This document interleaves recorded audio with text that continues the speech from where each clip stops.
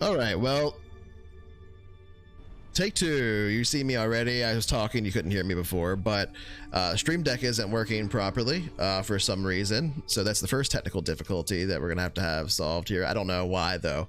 I don't think that's my fault. I think that has to do with the OBS update was forced on me, but I'm not in 28 even, so I don't know why that happened, but try and sort that out at some point. It's like partially working. It's changing scenes, but the multi-action stuff isn't working for unmuting and muting. So I'll have to manually mess around with that. Hopefully not too much, but anyway, why don't you go ahead and introduce yourself, Psycho? We were rolling for it. Who goes first? Can everybody hear me now? That's the question. Can chat hear me? They should be able to hear you. Yeah, they should be able to hear you. Big Tread says there it is. Yeah, we're hearing you. Excellent. All right, so hi there. I'm Psycho. Mostly a gamer, mostly video games, but I do play some tabletop RPGs, and currently I am DMing a Pathfinder game, first edition. I moderate for the rest of these guys' channels when I can. I don't know. ADHD's killing me, so I don't know. What else is going on? What else is going on there? Rolling for it? Venom. Hey guys, I'm Lord Venom 1. Yeah, big fan of science fiction. Grew up reading a lot of like classic science fiction. Not a ton of experience with Traveler other than the campaign we did before with Traveler. But I feel like it's a good system. Big fan. So looking forward to getting back into it. Hell yeah. If there's a big delay on the audio or anything like that on the stream, let me know as well, because that might be a part of how we have everything set up. We might have to adjust like what audio sources we're using for things, or B, might be just a delay in the actual stream, like the broadcast here. So just let me know. It's looking pretty good. Okay. Yeah, just let me know if it sounds like things are weird, because I can't really tell on my end yet. We're using completely new stuff. But why don't you go ahead and introduce yourself, Society? Hey, what's up? I'm Society. I myself am a new GM. I guess technically not that new anymore. It's been over a year now since we've been running our campaign. But it's been a blast. I love tabletop role-playing games. I love playing in them, and now I love running them. But I'm very excited about Other Skies as well. It seems like a very curated system, so I'm excited. Yeah, we pick the parts of Traveler that we like, and not really that we like, but I think that fit the tone and everything that we were initially trying to go for, right? That's kind of what this is gonna really be about.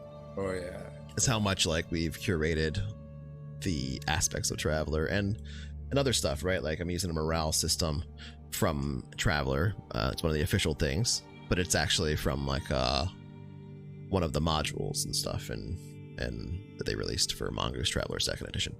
But I don't need to roll for this one because it's the last one. Why don't you go ahead and introduce yourself, Mad Cow? Oh yeah, okay, I'm Mad Cow 234. Sometimes I stream on my channel every once in a while.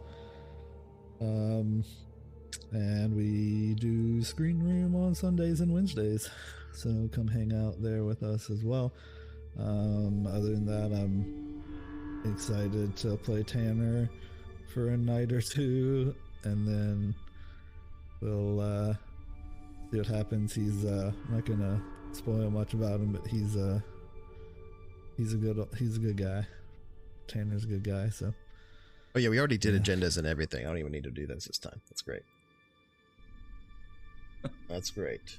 Everybody should probably DM me your agenda too, because I don't remember what they all are. Yeah, I thought I wrote mine down, and I totally didn't, but I remember it. It should be in the DM either way. somewhere. You just go find it and send it back to me. Yeah. All Mine's right, in the so description of my character. You should probably be able to see it. That's a pretty good place. Now you're just Well, bragging. Can everyone see that though? We can't don't see know. your character sheet. Only We you can't can. see your character. Yeah.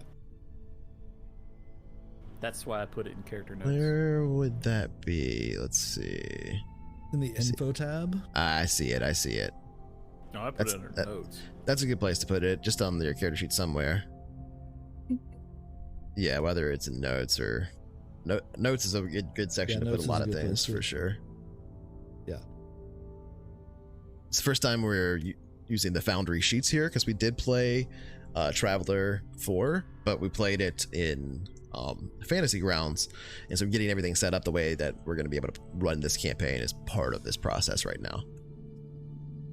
So we'll be handling for sure some of that, figuring that out as we move forward. But let's go ahead and watch the intro.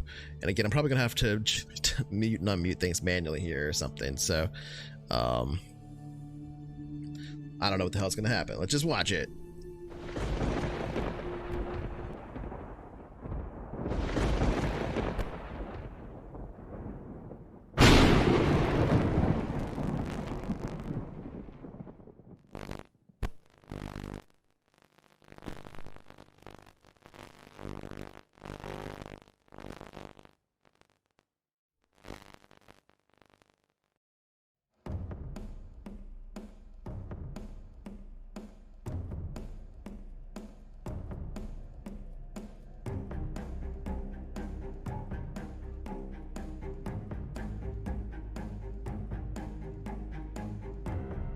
The year's 2512 and humanity lives among the stars.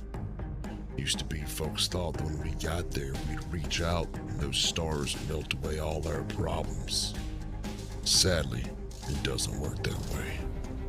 No, we took them all out there with us into the dark, where they could mutate and fester. Thing is, we took the beauty too. All the splendor and majesty that we could muster. Couldn't even say how many worlds we live on now. We've always been heading for an ugly end. Might just be we found ourselves a new beginning.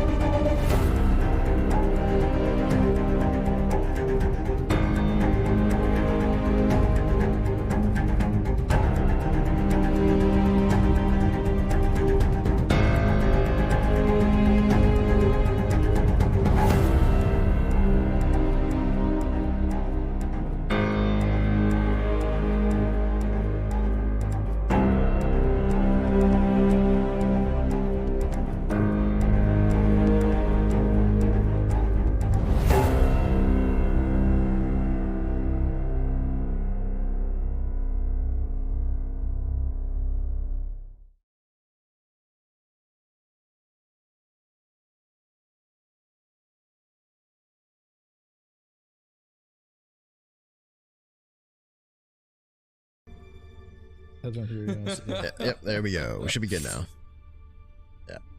Yep. Oh, No, the muting. The manual muting sucks.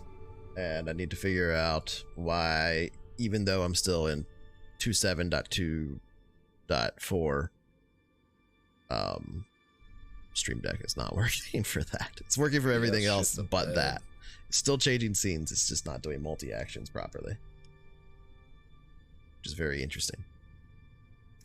Not sure why. Gonna have to work on it.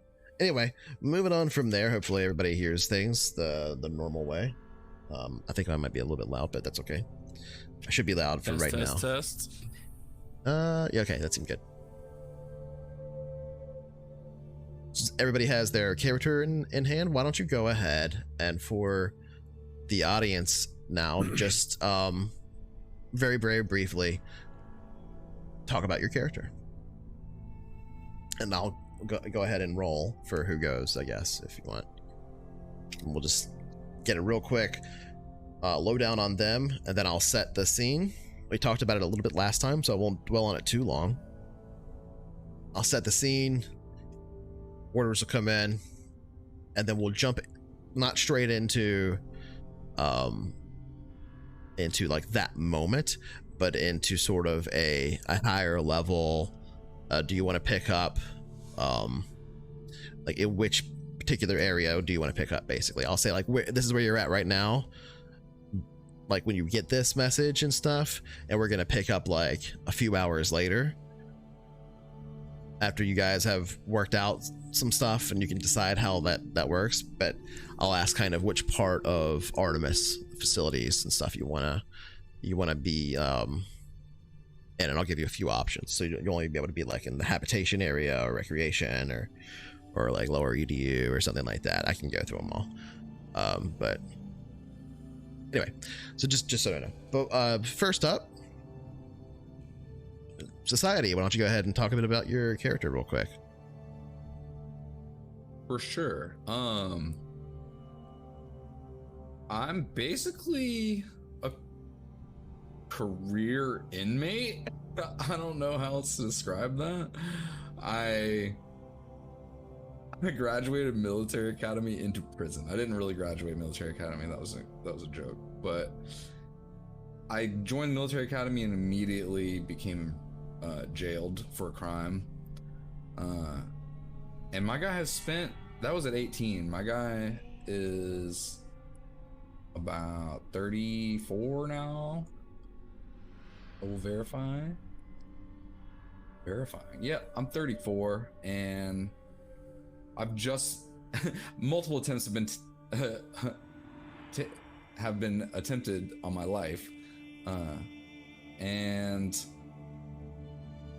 I basically just been running like fixing operations within my jail.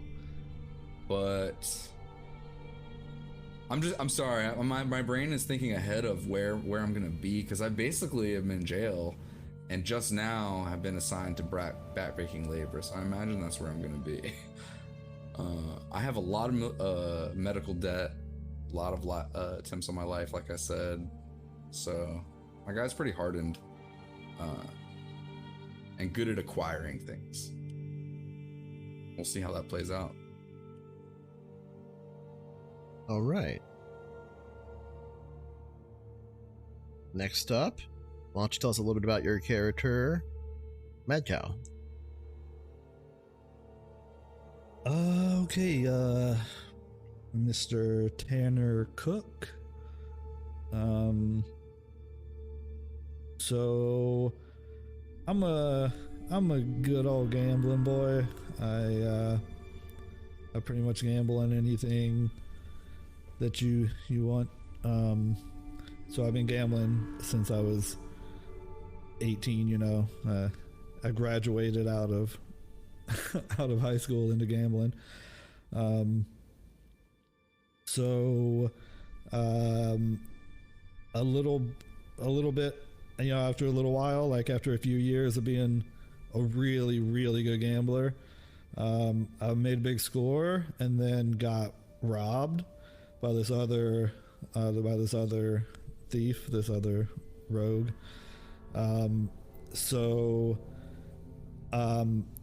Basically, this guy I was working for, he found out that this guy who robbed me, he's been robbing a lot, right? He's been robbing from the gambling ring a lot for like years.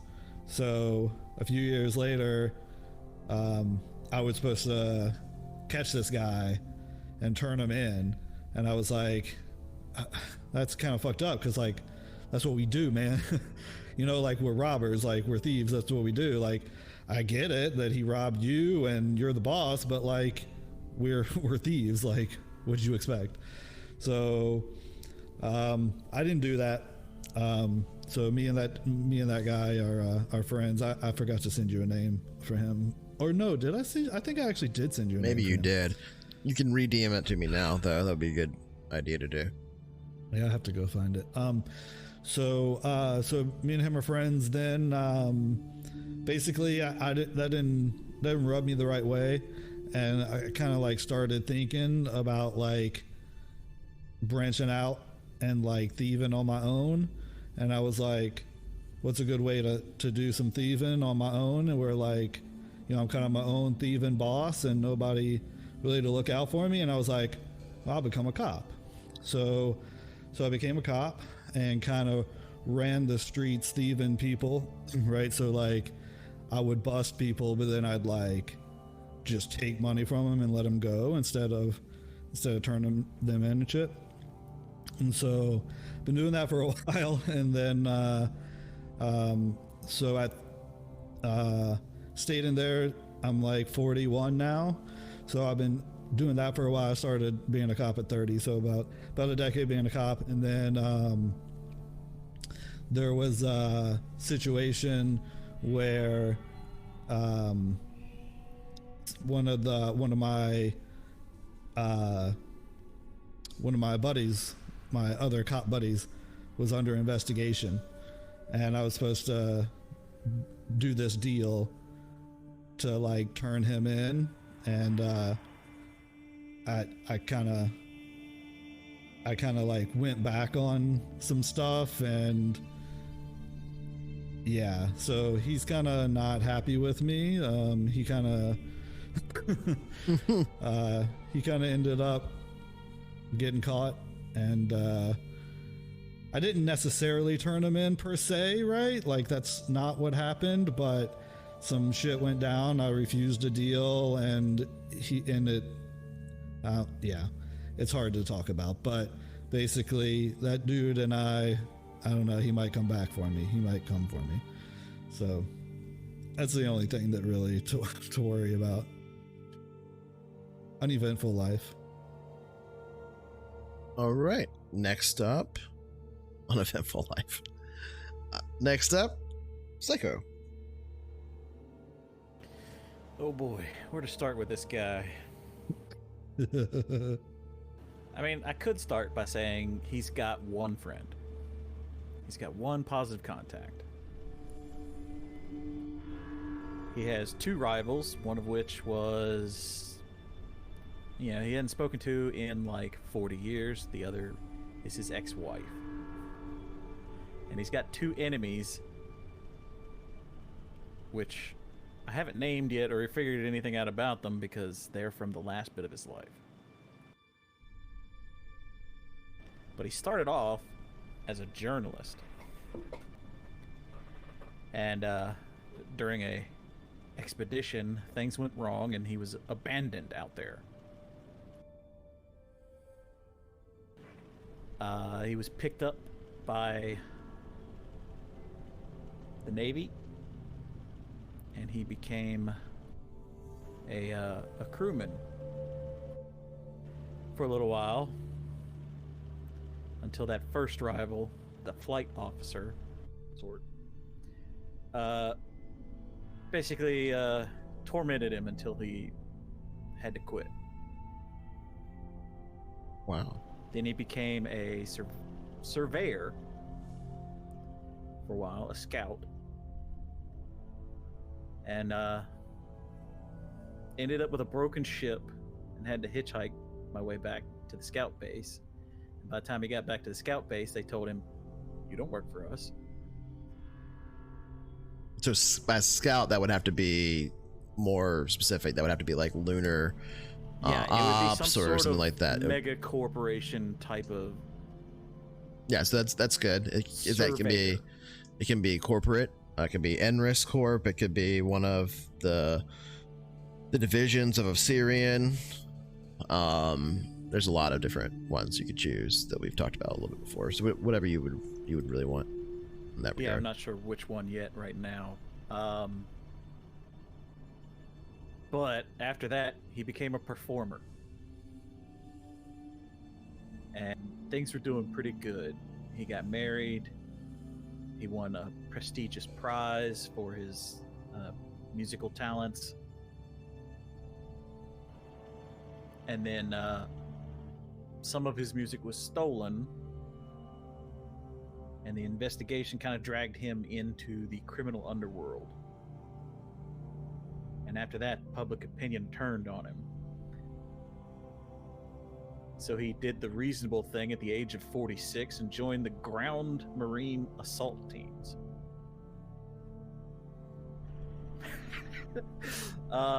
Where he actually excelled pretty well. He was very quickly promoted through the ranks, received specialist training, got a divorce.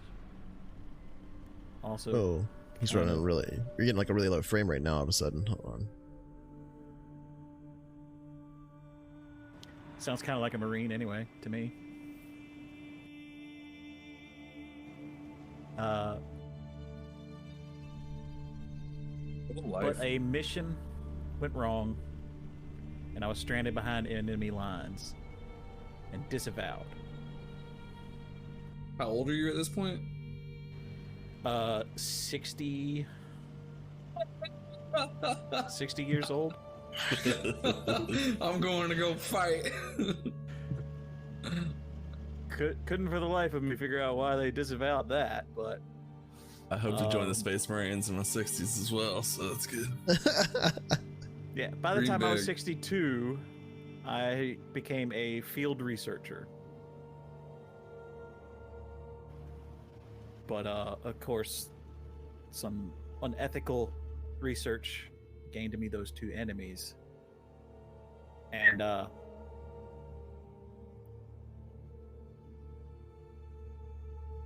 after that,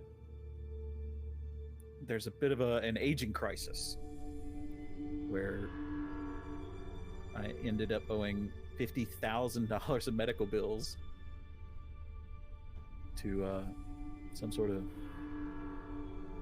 hospitals, or probably a series of hospitals. Well, that would be corporate medical credits to whatever corporation was Treating me operating for the them. hospital, basically. Sure. Yeah, so I owe $50,000 to some megacorp. In addition to that, you also all owe at least 100 or more, just in like essentially starting debt. So whatever you have in terms of medical plus that. But that only leaves Venom. Leaves me with like, $250,000 or credit debt. That's manageable. Yeah, so I am playing Katsumi Tsukamoto. He grew up in a kind of a traditional neighborhood of refugees in a little neighborhood on on Luna.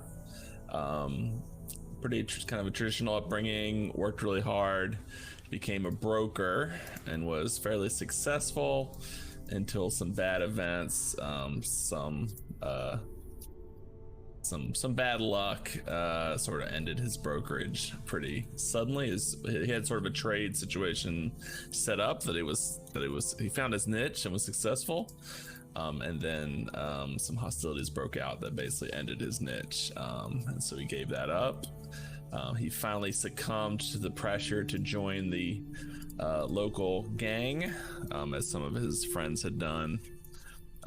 He was quite successful in the gang as well, working up through kind of the various shells. At this point, he understands himself to be in a gang called Cerberus, or that calls itself Cerberus, and he's done pretty well. He's rank 3, so that's it's a pretty good rank. He's, in order to get there, he's been very cold, calculating. It's not a friendly gang of buddies. It's very competitive. You have to basically never slip up. It's a lot of backstabbing and betrayal, so you have to be on your game, but luckily he's done that. You may notice he has slightly bulging eyes, and at times you can kind of see blue. If he ever showed you, you might see his veins kind of showing up under certain light. That is a telltale sign of a smash addict. He is a frequent user of combat drugs. That is something he's done to help help succeed. But it's left him with a bit of an addiction. So his whole shtick, he's kind of unassuming. He often wears a dark suit, kind of from his brokerage days. He kind of just tries to blend in, so he doesn't really, if he's doing everything right, he just kind of doesn't stand out. But he is a career thief, so he makes his living at this point in the gang, stealing, various technologies or supplies, whatever he can get his hands on. I think that's it. All right. I have a question for Venom, actually, about your character here. So, when it comes to Katsume here, in the agenda, the second part, where the sentence that starts with the word "if," you see that? Are you doing that, yes or no? If yes, then I need to send you a message. That's all. I didn't know what to do with this agenda. I was hoping something would present itself along the way. I don't know if that's likely, and depending on that, I think that's fine. I think I would be maybe going against Cerberus and potentially getting on board with this, if that makes sense. Let's say yes. Okay. Also, how old is your character at this point? He's 43, so again, he's kind of like a pretty established guy, relatively successful, very kind of edgy. He's very guarded, and he's tight because he has to be to stay alive in this world.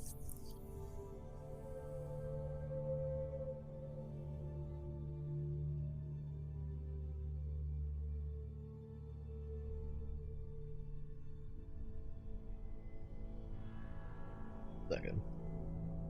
But again, if you look close, you see a man that is pretty very sharp, very intelligent, very physically powerful, has his shit together, but he hopes you don't pay too much attention.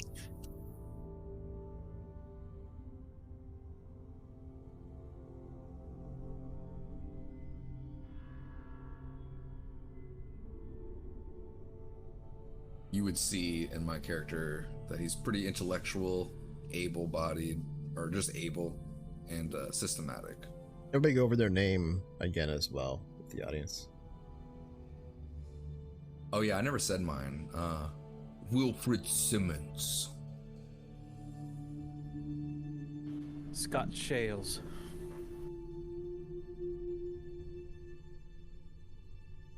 Cook.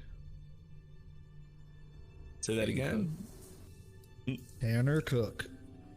Tanner Cook. Tanner Cook. Yeah.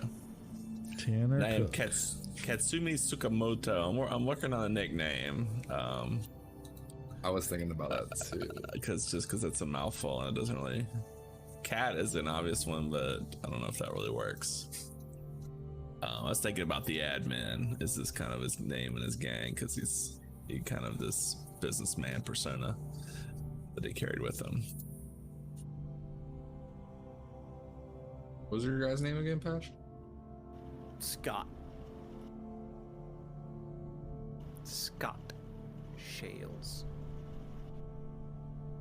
Spelled weird though. I'm thinking I'll spell it's it one of those. phonetically. It's one of those names that's probably is pronounced some completely different way. Styles or.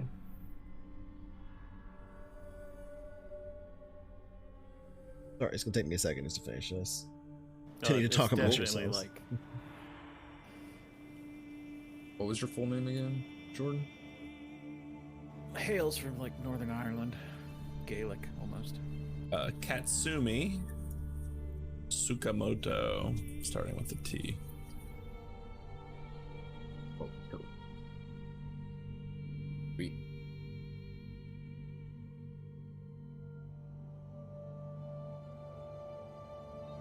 We'll go by Suka. How about that? Asuka.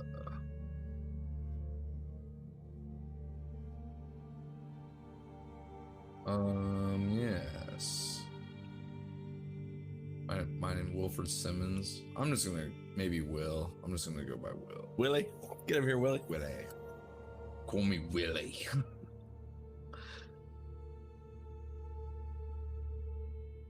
Yeah, my guy is basically like, I think the backbreaking labor is to pay off all that debt. And so like, I'm thinking the prison was probably owned by a corporation. So like the debt is henceforth to the corporation. So they moved me. It's like a working colony kind of thing. Like, well, I'm thinking, I'm trying to labor. incorporate that into where I am unless I was pulled from that. You know what I mean? right. I mean, it almost has, if you're actively in prison, it's got to be like special assignment. Like, Yeah. damn, it must be your lucky day. You just got this. Yeah, I message. got pulled out of backbreaking labor. Yeah. That's an interesting viewpoint. I think I'm going to go with that angle. And then put here for reasons beyond my character's comprehension. Hey, we need At you the to stop moment. doing this and do this instead. I'm not complaining. What they were going to have me do Alright, was boss. yeah, literally. It's like I've literally probably have had to do that my whole life, just like go where the system put me anyway. I do what you say. I know that fighting back at this point is more trouble than it's worth. Good way to end up in the infirmary. You're a fixer, and man. You know you'll be all right no matter where you're at. It's true. I make connections. I can get things done. Also, there's been like so many attempts on my life. Like, my guy's probably got to be scarred up. I don't know how like these attempts have been. If they were like shankings or like maybe just random stuff. Wet Willie. Wet Willie? Is that your name? Yeah, people try to give you Wet Willies all the time. No, Oh, because yeah. I do the wet work. It's like one of That's those cool. silly That's names. a cool name, actually. Yeah. Right. Yeah, it's like one of those silly names that actually the guy's Wiley. like scary for it. Yeah. Somebody tries to make fun of you on it, you just end them. Why doesn't anyone ever make fun of him? No. Anyone who does never shows up again. You can Some call me people Wet won't. Willie, but not more than once. Mm-hmm. Yeah, one of those ones you don't say You to won't his do it a face. second time. That's funny.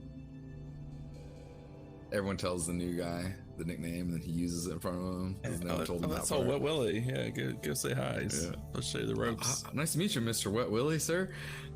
You what?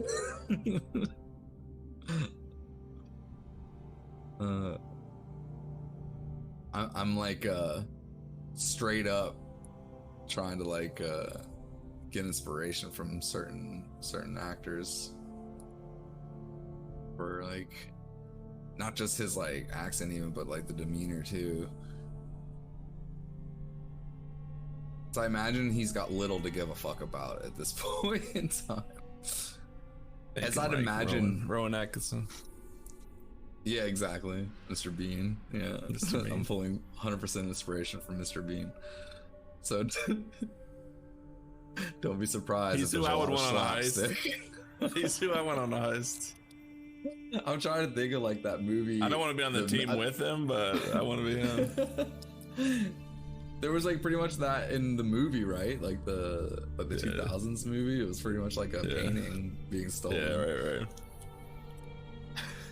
He's like Mr. Magoo, bro. Yeah. What a great character.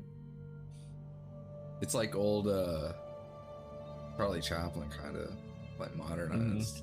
It's interesting.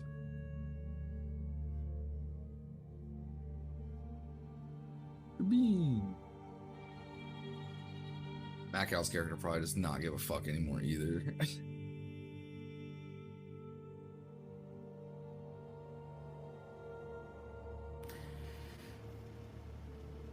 Yeah, I don't think I'm gonna do the accent for this guy. No. I'm just nowhere near practiced enough. I would just butcher it and sound horrible. No, I'm a butcher. I'm a butcher mine. So my Like, I was- apologies out there to anyone who hears it. I was listening to like Donegal interviews and like documentaries and things from that part of the island. Oh, that's cool. Just to sort of like listen to the locals speak and try and pick up an accent. And Yeah. it's very specific. I will butcher it all to hell and back. I know. Oh, that's true. Like regional dialects become very specific, especially like in Ireland. There's a huge distinction between like different ones, but it's like to an outside observer, I guess. Yeah, that's a fair point. I feel like that's true a lot of places though too. Like even the one I'm trying to go for is super specific to to a region. So I guess I know I'm gonna fuck it up too. So that's why, like, I'm sorry everyone. But that's basically like where the last name originates. Oh, that's cool. Somewhere's from there, or Scotland, or Northern England. Yeah. But also, Donegal is, according to locals, so beautiful it inspires many a musician. Which sort of fits with this character I'm playing, because like But the it's way he like- was just like, "I'll screw all these jobs. I'm just gonna be a musician." It's funny too. It's the irony that he's probably never even seen that place, right? Yeah, probably not. Like, he probably dreams of getting there one day when the world's better, but it's not yet. So we could see Earth from where we are, like how we see the moon in our sky. Is it big? Yes. Like, is there Earth risings and like stuff for Artemis? So like, No, the same face of the moon always oh points yeah, at the Earth. My dumbass. Totally forgot about that. It So would we're just always looking. always be in the sky and take up like What, dude? a third of it. That's crazy. Depending on Where located. Artemis is. Yeah. So like, I have that information. so we can see. I bet Earth is like, because you could see the coloration of the forests and stuff from orbit. So like, we could probably see like how fucked up it is still. Artemis is built along the Shackleton crater. There are two other cities. They're not yet, determined called cities. We're kind of in that time frame in the history of other skies where these start to become called cities and stuff because of the signing of the Artemis Accords, which we'll get to in just a moment. But the two other cities are called Tranquility, which is in the Sea of Tranquility, which is a huge area actually, and then almost on what is like the dark side, but is usually just referred to as other side because like it's not really dark, it's just not earth facing. So on the other side is Changya, which started as the Chinese base there as well. It's neat. Changya is like the goddess of the moon, basically. It's also the name of their actual lunar program. And you said Artemis is in the Shackleton crater? It's along the edge. It's all built along the edge of the crater. So there's a part of Artemis that's in the crater. That's where it's like permanently dark. And they harvest a lot of ice from that and stuff. Cool. That's neat. And then there's part of the city that's up on top above it, like on the edge of the crater. And you basically just ride elevators between them. The city is spread out, partially subterranean. And I'll get to the description of that as we start to get in game here. But I'm ready. Everybody has the message. It took me a minute there, sorry, to send you all of that, Venom. We should have handled that last time, but we kind of forgot to. So, but you got all that. You understand. If you have any questions for me, you can DM them to me. You got or a process, sure. Sounds good. Okay. But yeah, man, I Process think it.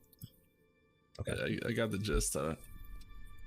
I got to process how I'm going to express it at any point, but I got you.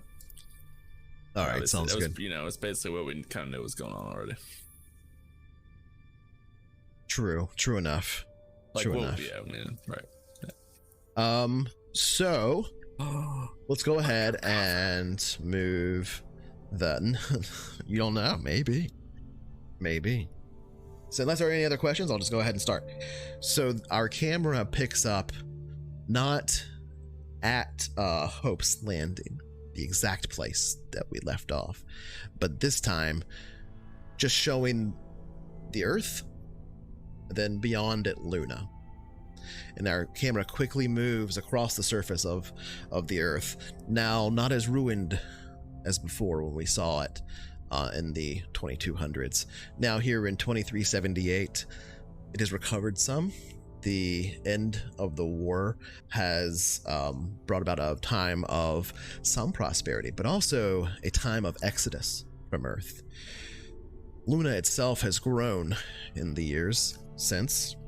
We've seen that in the little animation we described last time as things built up around Hope's Landing, the location that our characters from the previous one-shot landed when bringing back technology and research, scientists, and some of the last vestiges of Hope for some of the future research that had been preserved amidst what was a 100-year-long World War III that played out to the tune of nuclear annihilation for many, and for others, a bleak situation of survival for many years. But it wasn't like a full fallout situation. By this point, the nukes had been toned down in terms of their fallout distribution, in fact, and that's what made them used. In the end, the availability created oh, you linked a thing. Oh, okay. Thank you.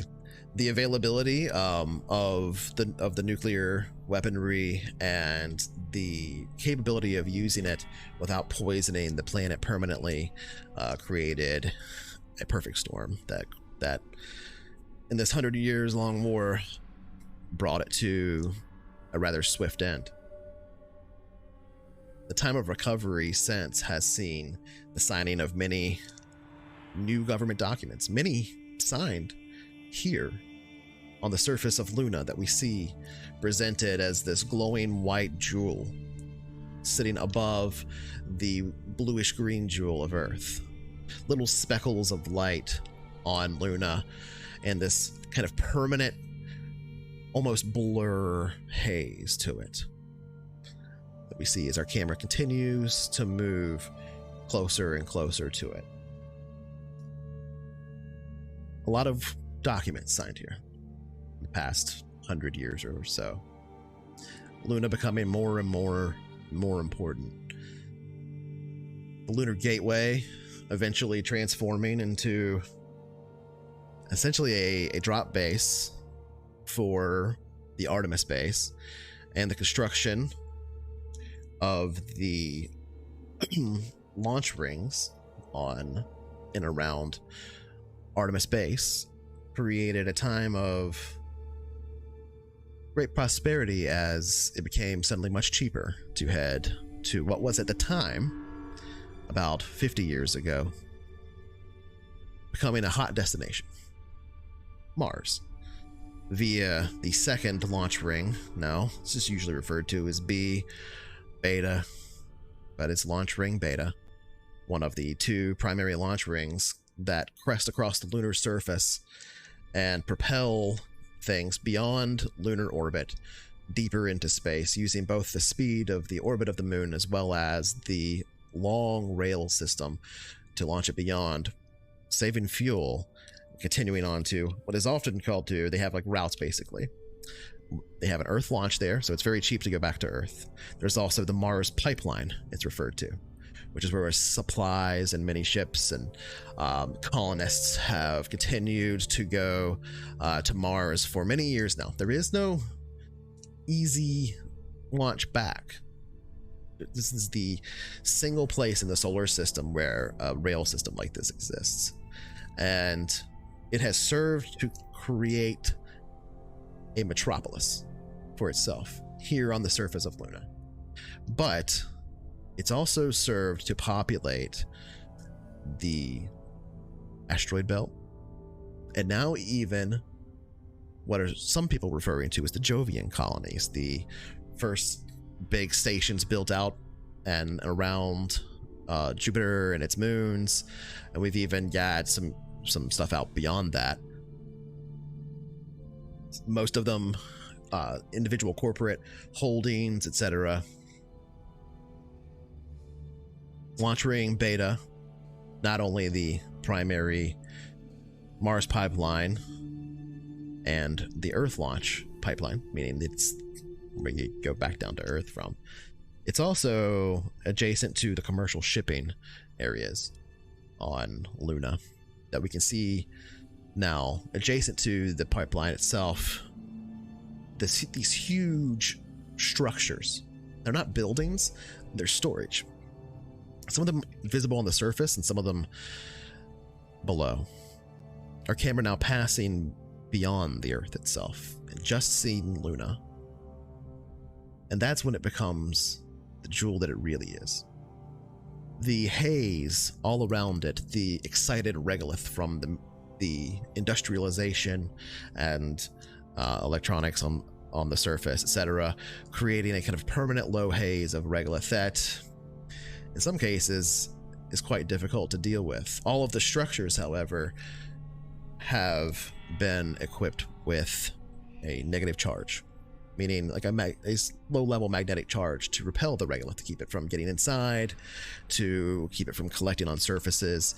But this alone excites it, and in the areas where the city itself is, or what may be called a city soon, especially in the area of Hope's Landing, we see almost a suspended cloud of regolith swirling across the magnetic fields above it and spilling off onto the sides as the regolith itself, like clouds, moves across the surface of Luna, illuminated by these little specks of light, most of them subterranean, but little holes here, windows there that have been cut into the face of Luna, moving down into the depths of the Shackleton expanse. Some of it we can't make out, it's just large pipes and strange structures that are part of the mining operation, the icing operations, the operations of producing drinking water and fuel, creating hydrogen here on the surface. We move past all of this now, our camera getting closer and closer. The rail systems themselves now both coming into view. The rail beta system a little bit less so, and now on the other side of the city, as we crest across the lunar surface, we see launch ring Alpha, launch ring A. This one set to face, or aim rather, into deep space, into the solar system beyond. Not that Beta doesn't do that as well, but its angle affords it a better opportunity to launch to Mars, though it can also be used to launch into the deep solar system. Alpha specifically has been dedicated to launching to two specific places: polar orbit of Earth, which we see in one direction kind of coming back towards us. Launches in that direction, little lights excited across the rail system itself. And then what is basically deep system passenger, and in some cases deep system cargo. Those are the people heading off to those Jovian colonies, the researchers heading off to Neptune. Many people on both of these, many corporations using them. This is the lifeblood of Luna. But as our camera moves across the surface here, really seeing Artemis stretch out beyond us, we see two lines with literal trains running on them, not like steam engines obviously, but fast trains in tubes, some of it partially subterranean, some of it above the surface, two different directions. Each of these headed to the sisterine cities of Tranquility and Changya, the sisterine bases, I should say at this point, but everybody still calls them cities here, even though they're not officially so. They've both grown, but Artemis itself is the real hub. Changya and Tranquility are located in particularly opportunistic locations for certain minerals and such. And as such, they are more industrialized in some ways, less in terms of fabrication, but more in terms of they need a large worker base, etc. But many of the people, even that work in one of those, will come back to Artemis base, but we all know it's Artemis City, for entertainment or even to live for parts of the year because it's a much nicer place to live. Of course, here on the surface of Luna, it can be a tough situation to ride around on and stuff on the actual surface because of the marshy kind of texture of the stirred up regolith, and because of that we also see these specially made rovers with these huge wheels and tires, and in some cases even tracks like tanks that move across the surface as well as our camera moves past the loading areas that load up ships adjacent to the launch ring Alpha areas in particular. And then as we move past that and crest over the lip of the ring, we see Hope's launch, shining and gleaming. The 7 largest ships, DSVs I should say, deep space vessels ever constructed, the largest Craig drives ever constructed, sit here. Hope's Reach, a project meant for the colonization of other solar systems. It's been something that people here have been working on for the last 50 years. And time of its launch nears, and it shines brilliantly here on the surface of Luna, adjacent to Launch Ring Alpha. Our camera moves past it, giving us a brief view of it, of the central Luna University, of the environmental and habitat regions, the recreation city, the very briefly R&D centers and the mini labs, the Commonwealth Government Plaza, and then finally back to Hope's Landing, the place where you landed, literally, from the first little one shot. The other characters, hey Hopper. Our camera zooms in on it now. Not moving in, but zooming in. Here, zooming in from above still, you can see this shot far above of these little carts moving in towards it. There's surface access on different sides of it, but the area itself of Hope's Landing is not exposed to the vacuum of space. It is now domed over, and what looks to be some kind of tempered glass with this sort of lattice work all throughout the top of it, creating this grid of hexagons. The hexagons, each of them magnetically charged, and create these swirling patterns within the regolith that spills across of it, giving the perception that there is wind blowing across the tops of these windows as our camera sees people walking like ants below in different directions within the busy space of Hope's Landing, the center point now of Artemis City. And after zooming in on this location within Hope's Landing, our camera snaps, moving quickly in now through the window and stabilizing its position on a crew of workers stepping through the absolute maze of tunnelways and oh hey, thank you for the follow. Thank you. Oh, Hopper, appreciate that, buddy, for the sub. That's awesome. Thank you. So the camera moves in through the window, and we see this absolute maze of tunnels and walkways. Many of them are assisted. At this point, you can actually just stand on them and they'll continue to move into certain areas. This is also the location that you can get into the city transit. Will take you to the other 2 cities of Changya and Tranquility. But here we see the 4 characters that were just spoken about. Katsumi, Tsukamoto, Lance, I don't know what you want to go by, Tanner, and Wilfred. each of you maintenance workers of some kind. You can essentially tell me what that is and what that means, but a strange opportunity was afforded to each of you several months back. You've been working for a few months here for a Syrian, and the job is odd. It doesn't seem like it's in your wheelhouse necessarily, but each of you had just enough skill to be able to pull it off. And in the few times where there were supervisors of yours that kind of complained about your lack of performance, they were transferred. You weren't when the complaints came. Eventually, the complaints stopped coming and you found yourself with a supervisor. And let me pull him up here. Let's see. Probably go by Scott or Scotty. One of them. Okay. Scotty.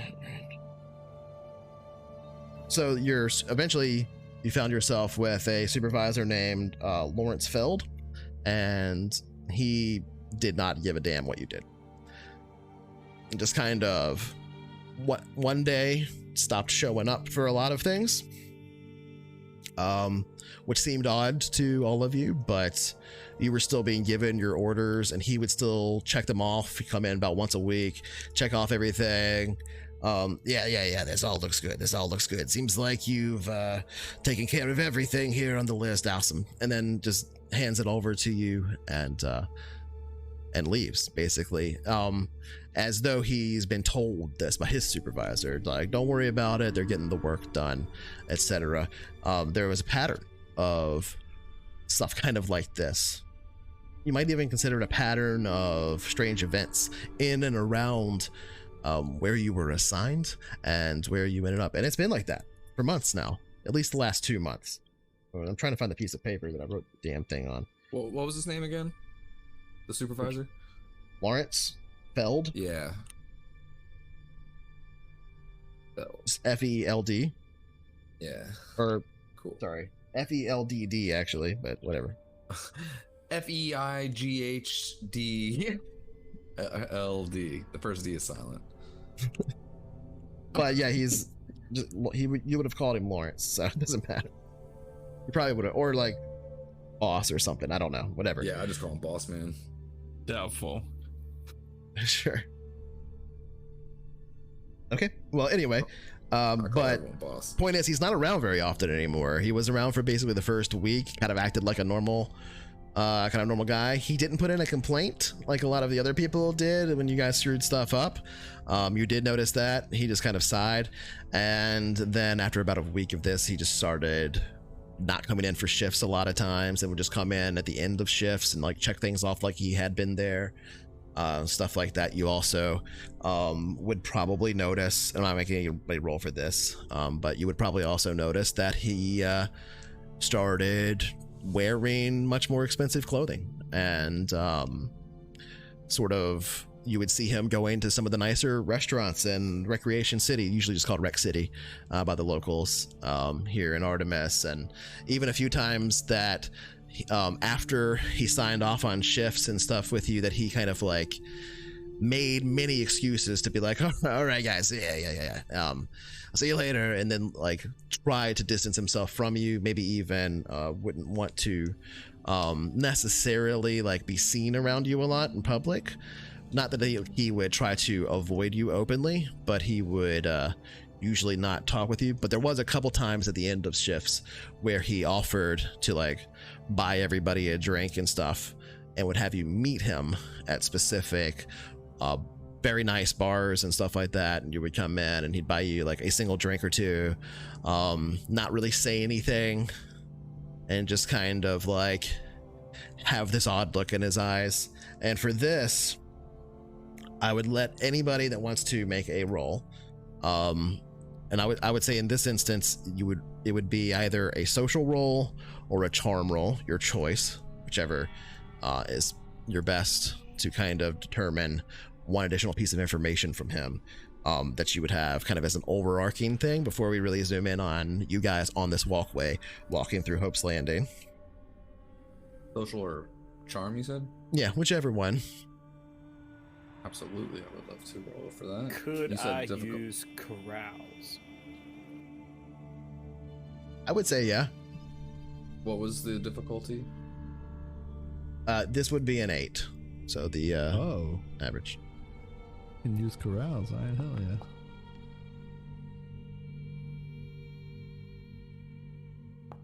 Ooh, There it what goes. we suck. Everybody's getting -1. We suck again. There we go. Come on, Okay. Tanner. There you go. Tanner knows what's up. Tanner knows what's up.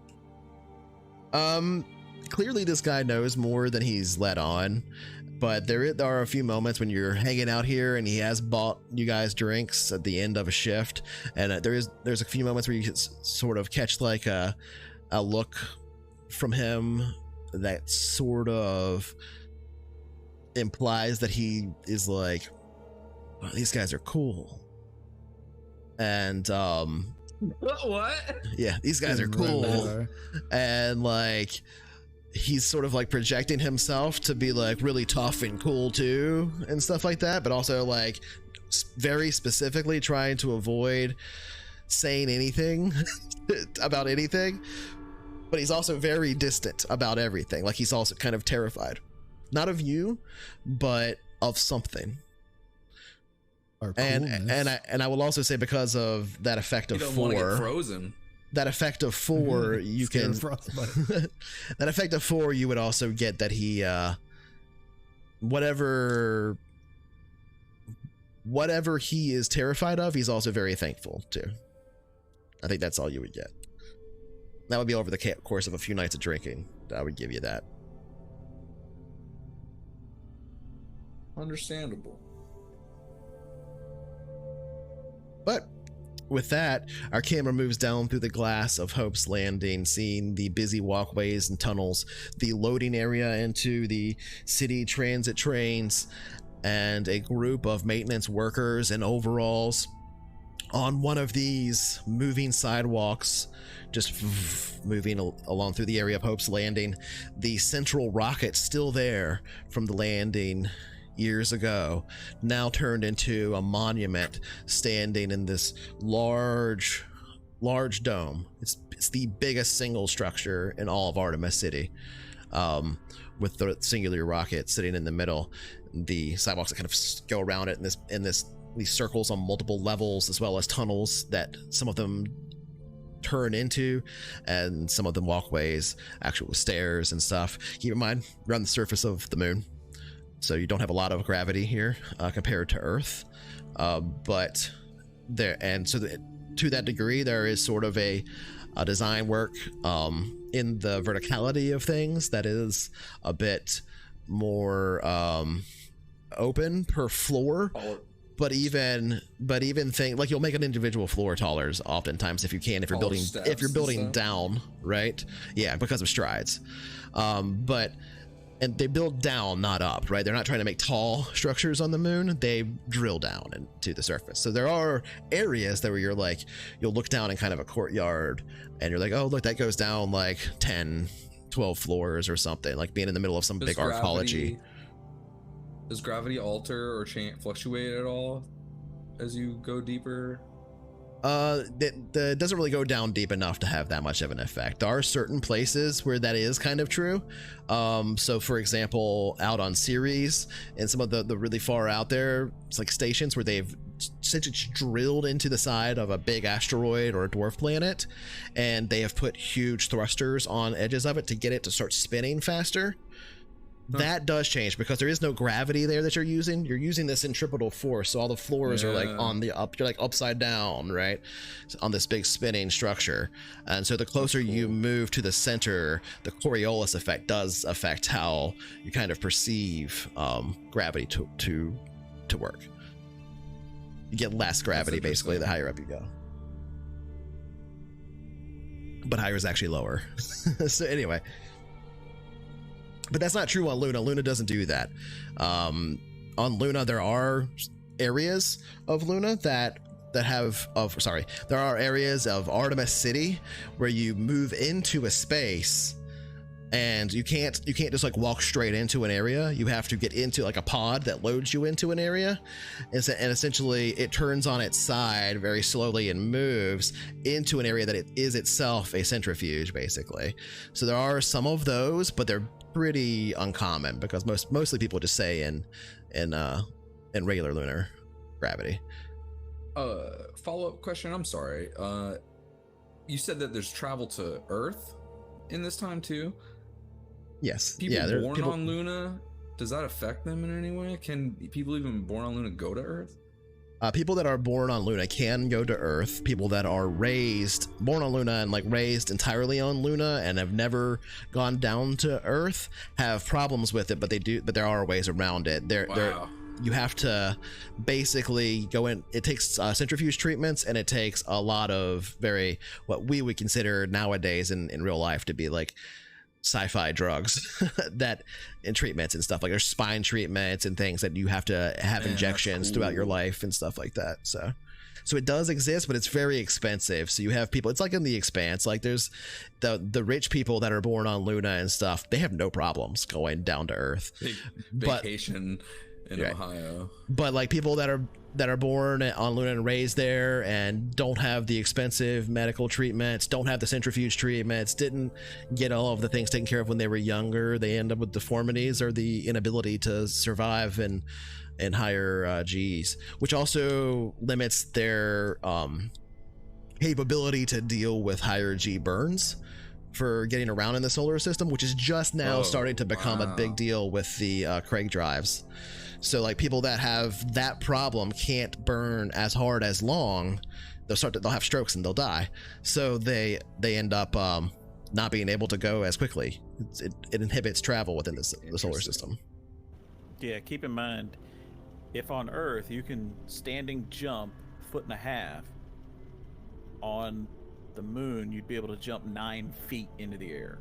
Basically straight up, yeah. What the fuck? It's a little different in some areas because it said like there's in some areas there's like centrifugal areas, and there's also places that like have what am I trying to say here? There's more resistance because you're actually in atmosphere, so there is some stuff. So your terminal velocity situation is slightly different than it would be if you think about like falling on the moon as like a lunar lander or something versus like a person in the middle of Artemis City jumping into a big hole. Like that's a little different because there are places where it's like I'm in the middle of a big arcology. I walk up to the edge of a balcony and I look down and I can see like 14 floors in the house. So the habitation area is mostly these drilled down areas, right? So like skyscrapers in reverse. And so there's a bunch of them. There's 224 total hab sectors, and each of those is at least like 10 plus stories tall, but you start on the top story, not the bottom, right? And so, but you can imagine going into like the center of one of those in a courtyard and jumping off. You're still gonna die if you fall far enough. You got time to think about it. Yeah. It'll take you a while. But you can survive a longer fall. Look over a railing at like a 15-foot drop and just be like, yeah, whatever, I'll hop this railing. Yeah, that's fine. That's so cool, like some Halo shit. Yeah, I mean, I'm imagining. If you remember in The Expanse when they dropped that bottle of whiskey when they were on Luna, right? Actually, and it just kept like falling. It took forever to fall, and nobody like saw what was going on, and it still broke, right? So. Like like West Wing when they're like walking down the hallways. Imagine like they're bounding the having a conversation while they're doing it. And so that the stride structures and stuff of people, the way that things are built, like you mentioned earlier, there's a lot of ramps that kind of allow for variance within your stride. That is nuts. Yeah. There's a kind of larger area between stairs. There's also a lot of, like I said, moving sidewalks where you just get on there and it just moves you, right? So you're just standing still, and people do use what are now becoming very, very common, and have for about the last 100 years become more and more and more common, mag boots. People use mag boots all the time, even on Luna.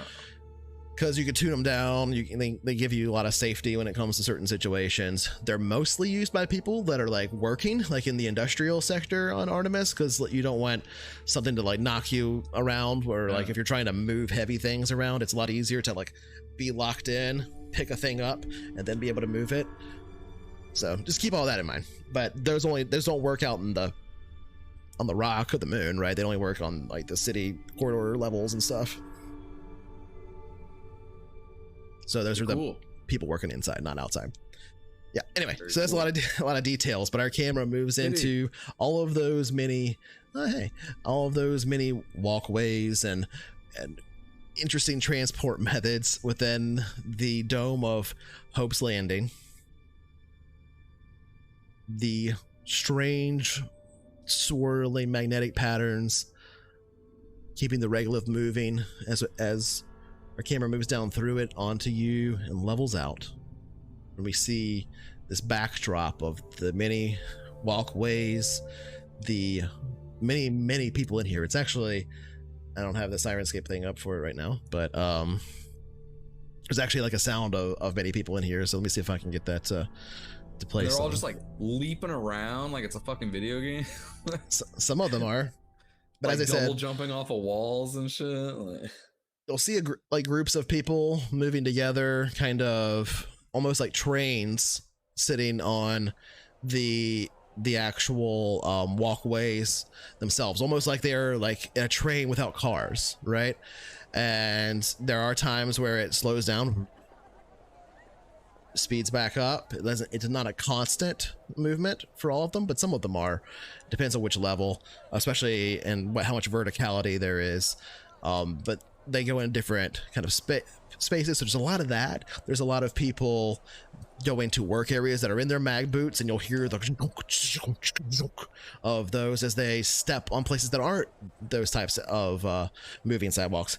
And there's people, especially like teenagers and stuff here, because there's people live here, right? Like there's like families here, and that'll move through. And yeah, man, they're like on a moving sidewalk, full sprint, like moving super fast. And you'll occasionally see people from the security office and stuff like, slow down, stuff like that. But it's kind of common, right? And you'll see kids, like little kids that are like having fun playing with like even like little kinds of they're basically balloons, but they're not filled with the exact they're not filled with helium, but anyway, we'll get to that. But they're basically little vacuum balloons that they use, which means there's actual vacuum in there, and they have a different structure. And anyway, it's complicated physics. Don't worry about that. But little mylar balloons that look tiny, and kind of playing with those and kind of letting them float up a little bit, and then jumping up over them and kind of smacking them down, because the area itself around the rocket is a park. It is just a little kind of interior park, the little plaque there, and a statue of each of the people that came up from on the rocket back in the day. One of the biggest statue itself right in the center is of Jared Assyrian, who you can see actually right now on several of the screens here that line the walls of the area. There's basically like billboards. They're showing current news. You can see there's a news report playing that is well, I'll just go ahead and read you some of it. We prepare for the launch of Hope's Reach within the next few days. We see Jared Assyrian here speaking about the signing of the Artemis Accords. This, of course, comes after a week of unprecedented growth for Mars along the Mars pipeline.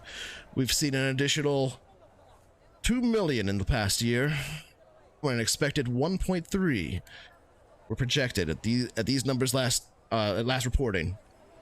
And you can see this video of a very old, haggard Jared Assyrian in from your perspective here, knowing the city a little bit, that would be the Commonwealth Government Plaza, where many of these Government documents have been signed over the years for trade agreements, and one of them, there's a few different treaties that have been signed between the many balkanized nations of Earth here, even, and some of the corps.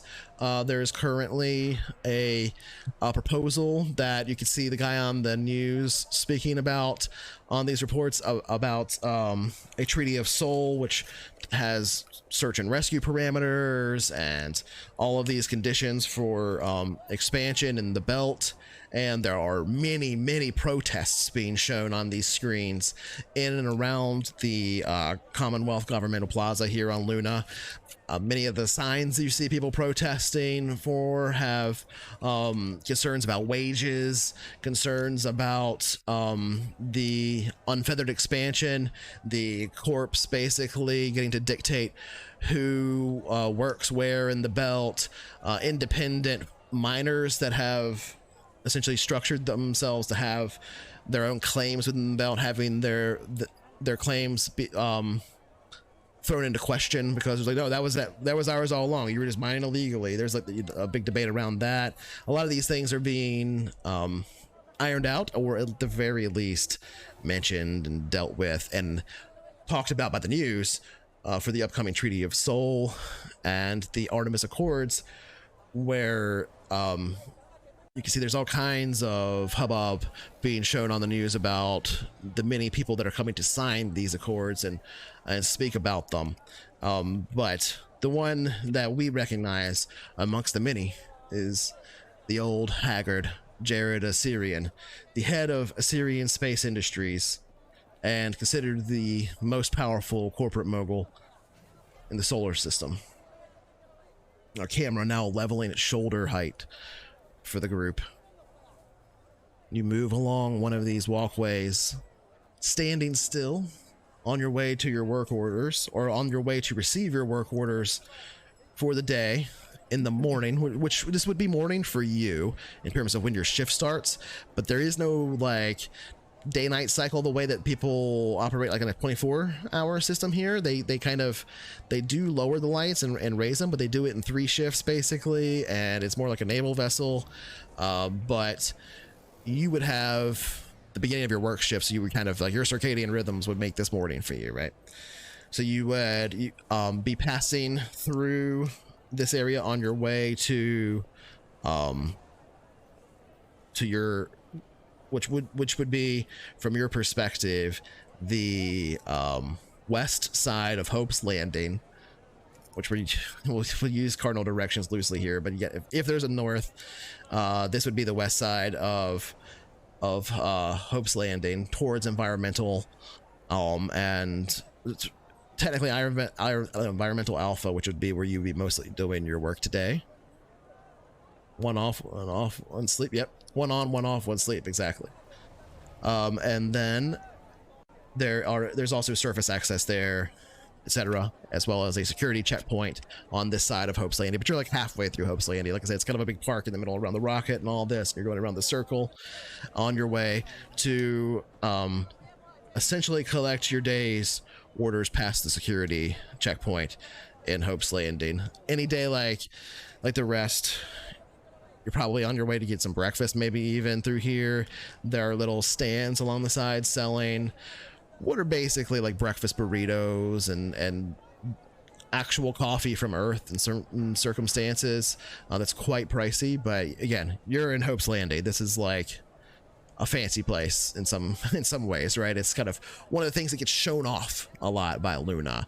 You see it on the news all the time. It's Hope's fucking Landing. It's the center point of the city. It's the central park of Artemis City, if you want to think of it in that way, in certain circumstances, in ways even more uplifted than Central Park is in New York, right? Because you're inside of a basically a space station on the ground. So anyway, so the east side of the city is where you have many of those lifts that go down into the crater for ice and stuff like that as well. So just keep that in mind. But you're heading off in that direction. The stars shining brightly above you. You see the glowing jewel of Earth past the windows here that sit like a dome above your head, with the regolith blowing across the surface like a heavy storm outside, but it's just the magnetic excitation from the dome itself. What do you do? You're just heading in this direction now, but you feel free to say anything or do whatever you want. Can I grab a... So are they only serving breakfast burritos, or can I get... No, there are just like stands around that have like coffee, things like breakfast burritos, stuff that's like wrapped. You could probably even get like eggs and biscuits and stuff, like actual Earth breakfast stuff, but from many different cultures, like soups. I would like to find something like the least breakfast foodie. Okay. You could definitely find like hot dogs, noodle dogs if you want to take it back. Stuff like that would be all over. Yeah, I will. Fried foods. I'm gonna grab 3 noodle dogs from somebody if I can on the way. All right. You think you go here often? Oh yeah, I'm gonna say that anytime we're through here, well, just anytime in general, it's pretty regular occurrence that y'all see Wilfred with some like crazy, like as artery clogging as he could find kind of a thing. Okay. Yeah, you go up to this big stand.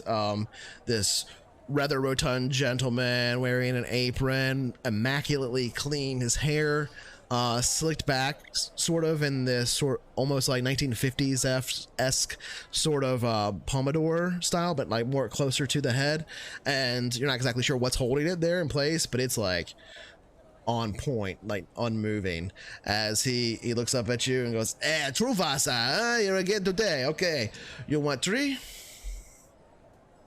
Oh yeah, you know the usual. 3 it is, then, How eh? you do? Hey, how you doing there, yo, Mikey? Always good. Mikey, All right, did you go all like right. Mikey? Okay, we'll go with Yeah, Mikey. dude. Mikey. Yeah, true Vasa, like you're going to eat up. Yeah, good for me.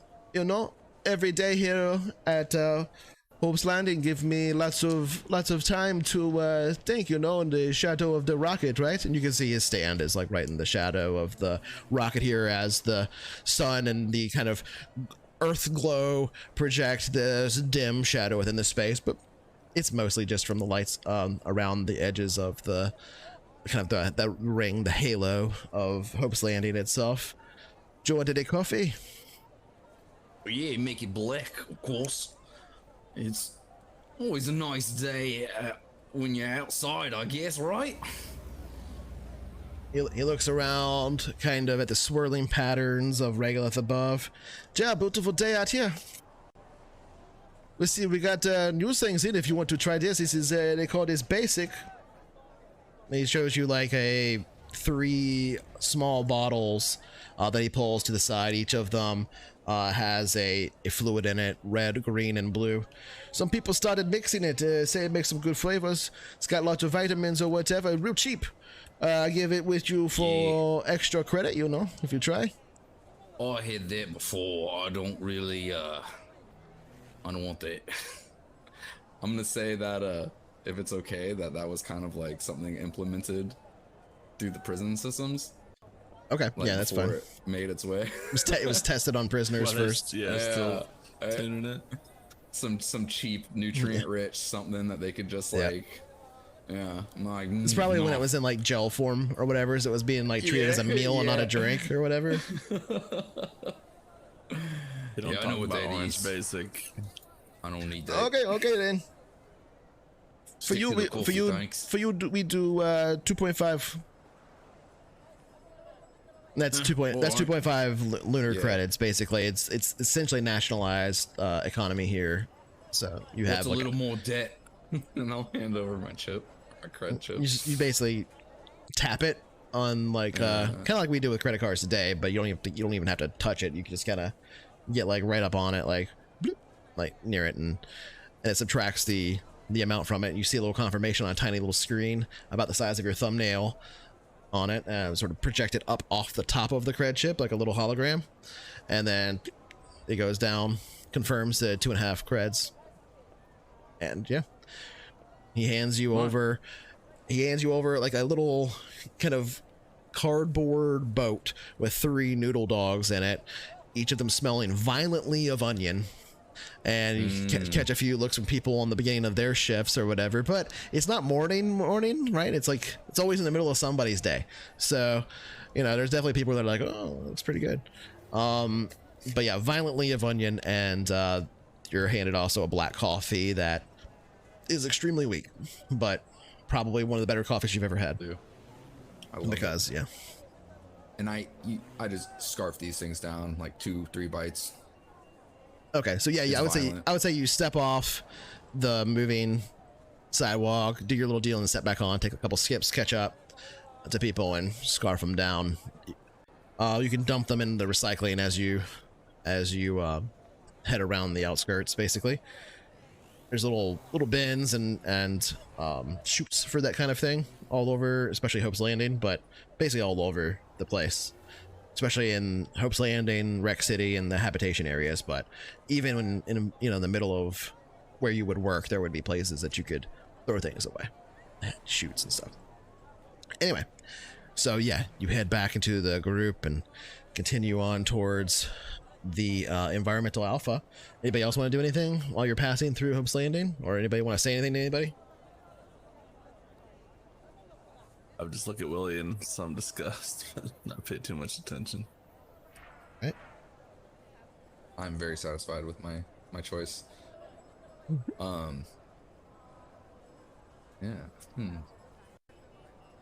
On your character name, put in parentheses next to them like what you actually want people to call you.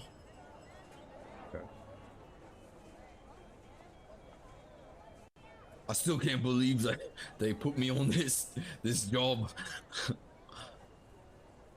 Every day I'm expecting to get found out.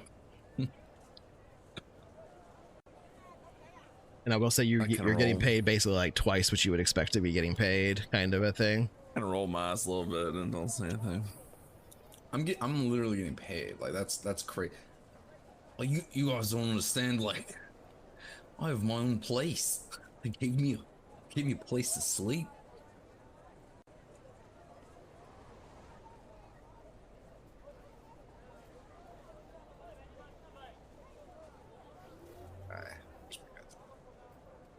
Getting closer and closer Probably to just the security odd checkpoint. stairs from Scott.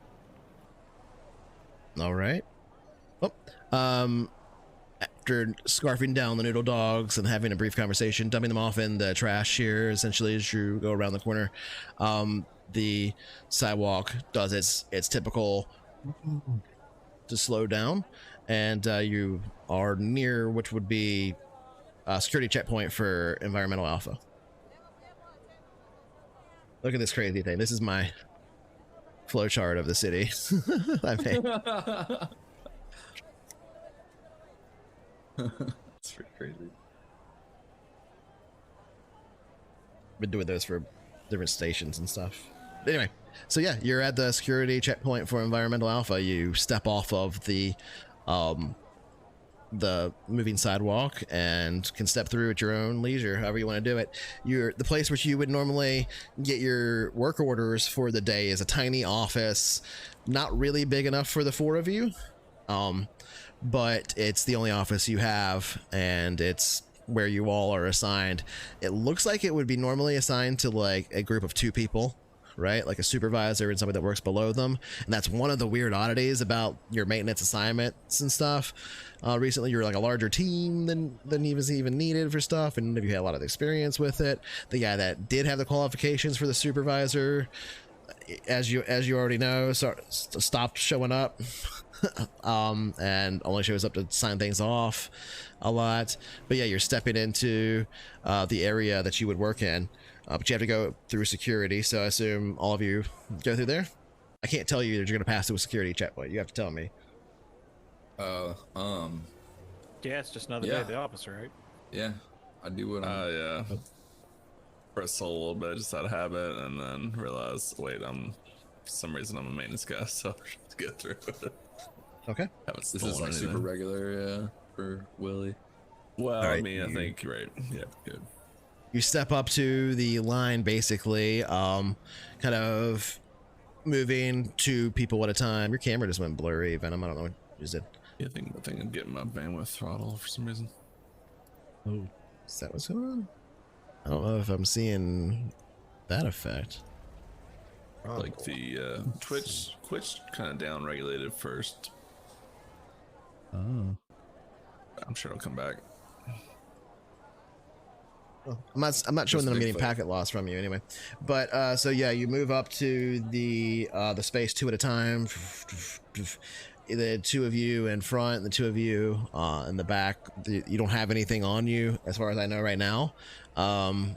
That should be a concern for security. If you do, let me know right now so I can make rolls and stuff regarding it.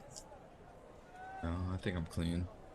I mean, just to set the tone a little bit, we obviously as players know that this is weird, and I suspect as our characters would also, like my character for example, would know that this is obviously Oh yeah, your assignment's extremely fishy, this is right?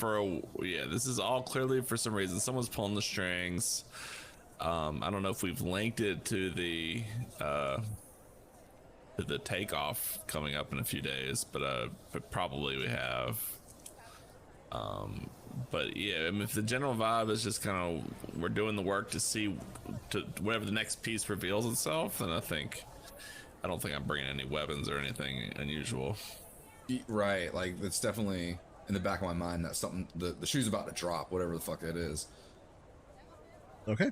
So I'm just I was like thinking maybe I would maybe I'd do like micro dosing of my smash combat drug, like because I feel like it keeps me sharp without like trying to kind of wean off a little bit, but it kind of keeps me a little bit regular. I don't know if that's feasible in this scenario or if there is such a thing.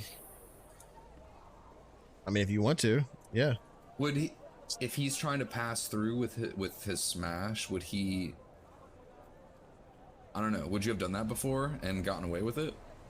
Yeah, I would assume I'd have it all every day. Like, yeah, that's a good point. I mean, I assume I would be smart about it and have, again, it would be like a very small amount. So it would probably be something that would be easy to hide. You're passing very easily. Okay. Yeah. That makes sense to me. Yeah, so you step up two at a time. Who were the first two that want to go through? Who's like in the front of the line, basically? I'll just go since it's such a normal thing. Okay, so Psycho and who are your two characters? Let's see.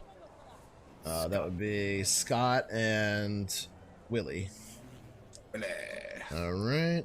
I'll say probably you step through the scanners. There's no odd beeps or anything that go off or anything like that. You can see they basically do kind of see like X-ray, right? Like through a lot of things. If you've got like bits of metal on you or even like composite ceramics in certain circumstances. It's a pretty advanced scanner. Each of these, especially around Hope's Landing, all the security checkpoints are pretty fucking serious business. And any of you that have any experience with like anything like that in the past, in your criminal histories or whatever, would be like, damn, this is serious security moving through here. And it makes sense. It's one of the most, you're in space Disney World, right? Like basically when you're in Hope's Landing, and so the security is really high, but all the security points are pretty effective. They're not everywhere in the city, but there are a lot of them on many of the paths between places. You all take note of that as you're stepping up. No odd beeps go off. There's a guy there. He's completely decked out, two of them actually on either side, kind of working two lanes. And then there's several groups of people that sometimes are taking items and putting them in little trays and kind of passing them through to be sub-scanned. People waving like little wand scanners. It's almost like TSA, but the people have assault rifles and stuff. Well, some of them do. There's only like, not like everybody's got an assault rifle. There is a guy on each side that is armed. It's militia here that you would say, like, or security, sorry, not militia. Whereas you do have the Luna Defense Force base here as well, and you have seen some of them operate some of the security checkpoints, but this one is operated by Artemis Security Primary. So anyway, so as you step up, you can see they wave over you a couple times. They're each of them wearing body armor, but nothing like, not like combat dress, just like basic body armor, and waves you through basically breathlessly, like one after the other, as you go up. The next two, which is Tanner and Suka. You step up, they wand over you, and Suka, there is you can see on your little scanner, there is like one of your levels, it does do like biometrics, and you can see some of them are elevated. And the security technician behind the thing, like reading it, not the guy with the gun or whatever, but just the like one closest to you, not even the one with the wand, just says, nervous about something? Not at all. Maybe your wand's needs a little calibration. I could do that for you. I would say make me a charm, carouse, persuade, or social. So persuade, charm, And it would be a easy roll, so it'd be a 6. a routine. Yeah. So persuade, charm. Yeah, that works.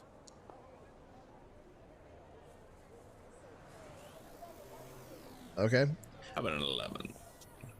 Yeah, it's an effective 5. So it kind of pauses for a moment, pulls the wand. They pull the wand away, and the technician that was talking to you just kind of smiles and says, no worries. And on to next. I disregard him and keep going. Okay. You pass through security. It takes about another 15 minutes of movement on various moving sidewalks, and then eventually you head into a corridor where the sidewalks are no longer moving, and you have to kind of bound your way through them. The ceiling's fairly high to allow for people not to bonk their heads over and over, but mostly people you see moving through here are wearing mag boots, and I would say each of you are probably equipped with those, so if you can add those to your sheet for free. It's pretty standard industrial fare for anybody that works maintenance or anything inside, which all of you are assigned to do. About 15 minutes later, after moving through several walkways, turning into the industrial and fabrication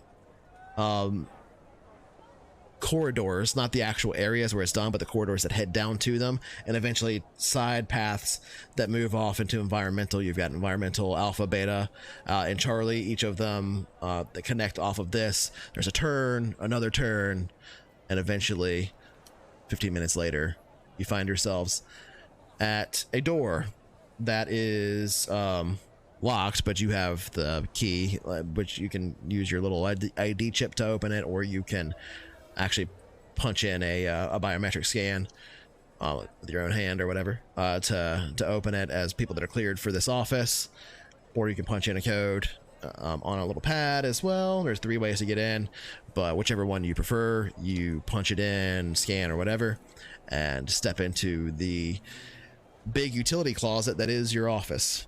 The door closes behind you, and unlike normal days where you sit here and wait sometimes as long as 2 or 3 hours in the mornings for your work orders to arrive, there are 2 things here. One, and this one's a little bit odd, a data pad sitting there on the, I'm going to do air quotes here, desk. It's not really a desk, it's like more of a shelf that's built into the wall with a tiny stool next to it, and a little data terminal there that you would normally do your work that's embedded in the wall, as well as kind of a dim light here. It's not quite flickering fluorescent light, but it's that vibe in 2378. Sort of the light is like a little too one color, either whichever one's the most annoying to you, orange or more like or cooler in temperature, but either way, it like seems to cycle through it a little bit. It's not the most maintained maintenance office, but it's functional for what you do here.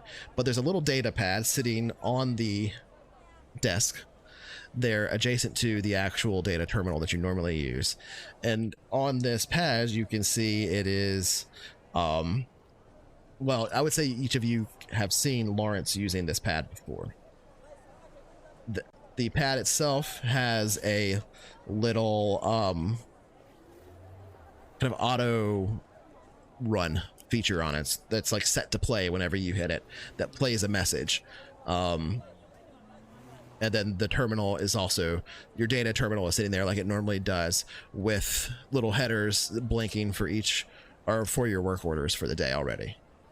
What do you do first when you step into your office? And also, I'm going to change the audio.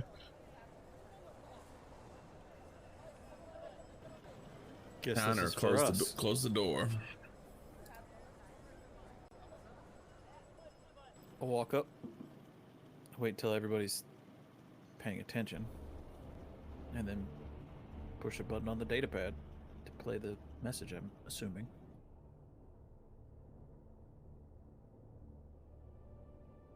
So you're going to do the data pad first, not the data console on the wall. Right.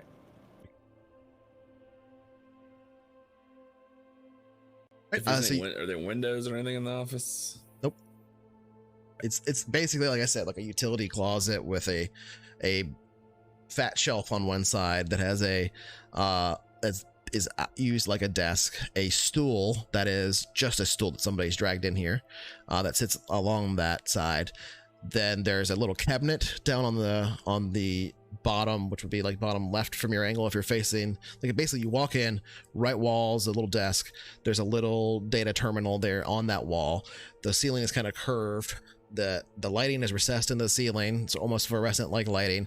And on the other side, the left side at this point, if you're walking in, there's a small, about waist high shelf, or not shelf, like set of like drawers that opens, one kind of tall one and one not so tall one directly above it, and it's on little caster wheels that can be moved around in the tiny office space.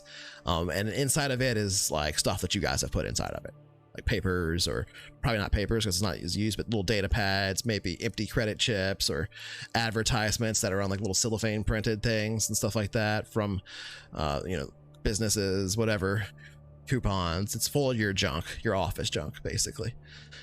Maybe a needle nose pliers or something, maintenance tools maybe even, but it's not like a huge tool chest. It's just a little office set of drawers, and that's the only thing that's in here, except for the data pad that's sitting on the little desk thing.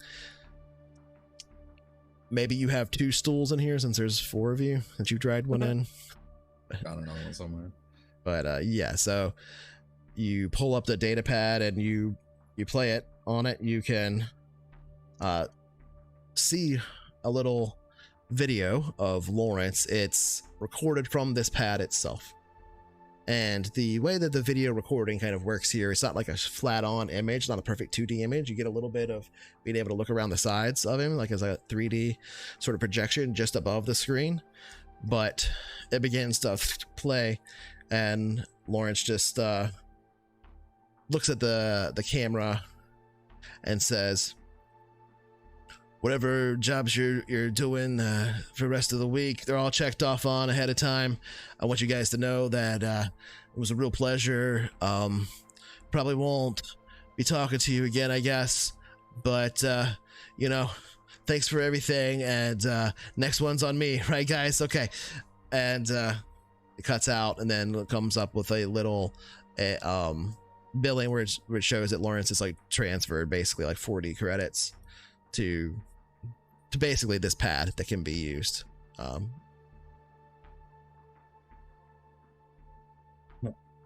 That's it. That's all it is. The rest is just a regular standard issue data pad that all the maintenance people get.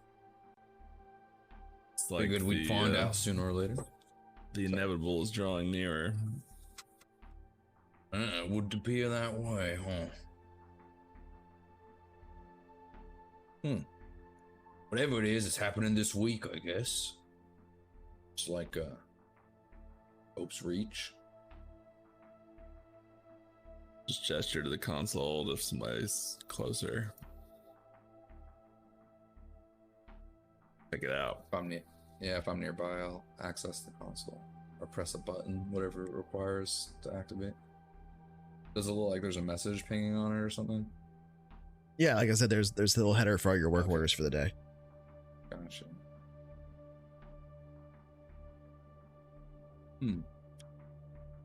I will attempt to access that.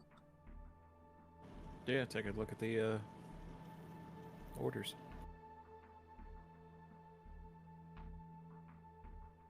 All right. Place where I can run. The orders. And I will pocket Lawrence's data pad. Nice. Just add that note down to your sheet or whatever. The Lawrence pad is basically the same pad as like you would have to. It's just it's the one he had, so you would recognize like the scratches or whatever on it, right? As being one that he would have been using. But at any rate, you pull up your work orders, kind of this air of anticipation, but also like a all right, what toilet I'm gonna have to unclog today kind of a thing. And most of the time these orders are extremely, and like again, you've been working here for, it's playing the wrong song for some reason. The orders are usually very what's the word, they don't make a lot of sense in terms of mattering, right? Like, I'm gonna do something real quick. Sporadic and menial. Yeah, they're extremely menial, busy work kinds of things. Usually, more stuff that a very small maintenance team could handle. Most of the time, you're kind of just like waiting for things, right? You're not actually doing much heavy work of any kind, and so in a day when you come in the morning and you see that they already have a work order is usually like rare. But to come in and see that there's already a work order, and then when you select it, it's got multiple steps, multiple jobs to be completed and stuff, and it's not dated for today, it's dated for the launch of Hope's Reach. And you can see it's all structured in like a little window, so it's literally like an actual like meeting invite or something almost, right? Like an actual like corporate header, all that kind of stuff, the exact way you normally get work orders from a Syrian Space Industries.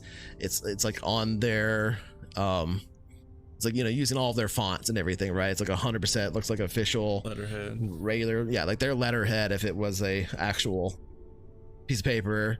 Normal work order that comes in, but the first order reads secure package A and B from laboratories, clandestine interaction required, keep casualties to minimum, which is obviously a weird order, but that's what it says.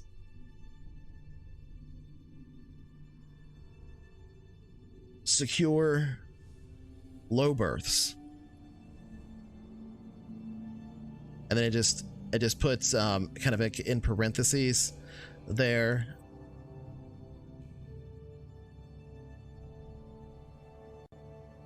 What would be the best way for they would say that in a hierarchy that would make sense? Secure low berths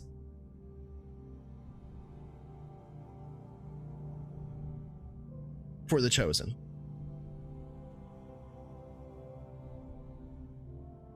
Now, is that number 2? Yep. Technically, the first one is two things: secure package A and B from two different labs, and they couldn't give you exact information on which lab the packages were in. The information you have on the header on package A is that it's software that can be copied to any data terminal, and basically like the one you have or the one that you got from Lawrence there, it can just be copied to that, but it is secure data. And the package B is a large container. They are both in laboratories. You are then, if you look deeper kind of underneath the header for package A and B, there is information on multiples of the laboratories in Artemis City. It's not like access codes or anything like that. It's literally like, this is laboratory 2, commercial R&D.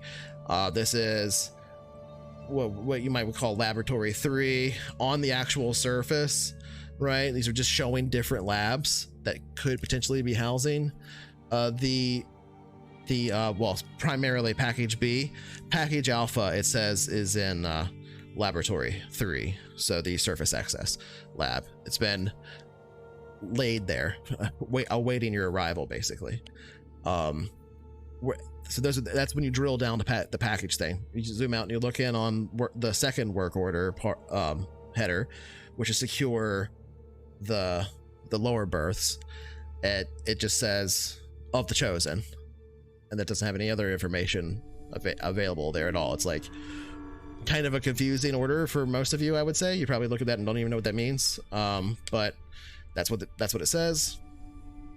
It's the next one says secure chosen DSV, primary action 1, top priority.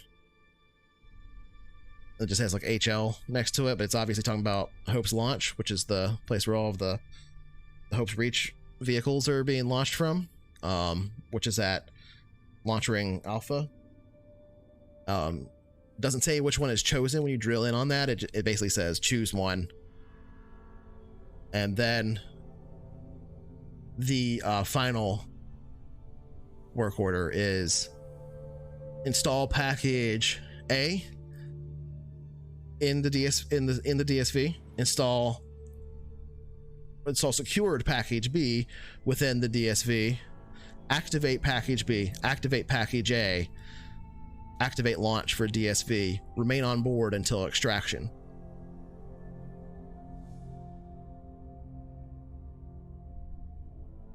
Activate pack A, activate pack B. Yeah, install package A, basically, activate package B, like bring it on board and turn it on, and then launch the vessel and wait until extraction. Okay. Well, boys, looks like we have a bit of a heist on our hands.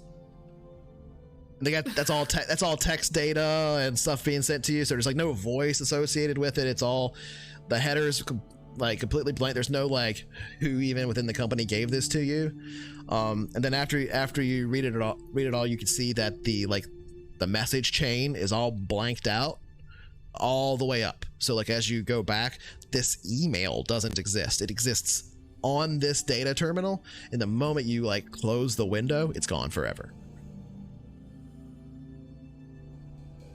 In that last part, did you say that the blow burst should also be loaded on the DSV? Yes, yeah. Okay. Basically, you don't understand. Well, most of you probably don't understand what they mean by secure the low burst of the chosen, but right. The final thing is basically put everything on the DSV and launch. And how many labs were there that could potentially have package B? 3. The detailed 3 labs. Was one of those lab 3, the surface lab?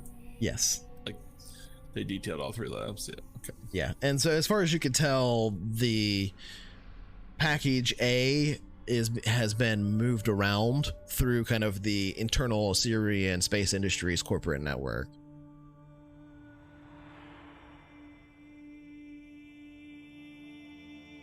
That's the idea, Gerbil. But there is I do actually have, the players themselves don't get to see it, but I have thresholds here for things. So like if they kill somebody, that marks a thing off.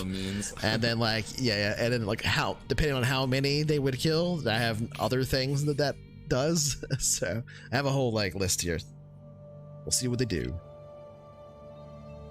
As well as like if they get found out at all. But they have really low HP, and so they just kind of. I do have like some my fault. If you injure people, I do have things for that. I also have things for if you're found out at all, like how clandestine you can be. I mean the best ending or whatever for the scenario is doing the whole thing without anybody knowing that it's happening at all until the very, very end, right? Anyway, your orders are, as again, maintain clandestine operations and minimize casualties. So that means be secret, try not to kill people. Be safe. This is pretty mysterious, but at least we can stop with all this sticking around. It actually explains a lot if I think about it. Doesn't really make much sense that I'd be put on this work detail after I, It was wondering obviously what they set up from wanted. the get-go. Yeah, that's what it seems like. Well, does anyone have any idea where to find any of this? So we're in environmental alpha. Is this, or in the labs or anything associated to this place, or we basically need to get out of here? You can technically get to lab 2 through the main industrial corridor, which is not the main corridor that connects to Hope's Landing, but it's off on the far western side of Artemis City. That it's like another moving sidewalk that goes between surface access, environmental alpha, beta, Charlie, refining, fabrication, commercial R&D sectors, and commercial R&D sectors is where lab 2 was. So you could technically get to it through there, but you have to get into the commercial area, and then that's like its own hub, right? That you have to find the lab within. But Is that okay? And what, Would it be just so we have- possible? oh yeah, sorry, I totally spaced on something. My bad. But on the last work order that you have, it says upon completion and upon extraction and completion of task, all corporate debt to be removed.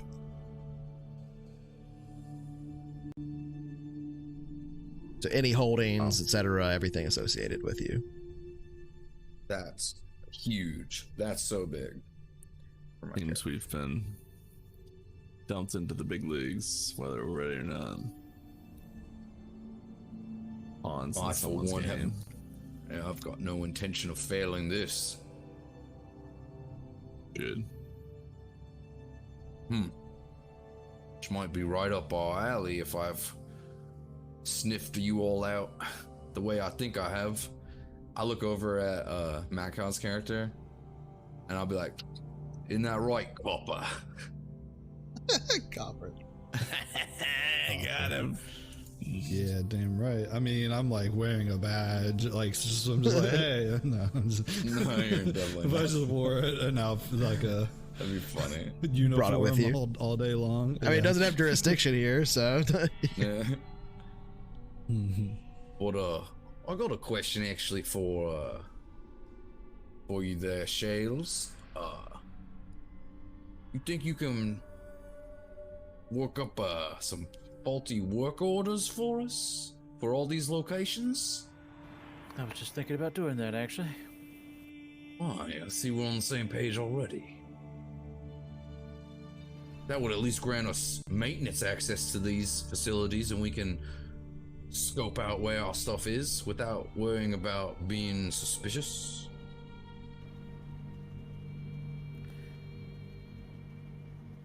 Where would package A be? Lab, we actually know where that one is. Lab that 3 one is on the surface, near the Yes. surface.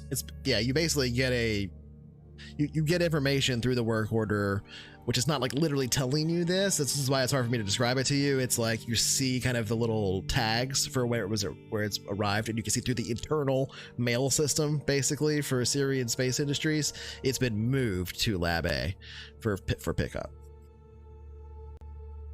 And just so we're covering, where's Lab 1? What would be the best way to describe these locations for you? Yeah, I could probably get the package A. But that large container, well, I don't know about. right. We might need to be. Damn, we only got probably 3 days before these ships leave. Gonna have to And pick a ship and load the things without getting caught. We're gonna need to make some friends quick, I think. I think you're right about that. Technically, launch day is in 4 days. Okay. Oh, all right. Let's take a nap. Oh yeah, much easier. I'll see y'all tomorrow. Yeah, I'm taking the day off. It's all for the Central University campus. Is Lab 1? Yeah. Which full name is Artemis Central University. It's literally the only university on the moon, but that's, Makes it central. Yeah. There are different buildings and stuff there that are named after characters and stuff. So what do we have? Got a plan for the future. We need to get aboard one of these ships. We need to get essentially control one of these ships if we're ever gonna load stuff onto it. Right. Hopefully there's not a lot of people dicking around on there other than engineers, doing work. But we're in the final days. There's probably just cosmetic stuff. They gotta be guarded, And though. we need to check out these labs. We need to get into these labs. Guards, yeah, but we're gonna have to talk our way through. Feel like the labs will be the easiest part of all this to get into. You would think so. I don't know how easy it is to get into these things, but And I can give you that information. Like I said, I have a full thing here. You can. We're literally maintenance men. We can get anywhere in Artemis. Bro. But how big is that container? Right. I don't know how we're gonna move that. You have all the We need to figure it specifications out. there. We do. Yeah, so like on the work order about the containers and stuff. So the container itself is about, I guess it would be a meter tall and 2.5 meters long and about a meter wide, half a meter wide. Coffin Heavy? sized. It's like bigger than a coffin, like a coffin, Like 9 feet, isn't it? like a coffin with a bunch of shit on it, like a big old thing. I mean, it's very similar to a low berth. So I mean, like I was the coffin. gonna say, is that what we think a low berth for the Chosen is? So That's a whole separate thing. it's not a low berth. It's definitely not a low berth, but it's like the Okay. size and kind of has the look of like a low berth, but it's not a low berth. Oh, is that motherfucker in there? Are we moving that? Is that motherfucker gonna fucking live again? Let's figure it out. What? Oh my god, we're moving Jared. That's crazy. Okay. Yeah, so what about these low bursts? Do we think they would have already been loaded onto the ships in anticipation of... So I could give you that information. Okay. But that's information that you wouldn't have right now. It's information that you would have to pull up. Do you see what I'm saying? Okay. And not all of that's public information. You do have access that other people don't have, but you have to make computer checks to get some of that stuff. Different systems and environments and things like that at Artemis base are independent of themselves. It's not like there's one citywide matrix network thing where it's like you can hack the whole thing or whatever and have access. But if you wanted to have like work orders from, say, one of the launch rings to go there for where the DSVs are, right, to get out there, you would have to basically like hack that system and have it send you an automated work order or something. And then you could do that to any place, right? You could do that to doors, but just to find out like what's going on with the layout of all the low bursts and the distribution for Hope's Reach and all that, that wouldn't be like as many systems. Do you know what I mean? You wouldn't have to like, it still involves some intrusion. It doesn't involve, like shutting down of a lot of systems. So that would basically be like one small kind of computer mini hack, which you could do from any terminal basically in the city. Some of the other ones would require you to be like more physically close, but something like this that's just a basic intrusion would just require you to do it from any secure terminal. Yeah, so we need to secure a ship. We need to get into lab 3, get the software. We need to figure out which of the 3 labs the bulky item is in, and a plan to get that out. That's probably the biggest thing. And onto the DSV. Research and onto the DSV, and then we need to research these low burst situation and find out what the hell the chosen is. Right, like how many low bursts are we required to? Right, but even what is chosen, man? I assume if we find the low bursts, the mission will just be to get all of them. There's going to be limited space on whichever. It's going to have to be a hell of a work order. That's like these guys are loading final cargo. How is there not low bursts already on these colony ships? That's what So I mean. I'll get to that information, but I can't give it to you for free. That's something you'll have to, Yeah, we need. It's not public. It's not public knowledge. Restroom. So yeah, I'm gonna get. So before you go to the restroom, real quick, I need to do that as well. So I'm gonna jump us into a break here in just 1 second. But meta knowledge, like meta structure, game knowledge here, not like actual universe knowledge is meta, but the way that I've structured and there has to be a buy-in from the players on something like this when we're doing something with this tight of a clock for mini campaigns. No. So the way that I have sort of set this up is that there would be like an information gathering phase that you guys can do all kinds of stuff. So I've got mini games and stuff involved in there. Then kind of like stake out or casing the places. So like I've got stuff set up for you to like, if you want to do that, how you would do that, and then the actual heist itself. So just so we're clear, I'm not expecting you to jump in there and start stealing shit right now or something like that. I'm not like trying to put that pressure on you. And that's our plan. But I've already stolen stuff. He doesn't expect it. He wouldn't expect it. But I've got it like sort of structure between those 3 concepts. That's fine too. I was stealing the moment I got. But just so we know, that's the kind of the pacing built behind it, sort of like a heist movie, right? So we'll give you the time to like gather information, do the casing you want to do, and do the actual action. We might not get to the action tonight, but it just sort of gives you a loose structure. But I have to use the bathroom real bad too, and now that we're finally moving on the thing, I know there's a lot of like kind of meta setup to get this thing rolling, but here we are. So we're finally doing it.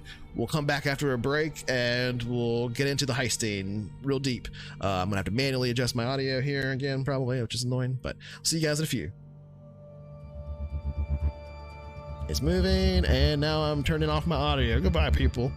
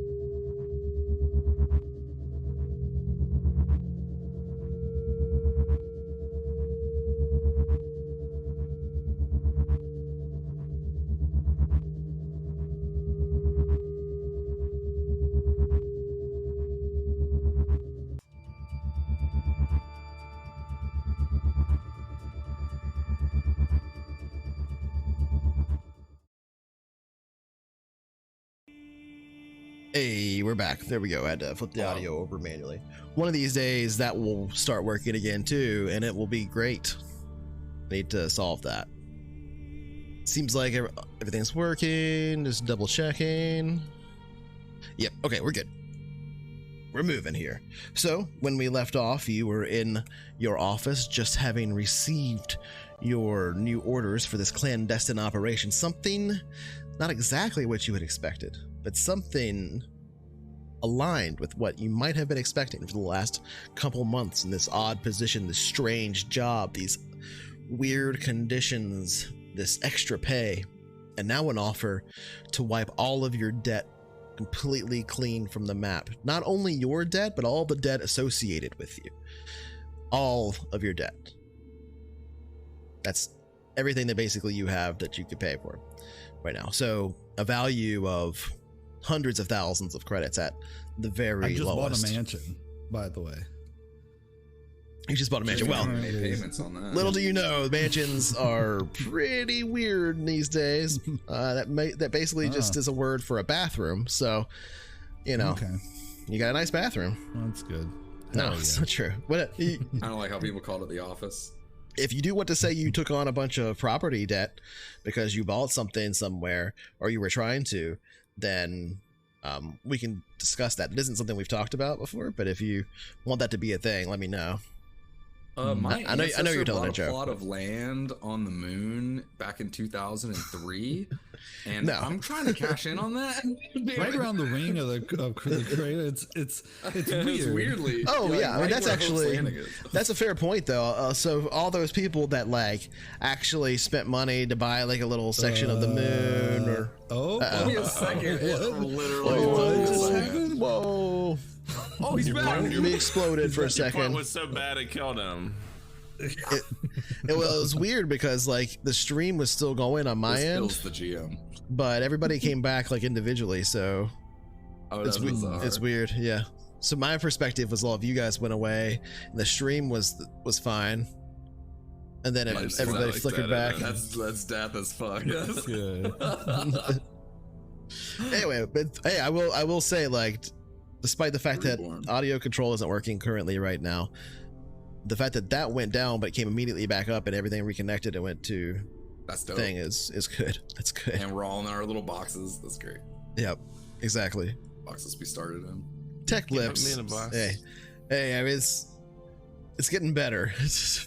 I mean, like, considering how much we've changed, True. it's working out. It's working out. Literally nothing is the same as it was ever in any of our other streams. So anyway, but yeah, you were in there making plans. Where would you like to pick up Oh, from we here? missed your point though about people owning plots of land on the moon. Oh, sorry. I was gonna say a point about people buying property on the moon is when that all played out, all the companies that were selling that and stuff like that didn't exist anymore, right? And pretty much all the people that ever bought any of that stuff were long dead after a war, that lasted for 100 years, plus the time before that. So none of that ever really came to any type of fruition. But I would say there probably were people that passed some of these down, and there might be some of those that have like brought them on up to Artemis. Like some of those contracts or whatever, the plaques probably have lasted. You know what I mean? The years, but they're more like a weird thing, like a weird bond or something that the government would have issued in the Civil War that you would have a picture of today that you would look at and be like, look at these people, they thought this was real, or like that kind of a thing, sort of like an artifact of a time long gone. So the stuff like that would be something that maybe like people would collect today, but it's not like those people never actually had like land on the moon that came to fruition. That's all I'm saying. The people that did, though, that weren't spoken about in history are the first like real construction workers that came up to Artemis. Many of those people who were just the workers, they weren't like even astronauts. Though some of the earliest of them were astronauts and essentially construction workers. But many of the first construction workers became the first property owners on the moon. Oh, that's cool. And many of those Like the Wild West. here. Yeah, exactly. And many of those here 200 years later are, long gone, but their dynasty has carried on, and some of them are now mega corporation owners, essentially, or these people that started them. Yeah, like Pinkerton starting the security and stuff back in the day, that kind of. Anyway, moving on. That answers your question, but yeah, you guys were sitting in here in the office discussing your plans to these new work orders, these promises to clear your corporate debt, and of course, a heist to plan. What do you do? What's up, Squiff? Good to see you.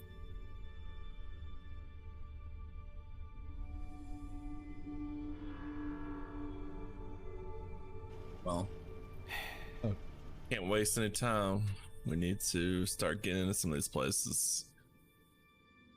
right, I think we take the day to kind of split up and do some recon. Maybe cover more ground individually, I think. But we got, what, 3 labs to check. DSV to secure. How many are there? 6 DSVs Yes. in total? 7. And we can 7. 7, and we can basically take any of the ones, whichever one we can get into. Feel like the one least guarded. I imagine the guards are probably pretty Dispersed. symmetrical. But yeah, whatever one we can find it in.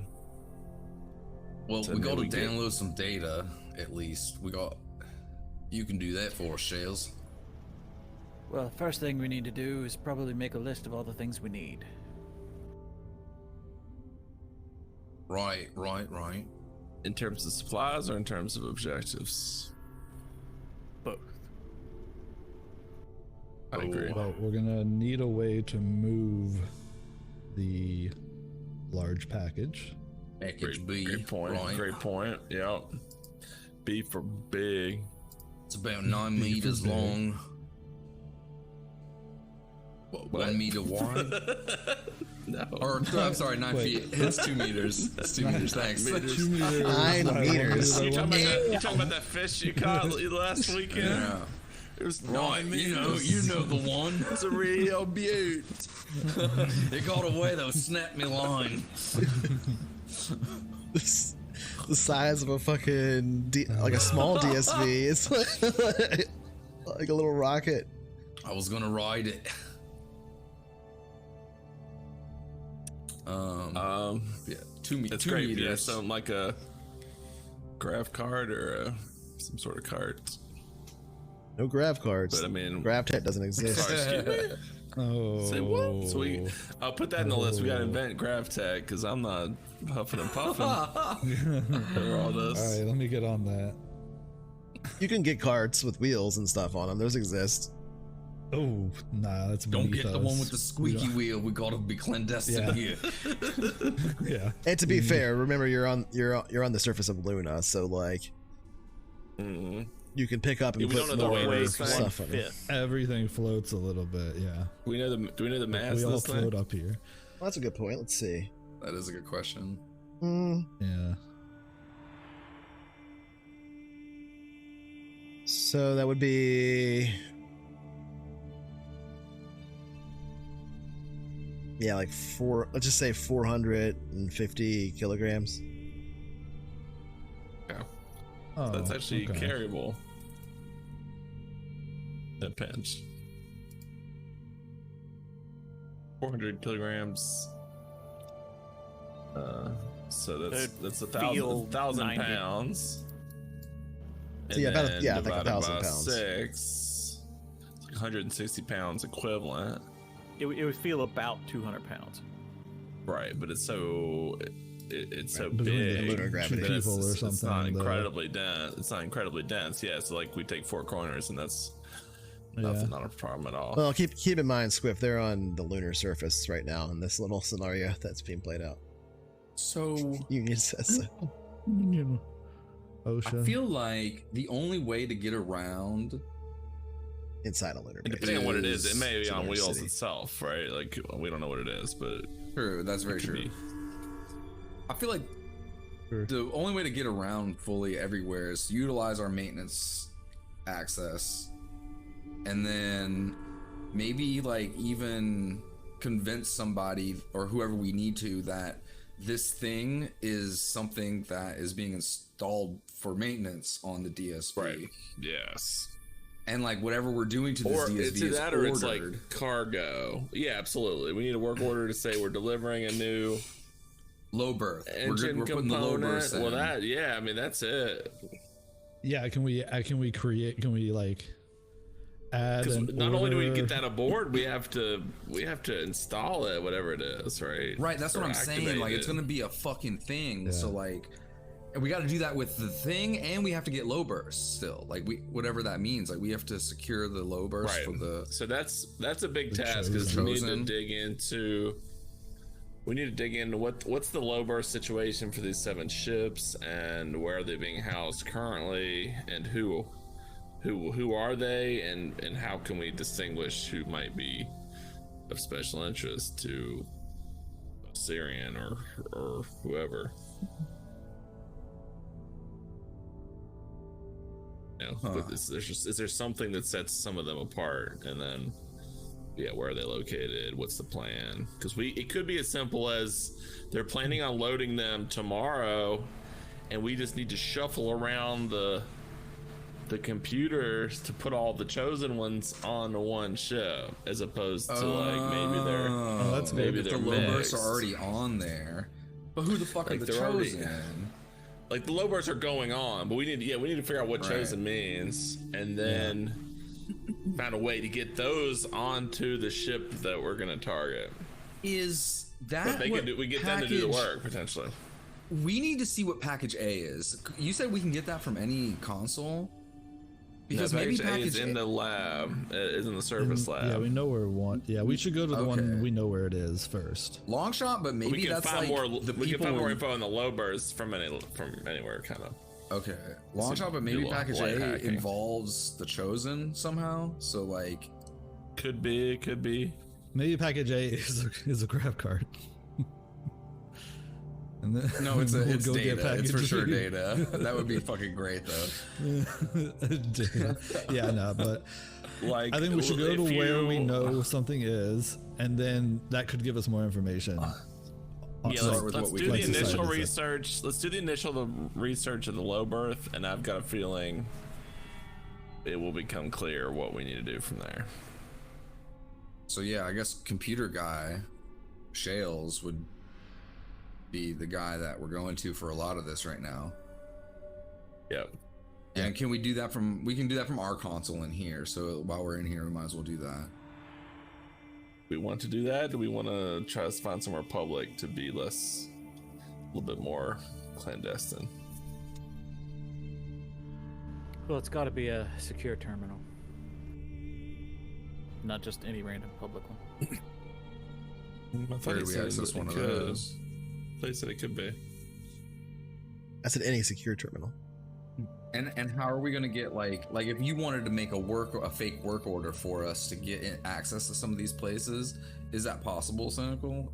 You think? He Like, sort of suggested Absolutely, if we he would just have to kind of go to it and basically hack its systems and have Yeah, that send. right. Most of that type of stuff is automated, right? As like systems get people check in things that they see or things were reported, or some of the base AI stuff.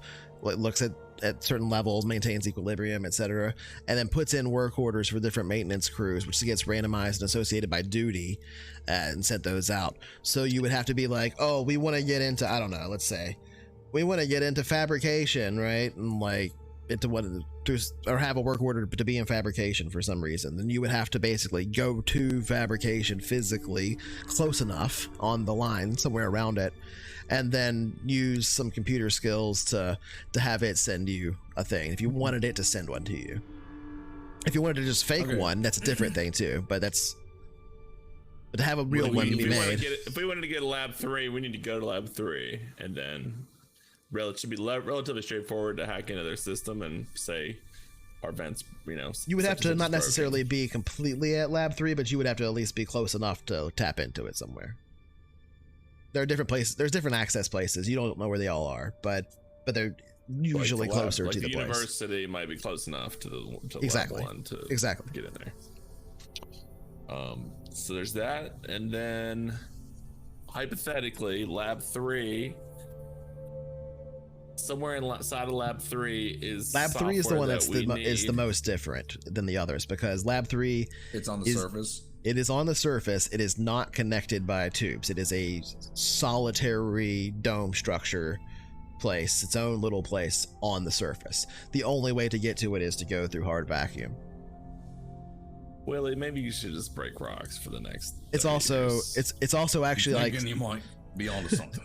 it's a few kilometers away too, so it required like using a rover or something. So we need to secure a rover basically, and access to Lab 3. Which would we be able to create a work order before we got to Lab 3? For Lab 3, there are certain conditions that might be able to get you sent there, right? Like, depends on what kind of work order you mean. If you're like, we want to be able to have a work order to get inside here and do everything, or if we just want to have a reason to like show up here and be let inside, those are two kind of different things. So if you were like trying to get like an order for like some kind of supplies that you're bringing, that would be very easy to do from here. But to do something like we need an order. These to fix guys need to be basically right. Allow these guys to come in there and take this thing apart. Here's the actual work order already on their machines or whatever. That would be a little bit harder to do, but you could potentially plant one, like do one to set up the other, or whatever. You don't know anything about the lab other than like that's the one that's there too. So like there's other information you could find out, but not necessarily just right from here. I have a 1 in light engineering. Can we life support. befriend an employee? Like, can we befriend an employee?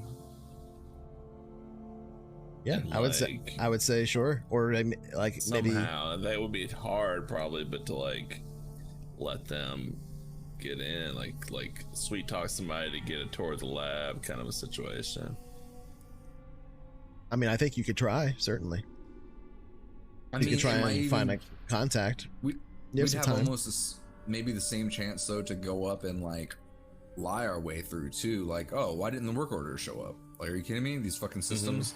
And it's like we clearly are legitimately maintenance men. Like we have been doing it for 3 months. But my concern there is that what we need there is like a piece of software that's like you know what I mean? Like we might need to touch their like on our real data computers, or like you know what I mean? Like it's one thing to get in the building. It's like, okay, well, where are you going? So that we need to go. We didn't really know what we're looking for. The data pad that you got from Lawrence, would we be able to like put, like, would you be able to falsify a work order to appear to be whatever we want, so like you could flash it at the gate and be like, oh, the work order didn't come through to you. I have it right here. Yeah, that's what I was talking about earlier. That's like the difference between making a real one and then making a forge. Like, yeah, I got this. Yeah. Oh, okay.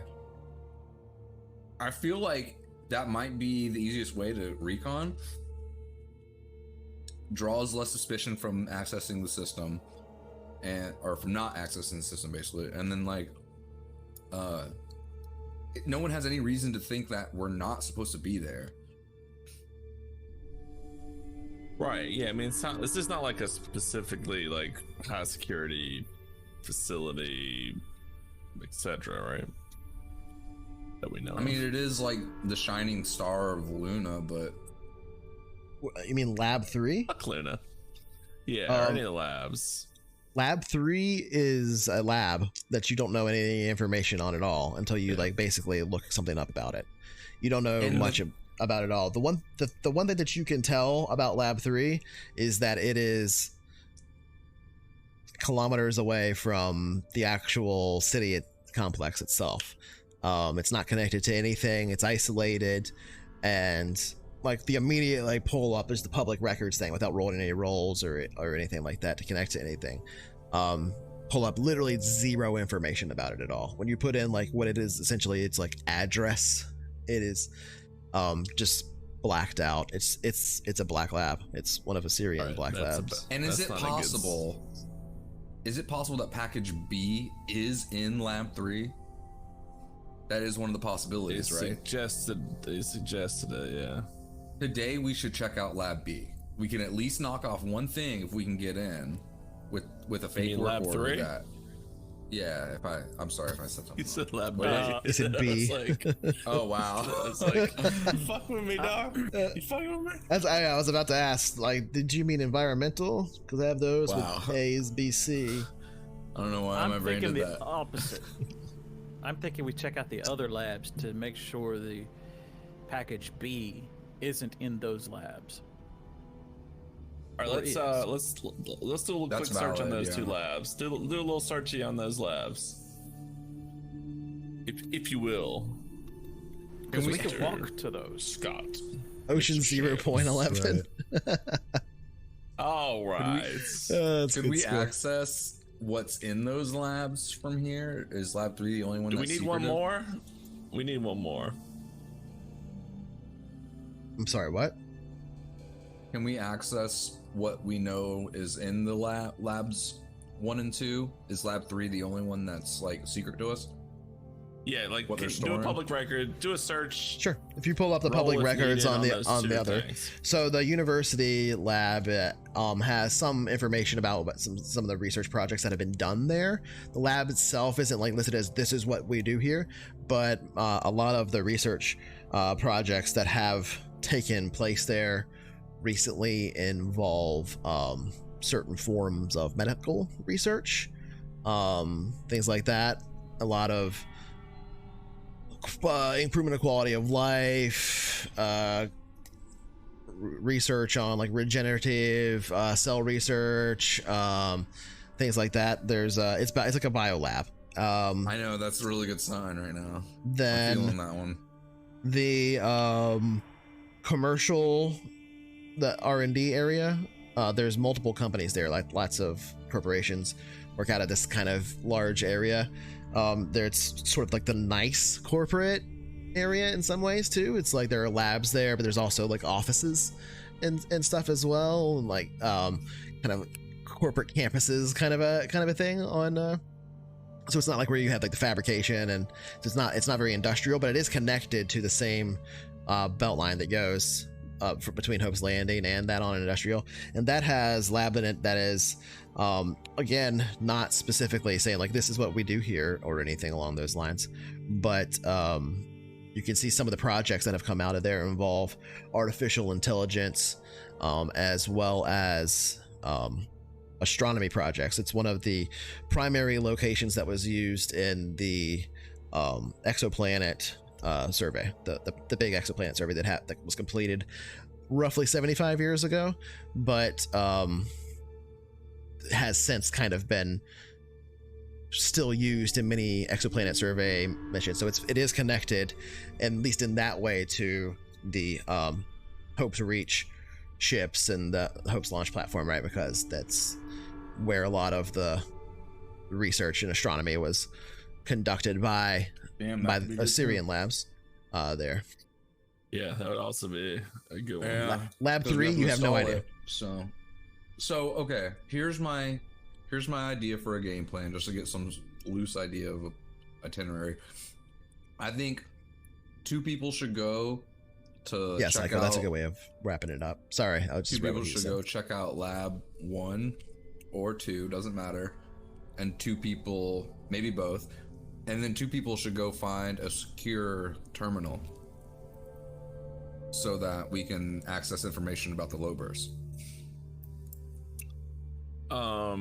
at the same time, just to knock out. Sorry, say it again. I think the terminal bit should be pretty quick. It's true. I think That 4 might help 4 orient deep us. is kind of sus Yeah, anywhere right. we go. I think- So I'm kind of yeah. like trying to divide that and divide and conquer Yeah. kind of thing. Yeah. I like So if you that. want a secure terminal, I would say the first thing to do would be to have whoever is the person that is computers to just right now roll a computers int, Let's go. or a computers education, your choice, and that would kind of let you know like where would that mean? What does that mean? Like how you know what I mean? This is more of like a knowledge check, not a Like, what does a secure difficulty? terminal mean? yeah, or like how would a terminal be made to be secure, etc. Okay. Difficulty? I think that would be a regular difficulty, so 8. I'd probably roll that too. Oh shit. Old man knows what he's talking about.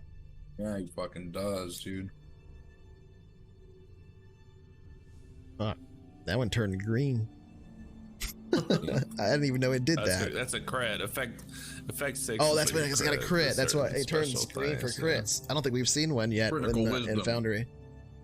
Yeah, it's got to be an effect of 6. Yeah. Okay. Well, okay. I say in that case, your extensive knowledge of computer systems, especially like how they are laid out, perhaps even in your age, you have read about the actual layout of Artemis City and its kind of original construction, etc. Maybe even some of the actual security protocols here. Maybe you've even, in a hobbyist circumstance, looked into it in some case before or something like that. It's up to you. Well, I was a military specialist. I believe computers was my specialty.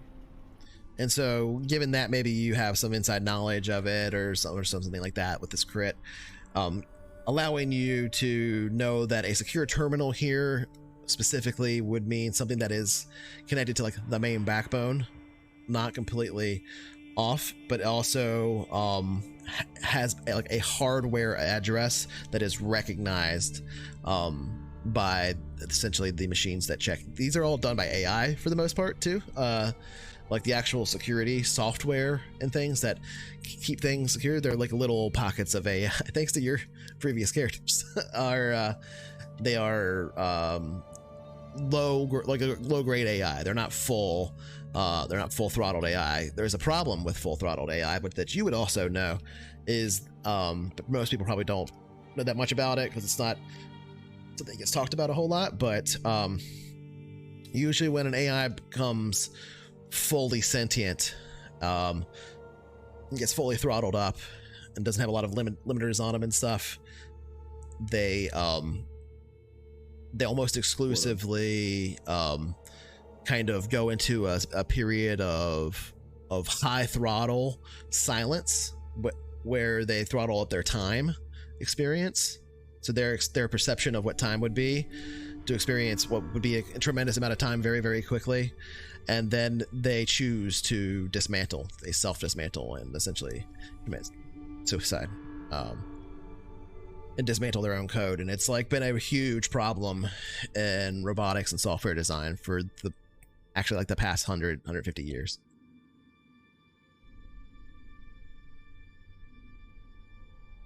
Kind of one of the great mysteries of the science right now that people are working on. Yeah. Build a soul. You can't recreate a soul. Is that what your character thinks? Yeah, absolutely. Virtual intelligence is exactly how to stop teenage AIs from self-harming. Oh my god. Oh man.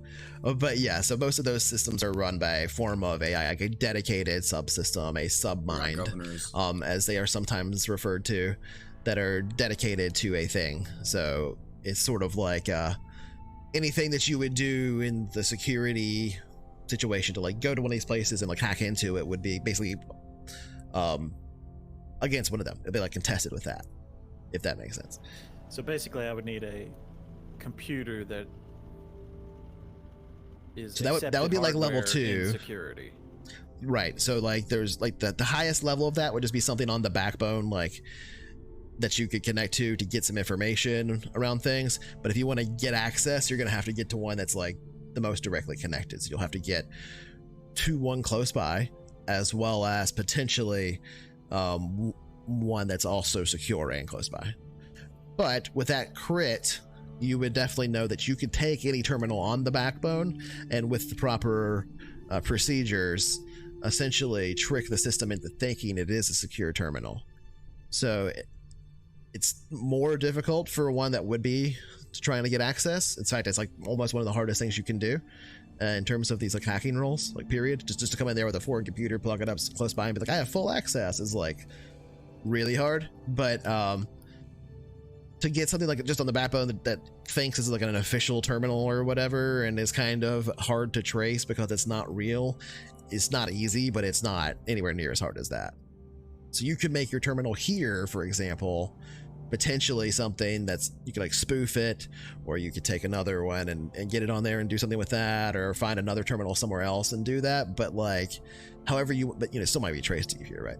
But any terminal with the work done to it could become that, as long as it's something that's actually like physically connected to the backbone of the system. I feel that's something we want to avoid, is being traced back to us. Right.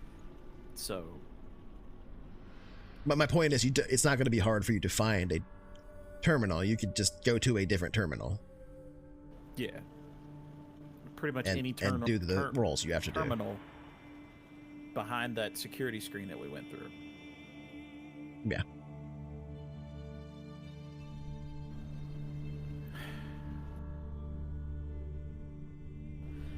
So I could. If you look at the little myself. flow chart here, just to get it, you see all those little S's, right? Yeah. Yeah. Those are sorta. Those are security checkpoints. So you'll figure it out as you go through. That kind of gives you an idea. God. Anyway, But that's fine. We're not at this point. We're not moving anything. Right. right. Right. So I could get that info on the computers. We would need somebody to check out lab 1, lab 2, and then I'd like to start checking security and maintenance crews on all the 7 different DSVs. Okay. I mean, do we pick and since one? there's- I mean, there's they're 4 all of probably us. pretty similar. I got the computers. You 3 need to do the other 3. Okay. Oh, I could check a lab, I guess. We just kind of divide and conquer. Yeah. Yeah. Someone else can check a lab. And we're not moving anything. Here. Tanner. Sorry, what was that? Yeah. Tanner, would you rather do a lab, or you want to check out like one of the ships, like the area around one of the ships? Are you good at kind of deception and persuasion and stealth, like talking your way into a lab, or would you rather? I suspect the ship thing might be easier. Got a bit of stealth. As far as what your skill set is. There's- Again, these ships are huge. They have like 30,000 people on them, and they leave very soon. So the amount of activity around those is going to be insane. Like, yeah. it's going to be like hustling and bustle. Like, you're going to be able to get in there pretty easily, and just like I said, just like blending in. scope it out. And eventually, once we have our ship picked out, we're going to have to find the route between the lab where object B is and the ship. So we might want, eventually we probably want the ship closest to the lab that matters, but we don't know which lab that is yet. That's a good point. And also keep in mind, I guess, if anything else is glaring about which ship we should take, right? Like, lack of security or a blind spot, whatever. Right. Or we can make a friend. I mean, ultimately we might need to spoof an ID that says we're one of the passengers and just walk aboard, right? Say, I want to scope it out where I'm going to be living for the next year or whatever it is. I guess for now we just get a look. So yeah, we split up, and someone wants to take a lab or the ships. They'll take a lab. Yeah, I'll go look at the ships. Okay, I will do lab 2. All right, I'll check lab 1 then. All right. I trust Shales has. I trust you know what to do.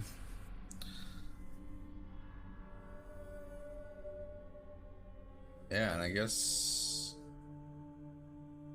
So, Tanner, keep in mind, we Split just up. need an idea of what security's like. You know, how many guys are there? Do they have guns? Do they have armor? You know, some sort of idea of maintenance going in and out. And we need to know which one's closest to the different The labs. labs. Yeah.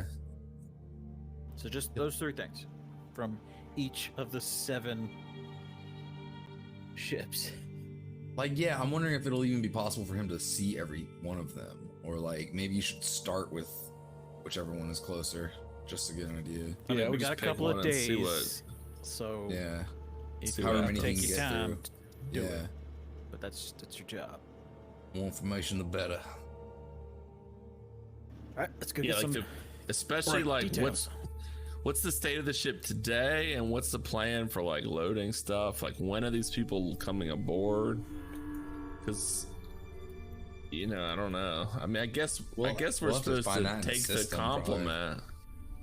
Like, I suppose as long as we get our stuff aboard, then I guess we'll still take the 30,000 people, right? We just will sort of do I mean, whatever, your whatever final else is gonna objective happen, tells but- you that you to have the low burst loaded onto the. Yes, but otherwise, is it the 30,000 are all like mostly low bursts? Is that the issue? Yeah, almost every single person is Okay. for all of these ships are. Each of these ships has about 30,000 low berths that are Gotcha. being loaded or to be loaded in Okay. them. But you don't know much So- about that other than But the what you've crew, the heard. living, like the awake crew, yeah, we need to figure out when they might get aboard, and I guess we need them. Like, we're gonna actually have to stow away on the ship eventually. Syrinscape exploded for me. Versus actually legit stealing it. I don't know. It's a little bit unclear. So there's like 210,000 people sitting in low burst right now, waiting to be loaded onto these ships. That's the idea. Like, if they're not there now, they're being put to sleep in waves. Yeah, and so maybe, like you know, the chosen, X thousand per day. the chosen are obviously out of those 210,000. There's some specified by some higher intelligence Yeah. for Yes. specifically getting onto one vessel. So That's the what we idea of want. We figuring want to out- stack the deck. We want to stack the deck on one vessel. right, And so like I said, once we get the list, if we can get the list and get control, Suka. where's the Suka list? feels good. How do we get that? Well, just hack a computer. I mean, We can find the list of the wherever the- chosen. That's like interesting that they wouldn't give us any that. company computer. Right. I mean, we don't really know. Yeah, I don't know how they would expect us to know that, but like I said, Suka feels like We're capable. something will become obvious. Yes, once we get that far, something will turn up. Right. So far, everything points to this being completely 100% orchestrated. So to the point where it's like, you know, nothing's unintentional. So, Right. Right. Ultimately, we need to control. This is a Syrian company that's doing this. We need to get into their computers to where we get some control. And like I said, we could do something like changing manifests or changing low berth assignments. I think that's the plan there. But where that is, like, where's that happening? Do they have, yeah. you know, is it individual to the ship, or is there an HQ we need to break into? Maybe We're Syrian employees essentially, so like we could probably just walk in there. Yeah. Then we have to I get think we'll into know some more deeper after. levels. That's even assuming they're not on the ship already. Do we know that? Right. Like we might have to pick a certain one. That's the kind of thing we need to Yeah. figure out. Yeah. We gotta. So yeah, I think we split, do our plan, and head to each individual place. And I think we'll have more information by the end of the day. Yeah. And so yeah, if you get time to look at that too, God, then you should. And yeah, the way that the people are packed in there, and the designs you've seen like on the news and stuff that have shown the ships over the years, and there's documentaries and stuff that you get. that you've seen. They show these like essentially big racks where they're stacked in like 10 deep and next to each other, like down a really long line, and then those are wrapped around a cylinder, and that can spin up when they're being loaded and when they're being unloaded to provide centripetal force for that. But when it's just cruising, it's designed to just stay still and fire like a big rocket, right? Go one direction. But it's probably all automated. ERTH. That's correct. Sorry, what was that? I was laughing at Squiff. Like maybe like the reloading these things might be pretty automated. I would say that like we just that knowledge isn't public. We'll know more. But yeah, if you could find out with pretty low level security access to stuff. So you just have to log in and do it. Some of that just to get the surface level information of when are they getting loaded? Are they loaded already? We need the list. We need a list of people. Like what are all the whole 200,000 people. We need the list of what ship they're assigned to. And that's what you want me to figure out? Yeah, this would be a pretty easy search. You're the only one with computer skills. It's probably almost public information. Like who's going on these things? We just gotta find out who the Illuminati is. What else do you want me to figure out or find out on the computers? What's the status of the low bursts? Like low burst situation. Low burst situation, and then the lab situation. What else we can find out about these labs? Like, lab info. All right. Right. Quick moon Google, in and out, 10 minutes tops. That's good. Sorry.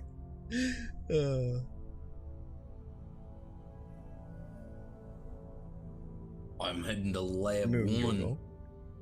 I mean, yeah, basically anything you find out about the overall schedule, when the crew plans to board. We know when takeoff is. It's probably all over the news.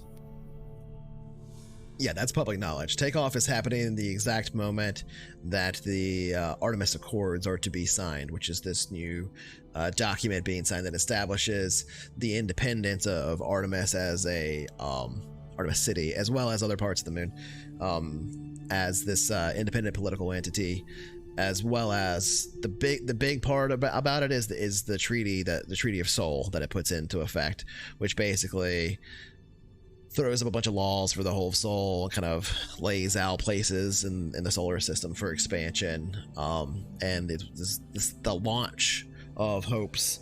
Well, the launch is hard to say, because it's called, the place it's being launched from is called Hope's Launch. The ships themselves are called Hope's Reach. 1, 2, 3, 4, 5, 6, 7.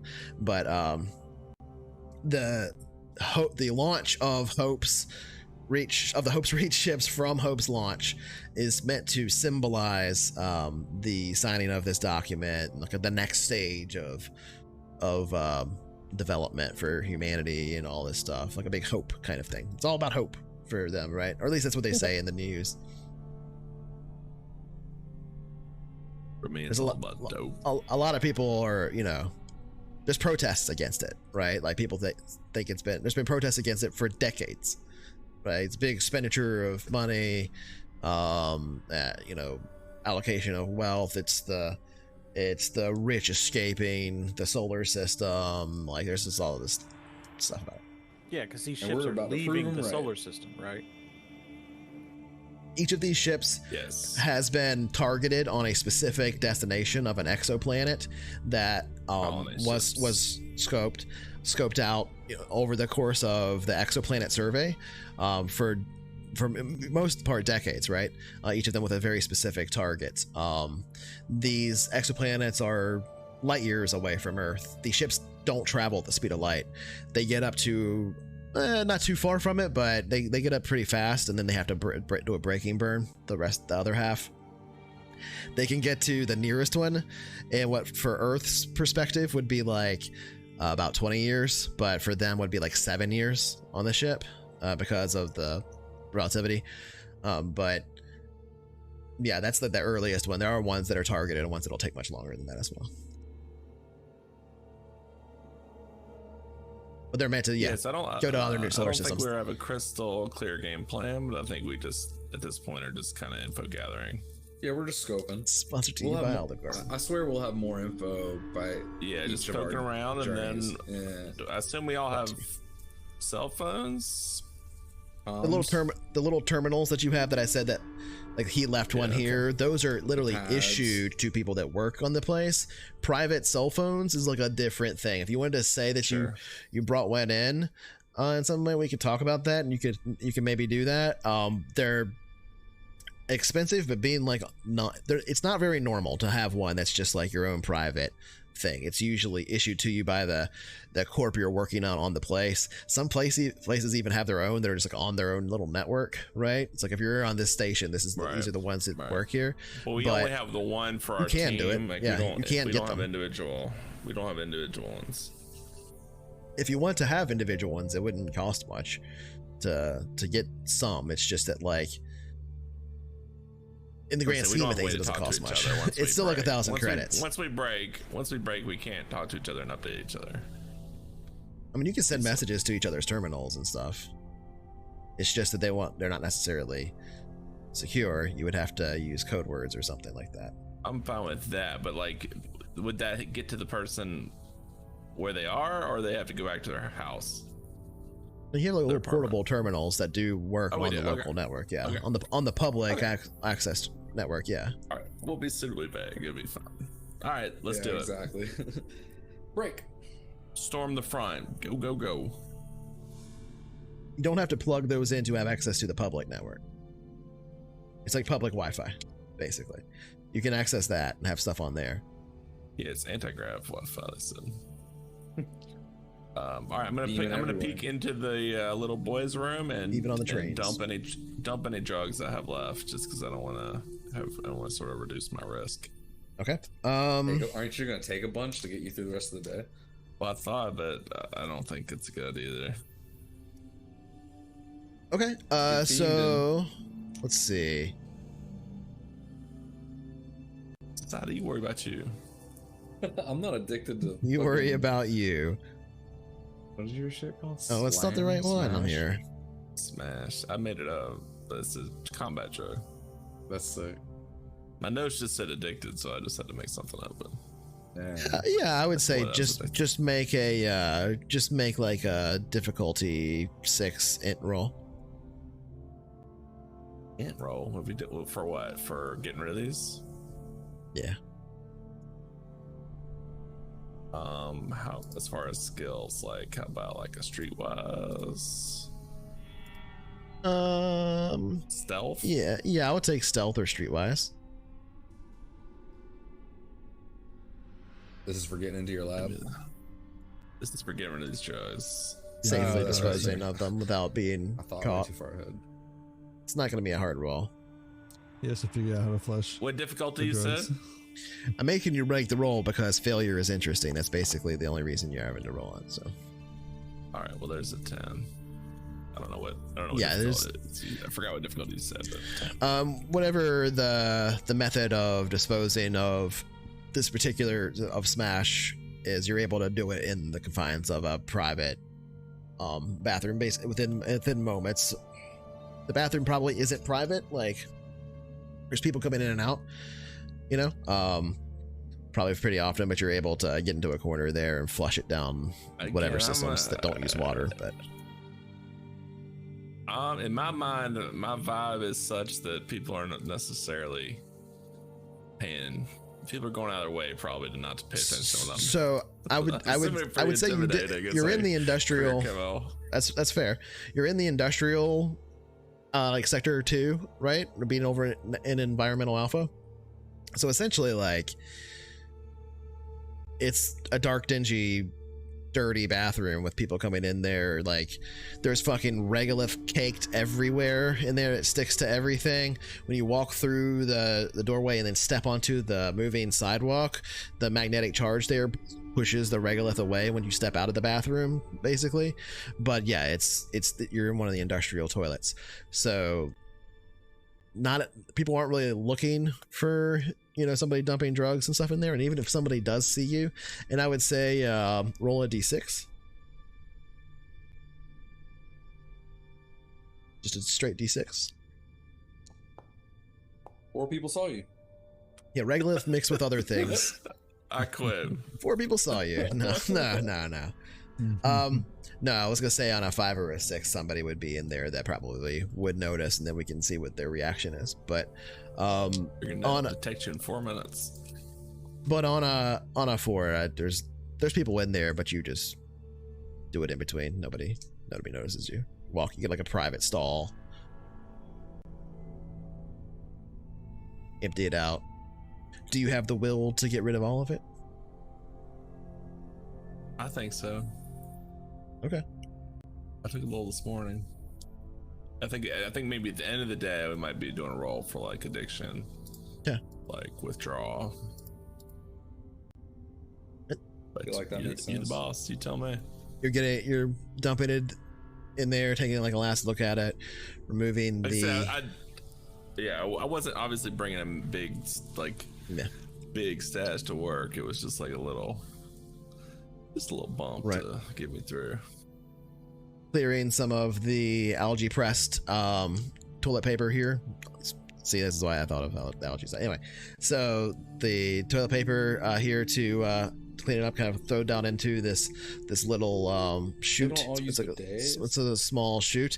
They do use some water, but water is also like cycled kind of very specifically, and you don't want to get lost. It's also like the pressure would have to be very different, right? You're on the moon, so it's gonna do some weird shit, right? So anyway, there is some water use there, but it's like a very low flow kind of toilet. The water faces down. They do actually use some water in the process of reclaiming it, but it's mostly like other chemicals and stuff as well as just pure suction vacuum. But you get things sucked out. The noise rises kind of loudly for a moment as you're dumping them in there, taking the last look at the little package that you're also dumping in during the flush sequence, and then behind you hear like a knocking on the stall door. Somebody in there? She said, "Oh, sorry." And then 1 moment, please. Walk away, and you can hear the door shut on the stall next to you. Yeah, you get a feeling, you get more of a sense that like, you know, he's kind of disappointed in himself that he somehow managed to get addicted to this stuff. Like he doesn't regret using it because he kind of needed it to like get his job done in the past while, but he's just like just didn't expect to get to this point. But maybe once all this is over, he can figure it out. With that, you turn around and step out of the stall. On the ship anyway, so he might have to sober up over the next 20 years. So you step out of the stall, and you can see there's the stall next to you is occupied or whatever, and there's like a couple other people that are in there essentially cleaning themselves. Like there's not in a stall, but like in a there's showers and stuff in here too, right? So you got people doing that, and like one section and stuff. It's sort of a lot of, well, you know, it's like a workplace bathroom, right? Like we literally have those at Microsoft. So anyway, they're cleaner than this though by a lot. This one's nasty. Maybe it was once a nice place, but at any rate, it's caked with regolith and other stuff, as we were joking earlier. And you take a few steps out of it, passing your way out the door there, the lunar gravity kind of slowly pulling the swinging door still behind you. Old technology, but it still works well. And you take a step onto the walkway outside that slows down and picks back up like they always do.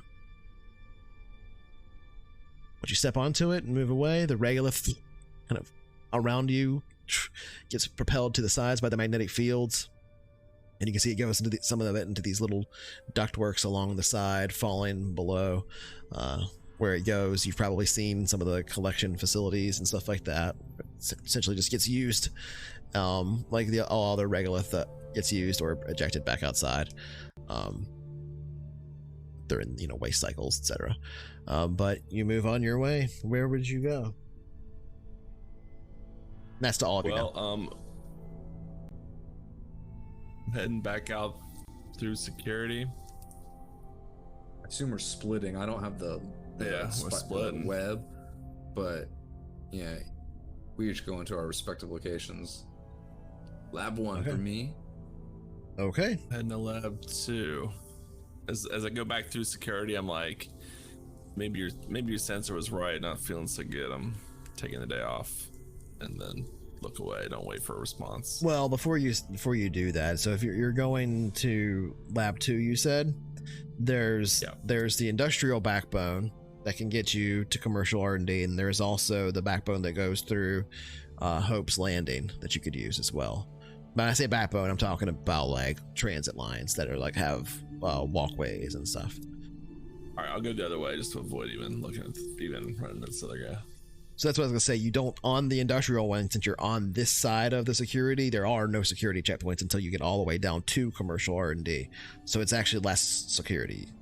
The other way you would have to go through 3. This one you would have to go through 1. Anyway, you would know that too, working in this section of the city. Yeah. You definitely know that. Yeah. All right, I'll do the other way. Okay.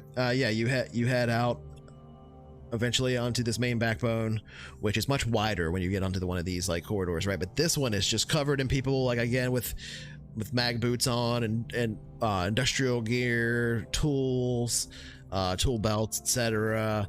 There's even a few people in like little small scale exo suits, right, for like the heavy lifting and stuff that go down into the commercial shipping area and all of that, because you're heading all the way down through fabrication and the refining facilities as well. But you pass by environmental B, so Beta, Charlie, as you continue down through refining. You see a lot of people heading off on one of the other passages into refining. A lot of people work there. It's probably the like refining and fabrication are by far the biggest employers in those 2 areas, right? There's multiple companies in there, but those areas are by far the most amount of people that live in Artemis work. So you see a lot of people heading into refining, a lot of people heading into fabrication, but not as many as would be on the other side, because having lived here for a few months now, the other side of refining and fabrication is where habitation is at. And so you literally get like traffic jams of people on foot and sometimes on like little carts and stuff like that move inside the tunnels, heading between the habitation buildings, air quotes, that had these shafts they're called the shafts sometimes, that head down into the actual lunar surface, like deeper and deeper, upside down skyscrapers basically. So between them and fabrication, which is on the main track that also does connect to Hope's Landing, it's like the beltway, you know what I mean? High traffic times, people getting off work in between the 3 shifts. It's always a madhouse, people hungry trying to get food. So a lot of people will go the other way on the main belt between here, which is where they move a lot of stuff between environmental, refining, fabrication, and the commercial and R&D. So it's kind of a long way around, but faster. Anyway, less security too. So you make your way south along this line, the backbone. It takes a little while, but it's almost all automatic sidewalks, so it's mostly just standing still, checking your terminal, etc. And you have several minutes to do that before you arrive at and you can see it kind of in the distance because it's a straight line after you get past a few of these curves, and it drops down quite a bit because you're along the edge of the crevice itself that heads down into the full crater of the Shackleton crater itself on the edge, and some of the areas where it's dark basically. But here in the interior of the space, you can't tell the difference, just that the elevation is changing slightly, and there's a long unmoving kind of feeling of the light gravity of the lunar surface pulling you in this direction, and that the incline has increased slightly. You see in the distance the security checkpoint, this one nowhere near as complete and large. It's like a single lane basically for personnel to move between, but there's a larger section for cargo where they check the big boxes and things that are coming in and out of the shipping. There's quite a lot of people on that side. This is the checkpoint for the for lab commercial. This is the checkpoint for commercial R&D. Okay. So there's a section. There's a section, basically a big area, a bunch of habitats that are connected together and stuff. That roughly we can call commercial R&D. There's multiple companies that have laboratories and facilities in there. There's a lot of offices in there too, right? That's kind of like where some of the corporate campuses are that are on the lunar surface, and there's a lot of scientists and researchers and stuff that work in there, etc. at some of the other corporate facilities. Okay. But yes, this is the security for that on this side. So this is the like backdoor security that has a lot of cargo that comes in and out. Right. Yep. And you're on approach. You're about 2 minutes out from having to line up behind people that are moving through. And with that, we'll cut to somebody else. Who else? Where are the rest of you going?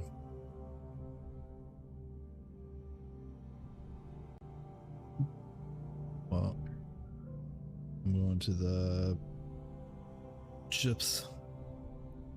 Okay, so you're gonna head Hope's Landing. back through the security at Hope's Landing that you just passed through, which again, you don't have anything on you, so it's no problem for you to go through it, assuming you're doing that. That's where you're going? Yep. Okay, so you pass through that security.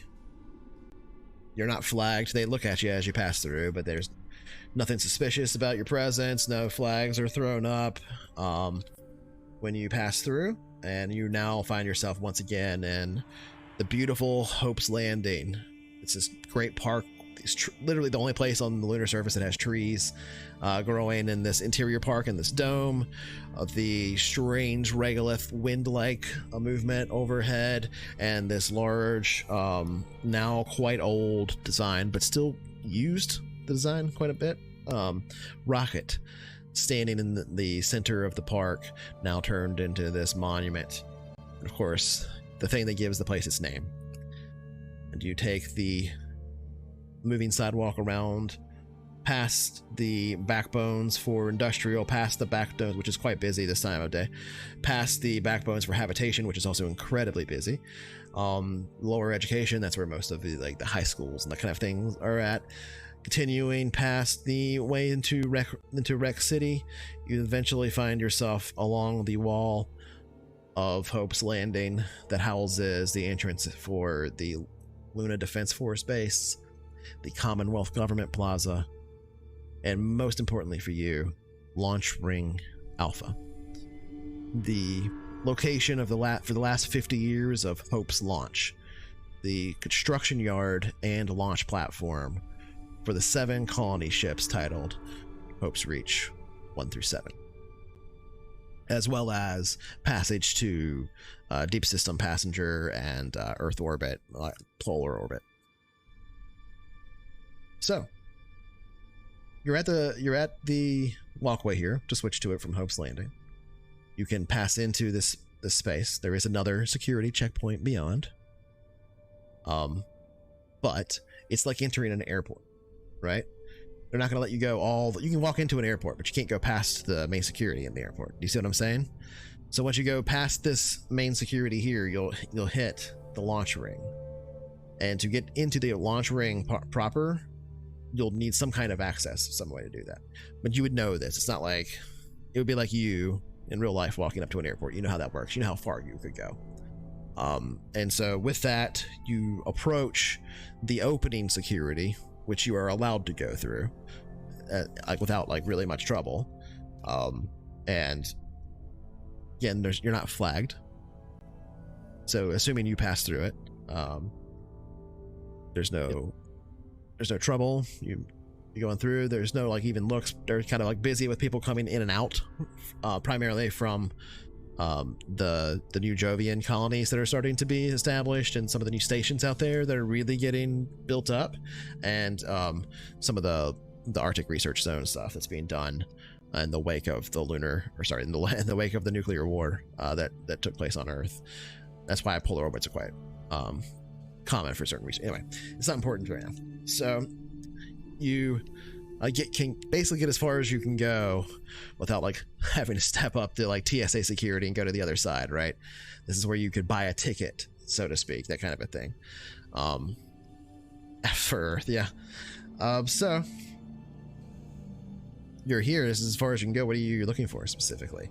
It's a large facility at this space, kind of a open, almost atrium-like design, but you can't really see out very much. There are screens all around though that project a ton of advertisements for different things on Earth and lines out into the deep system, looking for people like workers, different companies like working, like advertising their company. There's all kinds of ads for the ownership of different types and models of DSVs that are using the first and second generations of the Craig drives now that you're seeing. They're quite pricey, but they're sort of like these luxury yacht kind of things that are some being showed, to everything to like big workhorse things for mining that are being put on display, and these beautiful screens, these that sort of don't like act as a screen the way we think of, but sort of projects a slight kind of hologram out in front of them that gives a sense of depth. And as you pass by those, there are several that kind of come to life alongside you that have a vertical alignment that just kind of almost look like a perfect human that's slightly translucent, that tries to make eye contact with you as you pass by and call out to you, advertising various things. A few of them offering to set you up with deals for tickets into the deeper system beyond, etc. But of course, unless you engage them with eye contact and speak with them, they just eventually flicker back out, ignored. What do you do? Okay, yeah. I was, well, I'm gonna walk past, and first off, just kind of get an eye on how everything's laid out, how the ships are, as much as I can see. Okay. Well, here from this position, it's like you can't really see much of that. The ships themselves, you're inside of a place that has a bunch of screens in it and stuff. If you want to go further, you would have to essentially present a ticket to them or a reason to pass through the actual main security, which you can go through if you have a reason to do it, or whatever other means. And then past that, the actual launch ring access, which has essentially like sub gates that would take you to deep system, polar orbit, or to Hope's launch itself, which Hope's launch itself is like its own gate with its own separate security. All right, well, would I know how much a ticket is, out of curiosity? Oh yeah, they're screaming it at you all over the place, depending on which place you're trying to go, depending on how fancy you want it to be, etc. Like the cheapest ticket possible that I could buy. Oh yeah, you could get a ticket essentially on a DSV. It's not really a DSV at this point, I guess, but on a SV that would go to a polar orbit and return, right? So those are used sometimes for research passes, different things like that. You get on something like that for probably 800 credits. Yeah. It would be one of the slower ones. Any credits? It would be on one of the exist. Like, could you Charge it. Can you go into debt for you can? Yeah, I would say you like, because you're gainfully employed as a person on the station, you probably have corporate credit that you can charge things to become more in debt to a degree before they essentially revoke your access. All that's gonna be white, baby. Yeah. Let's go so in that ham on case, that turkey. let me get 4 first-class tickets out of this fucking place. Like I said, if you go hard, I am going to make rolls to see like if they cut off your spending. But I mean, this is I'm not gonna basically go. Like, if it throws up an expenses alert, for the right? job. Like, of course they're going to cover this. I mean, I think they literally will for a lot of stuff. But Yes, I'm also saying that like, Right. depending on what you're doing, you might throw up like a flag to a bank or something. So you got to just be kind of Right. careful about what you do. Yeah, no, I just want to get like a regular ticket. I want to go back to one of those ladies, those digital ladies that were yelling at me about discounts, and see what kind of discounts they have. Such a gentleman. I'm gonna They'll flicker to life. can I get you a ticket to the deeper systems, or perhaps, and by systems it means planetary systems, or perhaps into polar orbit for research? We have a list of slow vessels, and then like they'll just appear like essentially like in perspective next to her in the air on these dates, cycling, etc. And you see a bunch, as well as vacation packages, and then starts scrolling out and looking at like essentially sightseeing things like in the belt and things that take weeks and weeks, if not months and months of journey time to do, and they're quite expensive. And by quite expensive, I mean like 40,000 credits, that kind of expensive. How much is a DSV out of the system? Out of the Earth Luna system? Yeah, out of Sol. Yeah, just out of curiosity. Out of Sol is not, they don't exist. There's no such thing as ships that leave the solar system. This is all inside of Sol. These 7 are like they're DSV. Yeah, these okay, seven are these 7 are the first ships targeting a system outside of Sol. Yeah. Okay. Out of sure. out of the Earth Moon system, that would be any of the deep space. God damn it, deep system passenger ships would do that. Like all the ones out to Jupiter or the Belt or even Mars, but the Mars ones and stuff are at the other launch ring. Okay. Yeah. No, I'm You're just an gonna. Okay, I'm gonna talk to the lady. Yeah, Business class. Let's not take the piss. Let me get a ticket, exploration ticket out around the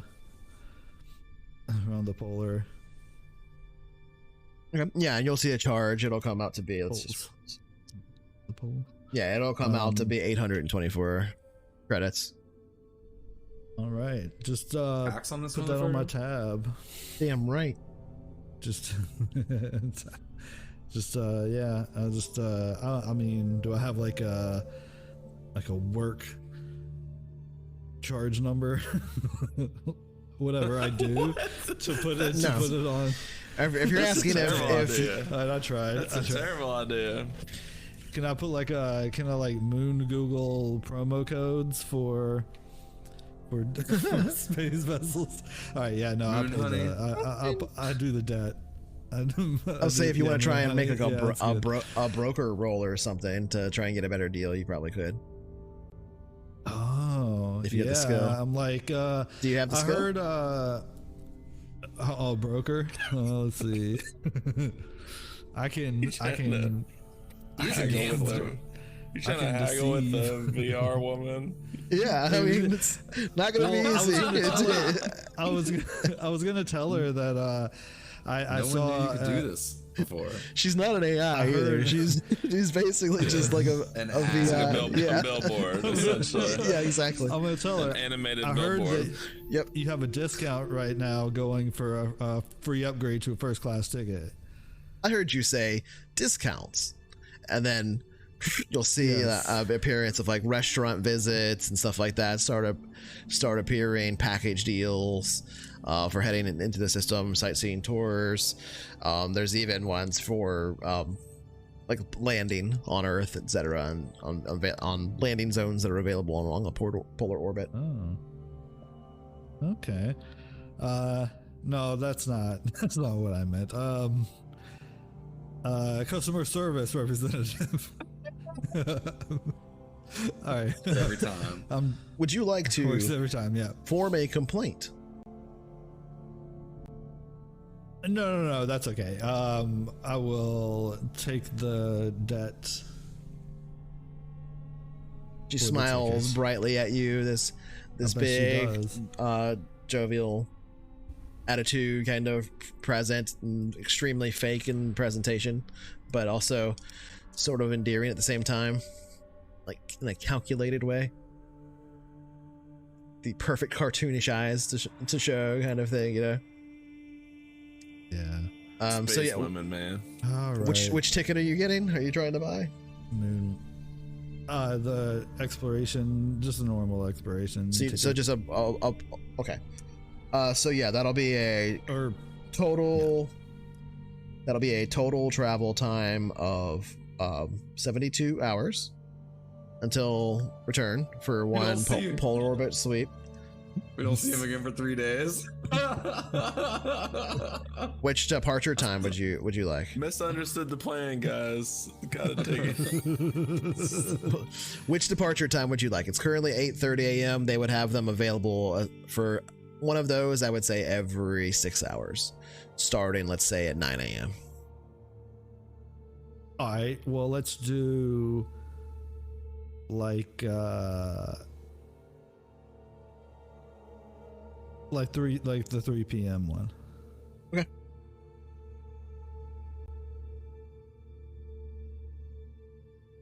Okay, so you have a 3 p.m. flight scheduled for a polar orbit pass at a total for a slow flight. Tea kettle, complete polar orbit, starting with the South Pole and then returning over the North Pole, then returning 72 total hours. So the orbit total orbit time itself is only about 10 hours in that period. Keep in mind the rest is travel to and from Earth. Interesting. Okay. Anyway. Good. Now I can go inside. Would you like to add that to a package deal? I can show you these dining discounts. And then they start showing like advertisements for different things that you can basically bring with you, Sky Mall style, to within limit. But it's like it's stuff that you could take on the flight with you, not stuff that you can get like after the flight. But for example, it's just different like dining packages and like internet packages, that kind of a thing, basically. Data packages specifically, not internet, but yeah. And of course, you can add to it or not. It's up to you. I know you're not trying to spend money on it, but yeah. But if you want to add to it or not, feel free. But yeah, it's okay. So I would say yeah, 824. Just add that in there. All right. So yeah, so I got my ticket now. Just make note of that of the amount. Yeah, it's gonna get wiped at the end of this. Yeah, I mean it might be useful for role playing stuff.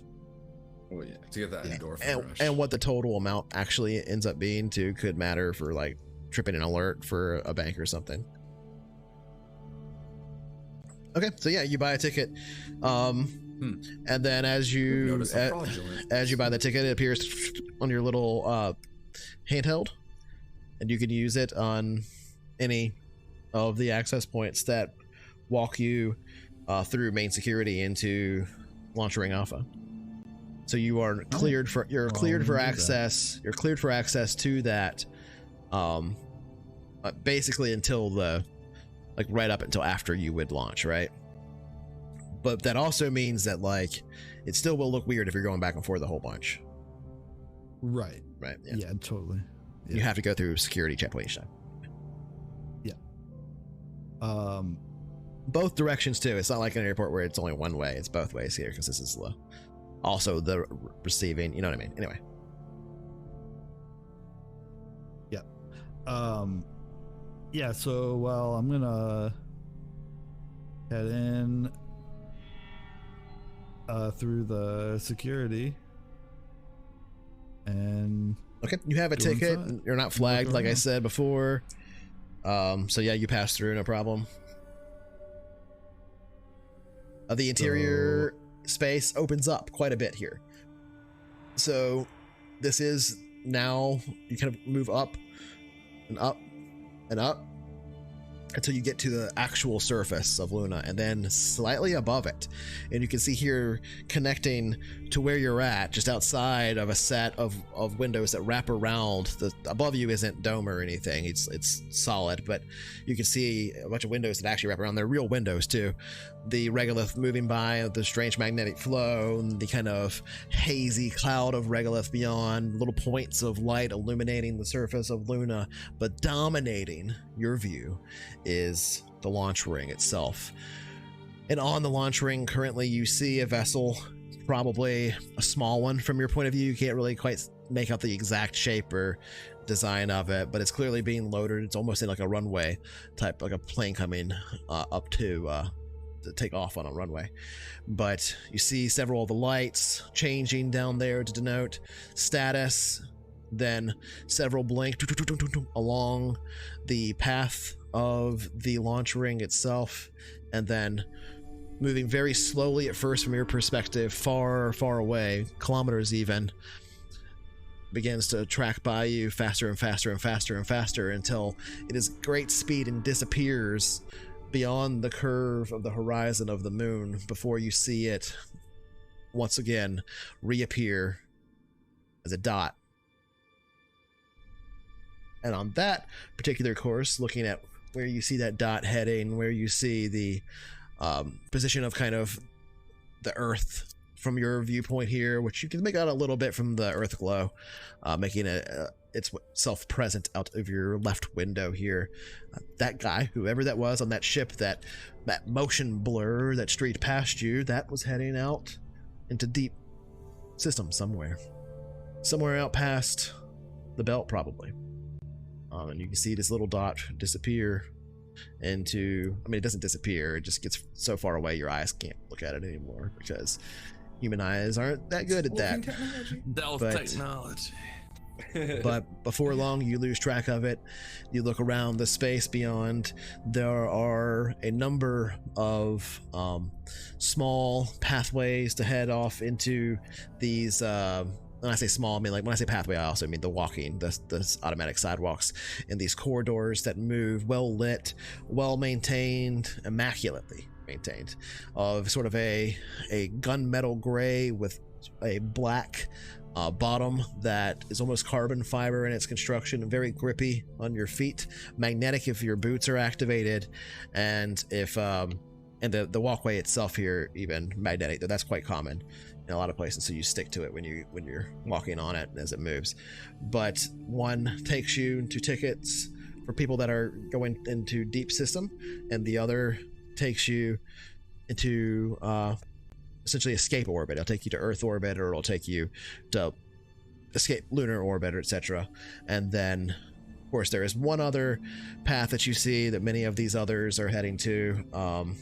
Some of the workers, etc. there, and some of the security there. An additional security checkpoint. This one's small, but busy, as workers head in and out of this, underneath this beautiful sign that's not like a temporary structure. It's like a permanent fixture above an archway that reads Hope's Launch in lettering that is almost looks kind of antiquated, right? Like gilded gold and gilded lettering kind of thing, but they took an idea of something that they wanted to make a monument and put it here. But it's strange to see something like that in an airport, right? Because it's basically an airport with like here's your terminal access. It's a monument, but it looks like every other security checkpoint you've seen, just a small one with people heading like in and out. Yeah. And as you look past that and that is kind of a vibe for a lot of the especially on Luna in this time frame in the 2370s, like a lot of the style is kind of like 1950s. Cool. That's why I was talking about the guy with the slick back hair and stuff earlier. Yeah, that's cool. Yeah. But that's more of like an affectation of Luna in this time period or whatever. Yeah. But anyway, so it's an analogy of like antiquity. Right. Exactly. That's cool. So you are able to approach up to that point and kind of look into Hope's Launch, but you don't have access to go obviously to Hope's Launch, right? Where all the DSVs are, but you actually can see them here through, or some of them anyway, here through the security checkpoint as you're kind of looking by. And it's not uncommon to have people kind of rubberneck it as they go by, because it is this actual thing that you see in documentaries and stuff, right? People talk about it. It's been a big project for the last 50 years. And some degree, they're even put on display here that you can see from the windows on the outside. As you look around the positions of them, you can't see the inside of them at all. but each of these vessels is so large that it is positioned in such a way that you see the entire outside of it, with where it connects on the outside to the actual Hope's launch main facility, each of them individually docked to it. Then there are these really large constructs there that are essentially like a crane that takes one and moves the entire thing across the lunar surface to load it onto the actual launch ring, the mag rail launch ring, to get the thing into lunar orbit. It was a huge, enormous undertaking that took decades to complete, and that is the reason the launch ring was first built. In fact, was the idea was to launch these big vessels that they could actually work down here in a form of gravity and have like a big place that they could actually affordably work to build up the city and all this stuff and preserve humanity, etc. So you see all of this laid out before you. You can see not all 7 of them from one position. You kind of have to go to the other side and look out that window and see how they each kind of fan out a bit. But they're something to behold. They're huge. They're enormous. These enormous cylinders pointed out to the sky, to some star. Each of them ready to launch. Of course, one at a time, but one right after the other. Do they launch from their specific location now, or are they? They're loaded like a bullet on a gun. Holy shit! Okay. Yeah. And the whole facility is basically built to move them. Launch day is going to take a whole day. Yeah, it's a big thing. Yeah. It's a big thing, but it's also mostly, as you can tell here, the structure is designed for it, right? Everything's designed built for this moment. It's a huge deal. Like, it's going to be a thing that people talk about for another 100 years for sure, at least. And there's enormous machines there meant to move these things, etc. But also keep in mind it's lower weight here too. But their structures are meant, they have like to be moved around by certain points that were literally built onto these ships, just as essentially almost like handholds for the machinery to move them around in the construction and everything, right? So even in the design of the vessels themselves, there's evidence of the launch day, right? It's all been built for this moment. And of course, you've probably seen some of that in documentaries and all this stuff, right? But here, taking a look at it, it's very real and dominates the horizon of Luna on this side of the city. These are enormous, all of them.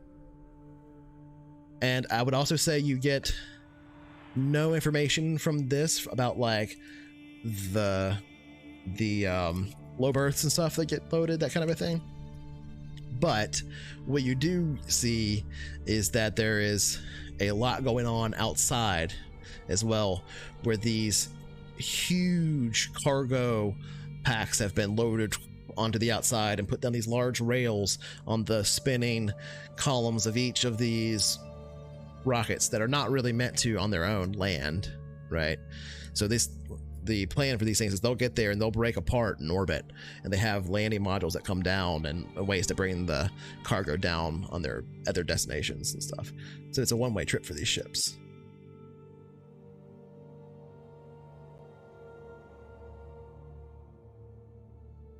You see all that before you. What do you do? All right, it's 11 p.m. too, so I'm going to cut it off here soon, but I'm going to give everybody a moment to have their turn here before we end anything. I was going to... All right, so I can see how they're all loaded up. So obviously there's like, you know, if they're in a row like that, there's like one that's the closest. They're kind of like fanned out, right? They're kind of like fanned out like that. Well, there's 7 of them, so there you go.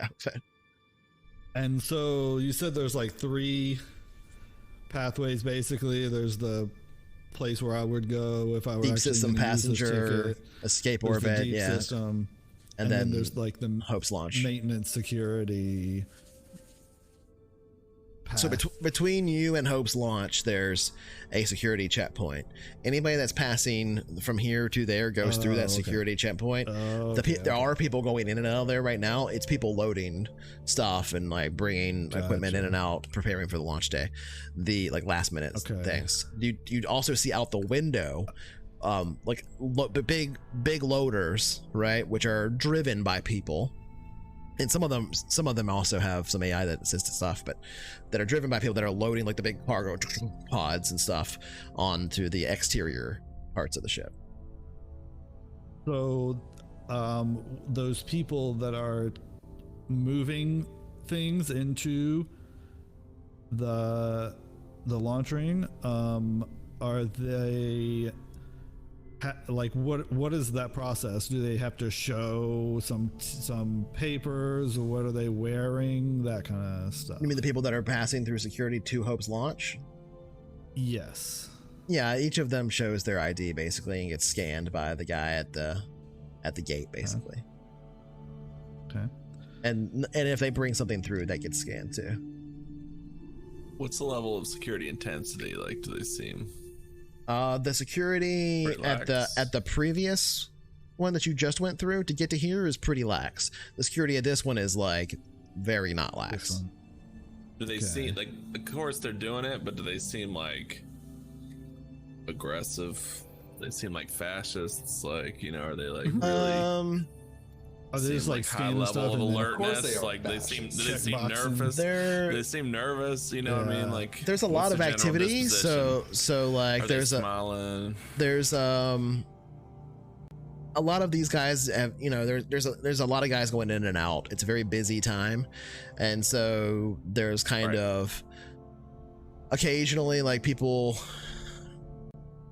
they're not bored, right? And they're kind of stressed out, I would say, would be the thing. The people everything's moving fast. Everything's moving fast. The security guys are like, whoa. You see them kind of being quippy with each other a little bit short, but not like completely dicks, but like everybody's kind of tired and getting this shit done, and nobody's yelling, but there is a lot of like people that you can tell are just kind of pissed. But are they cutting corners? Like, are they like, oh, I recognize you, just walk through? Well, you're not there, but I would say if you want to look for something like that, you can make like a recon or kind of, you know, tell me a skill you want to use and tell me how you want to use it, and maybe we can talk about something like that.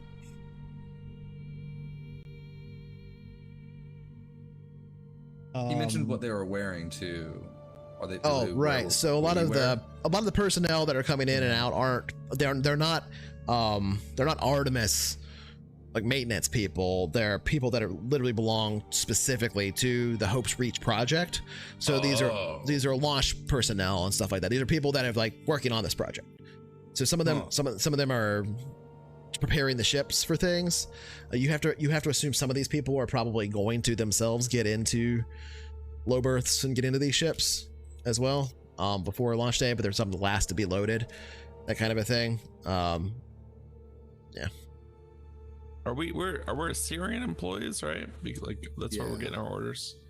You've been working for Osirian at the facilities on Artemis, right? So you work basically for the Osirian Space Industries division on Artemis itself that operates environmental maintenance.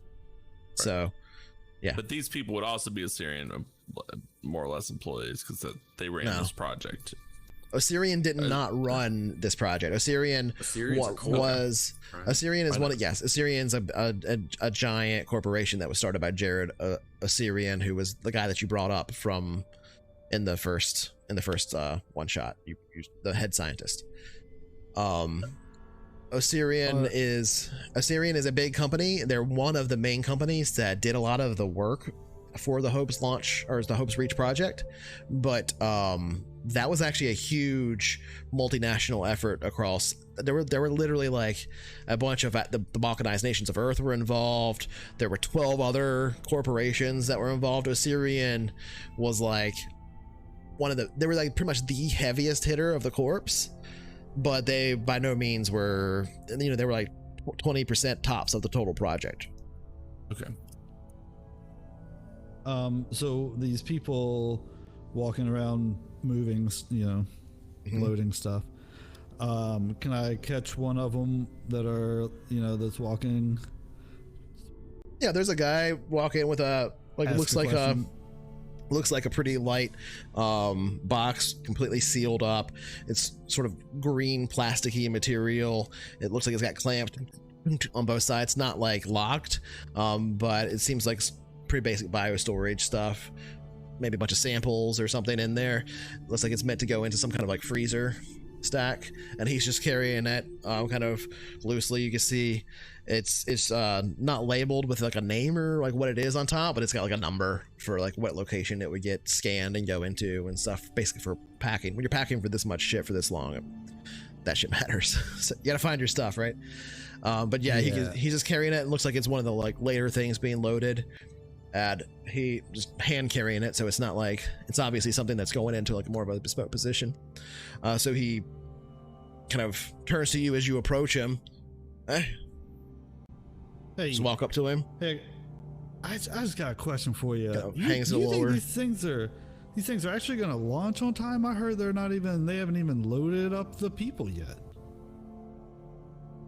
Make a persuasion or a carouse, Nice. I would say. Nice. Yeah, hell yeah. With like With social... charm or social, I guess. Well, no, you haven't presented your status in any way, so this would have to be charm, I think. Okay.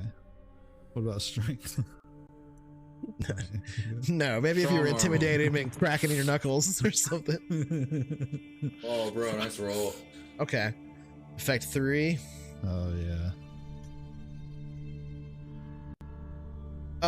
He'll look at you and kind of lower the box and sit it down sort of on the side of one of the chairs, basically here in this kind of waiting area for just a moment. Kind of stretches back while he's doing that.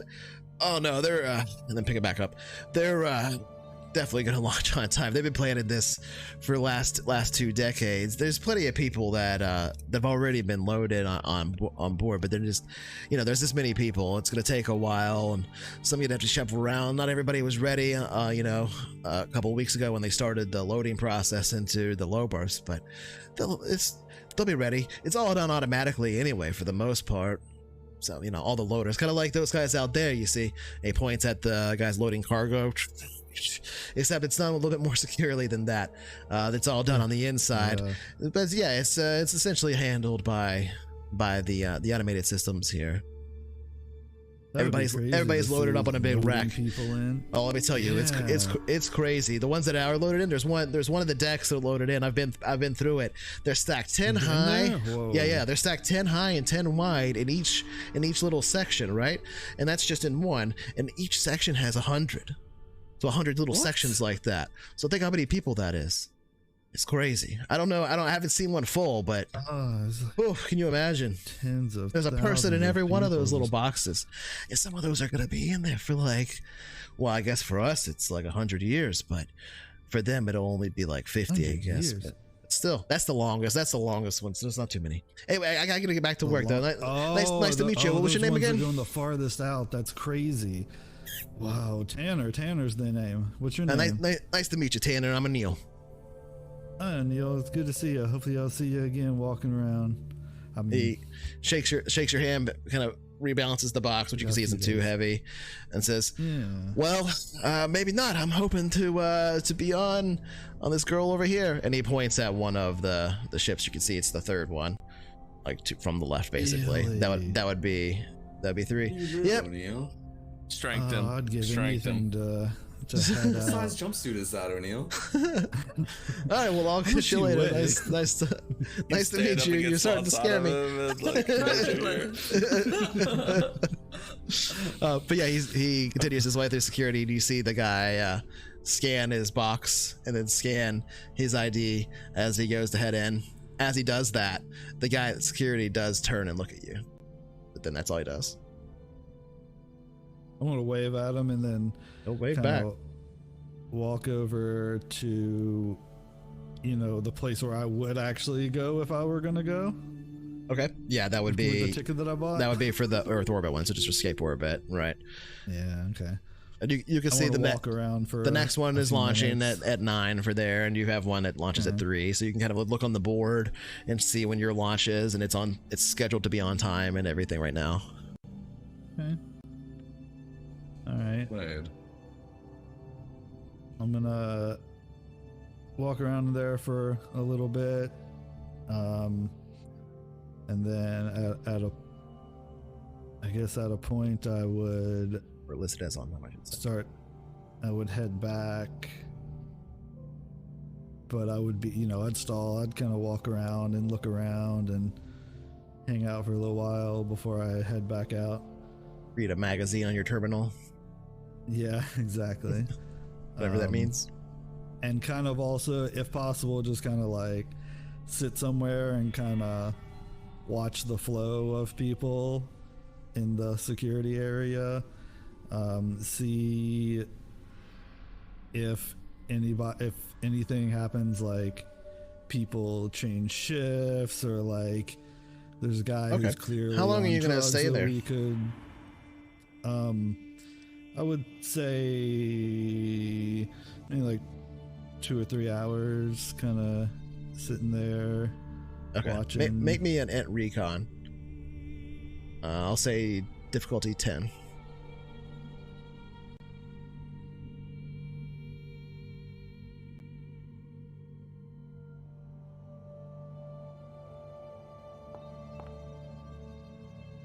Whoa, Okay. barely. No effect, but you still got it. It doesn't look like there's any like big security holes, right? Like no obvious guy who's like on drugs that gets the pass to come in and out or anything like that. You can see that once the packages and things like that are being loaded on the outside, they're not heavily scanned a lot, right? Like once they're through that security, they get loaded onto the ship without being directly interfered with. As you look past the main security guy there at Hope's launch itself, or into Hope's launch, where all the DSVs are, each of them has their own little entrance to the DSV, right? Into Hope's reach 1, 2, 3, 4, 5, 6, and 7, and you pass through that security, right? Like with your vision, and see beyond at each of those little airlocks that go into those. There's a scan basically to get onto the ship, right? That like you could see the guy that was carrying the box kind of walks through there, goes to DSV 3, goes up to the thing, scans his biometrics, and it opens up, and he walks on through, and it closes behind him. So that's another almost, it's not as deep, but it's another layer of security in a way, right? So the weakest point you see here is that the cargo being loaded doesn't go through that additional layer of security. Anyway, that's all you get. With no effect, that's what you're gonna get. Okay.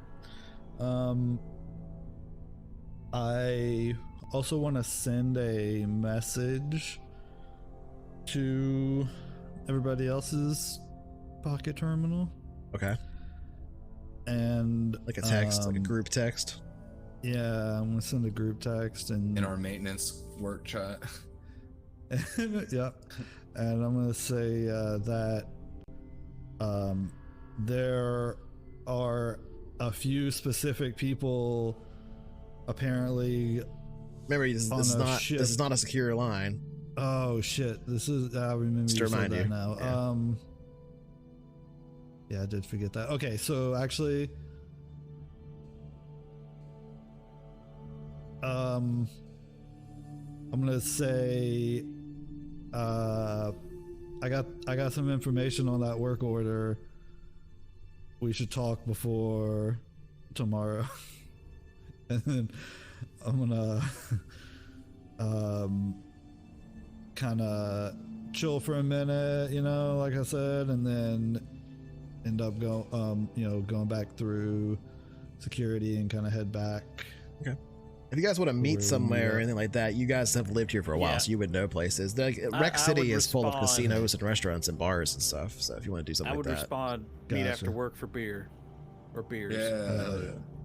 Hell yeah. All right, perfect. And we'll probably go to the same place that Lawrence took us, maybe. Yeah. Or wherever we drank the most. That's the first place I thought of. That was a little expensive, though. Yeah, exactly. So maybe we go somewhere cheaper, to be honest. But I if mean, like, it's close by, You probably have a maybe. regular dive you fine. guys have gone to. Yeah, that's what I'm thinking. I think we would have established that even before we left. Yeah, totally. Probably Okay. true, yeah. That's fine with me. Meet there at like dinner time. I was gonna do that. Yeah. All right. Well, so with that, you spent a couple hours there. During this time, who hasn't gone? I'm gonna wrap up here pretty soon, but let's see what some other people were doing.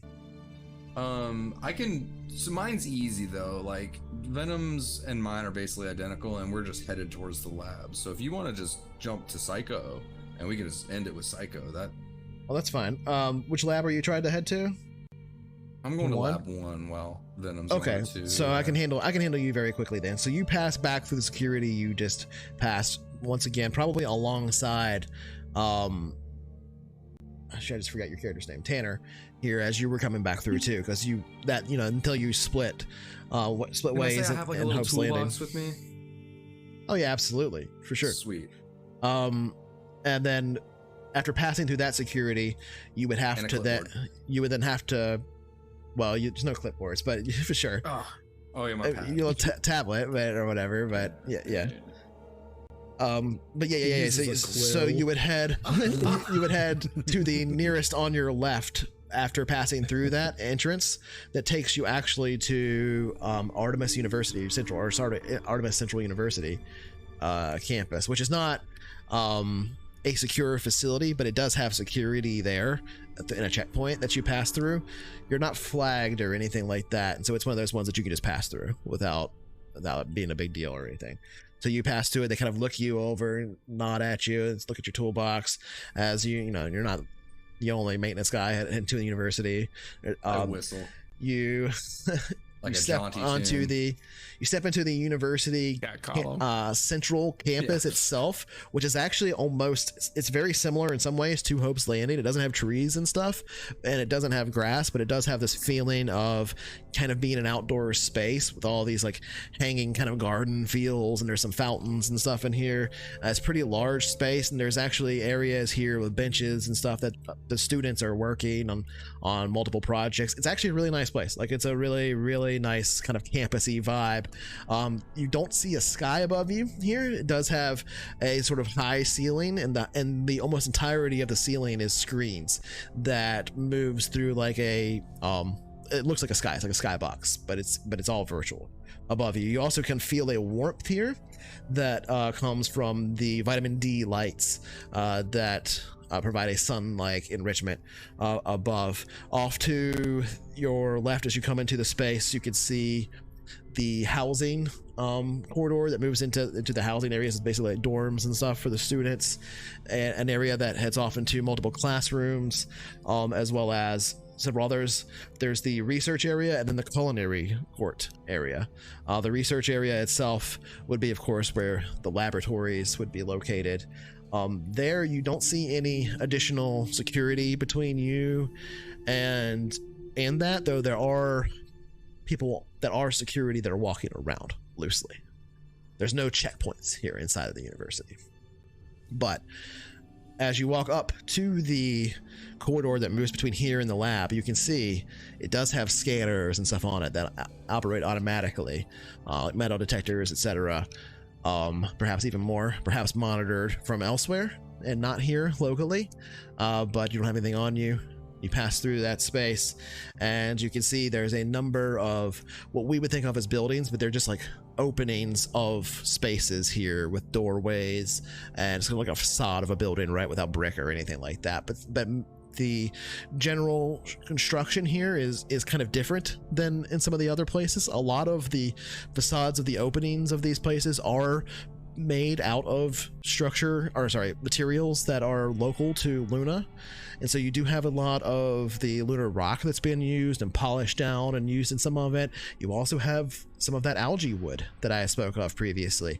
When they take the algae that's used here in the CO2 scrubbing, and after it's been spent as a colony, bake it down into log-like bricks that are then used as a wood analog of the construction and artistry present on Luna. And there's plenty of that on display here. It has kind of a weird natural vibe to it, right? The space all around you kind of feels outdoor and indoor at the same time.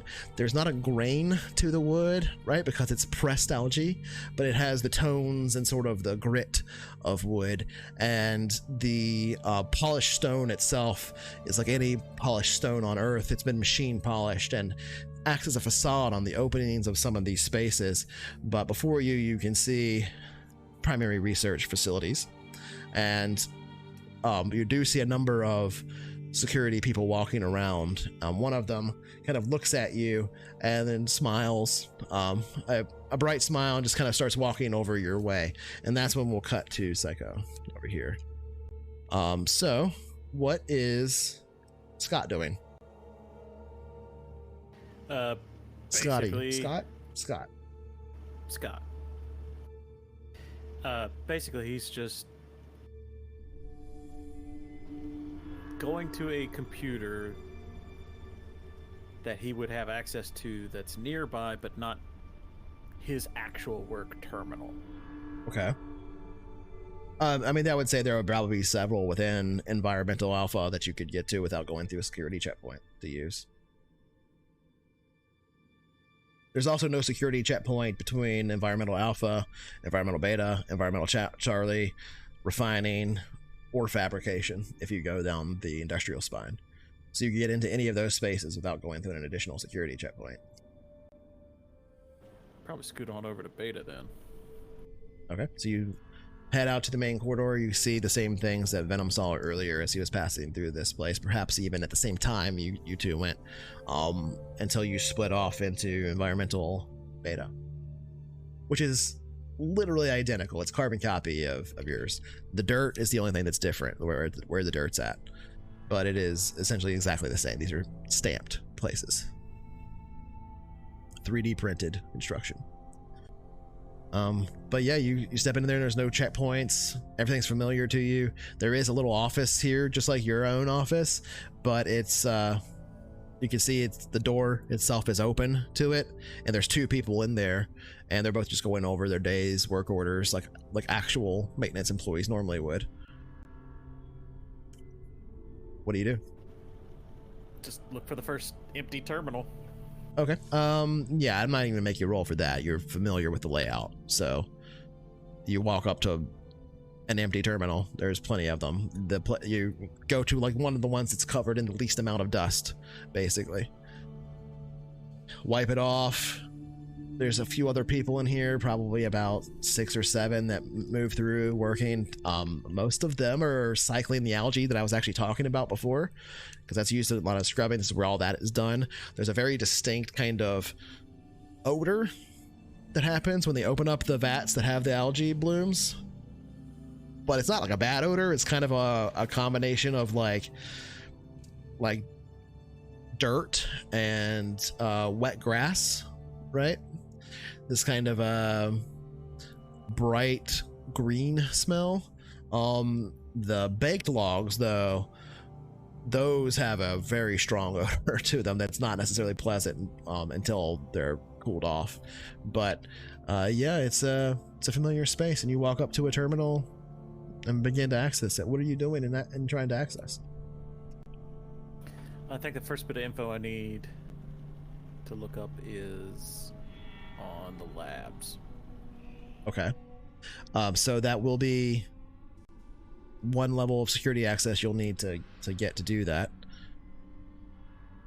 What data on which labs are you looking for? We'll see how far down that rabbit hole you have to go.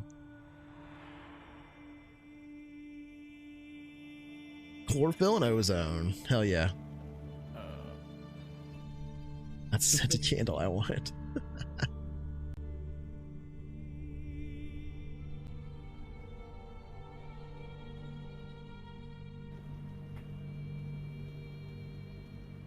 I don't specifically remember, honestly. But basically, like, my notes say lab info is what I was looking for.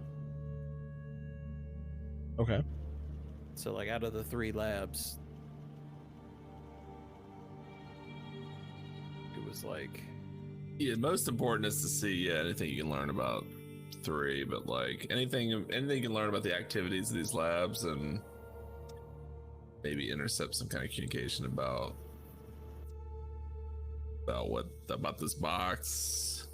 Like, yeah, see which one has the box, which ones had large containers come or go. Also, maintenance and repair schedules for the 3 labs. Oh, that's good, dude. Yeah. Okay. So yeah, that'll require 1 deeper level of access to get. I will say this too, with that crit you rolled earlier, if you manage to get access 1 level deeper, like this, on a mobile terminal, like one that you're carrying around, I'll allow you to turn that into a secure a talking network between you guys, so you can use that to communicate more clandestinely, at least. But that'll require hacking on that too. That's a separate thing. That's not going to count with this roll and stuff. You see what I'm saying? Or this attempt. But yeah, this is going to be, so we're clear, the last thing I think we do tonight. But let's go ahead and start things off with a little bit of a bang here. You look over your shoulder. You look to your left. You look to your right. If anybody's watching what you're doing, seems fine. Nobody's paying a whole lot of attention to you here right now. It's not uncommon for somebody from environmental beta or alpha to go between the others, so it's not too weird until you're here for too long. You pull up the terminal. You start pulling up the command lines for access, and I need you to make a roll. So first of all, in your equipment, do you have any software packages when you got your equipment? No, because we never did in equipment. Okay, so if you want to spend credits and stuff preemptively to get software packages and stuff, we'll let you do that, but I'm not gonna let you do that on the first day here. So it'll be something you have to do, like, you can do it tomorrow if you want to, or whatever else. You see what I'm saying? But for this initial little hack thing, you won't have any of the software packages, so you won't get any of those, any extras from any of those, just so you know, which is fine. So the first thing I need you to do is make an electronics computer check, and because you have access here, that's just going to be an int or education, actually. Difficulty average 8. It doesn't matter. It's not how it works. It's actually contested. Your contested bot. Remember, each of these is an AI that you know. Yeah. Fights against. Yeah, so it's contested. Computers. Correct. Then I have dice modifier that I use based off of what level of security it is. Oh my god, there's no way I'm gonna beat that. Hell yeah. Let's see. Okay, so the way this works is, so what's your total number for your roll? 14. 14. Okay. So you have And the crit. The crit doesn't matter. It's not a thing. Yeah, it doesn't really matter. Yeah, I mean, it's literally not a thing. Yeah, no, right. So you have 14 operation points, and I have 9 operation points as a defender. I'm gonna send you a real quick little screen cap.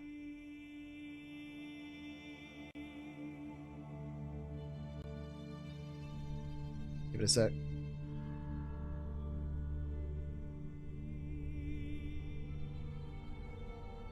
There you go. I'll post it in notes too so other people can see it.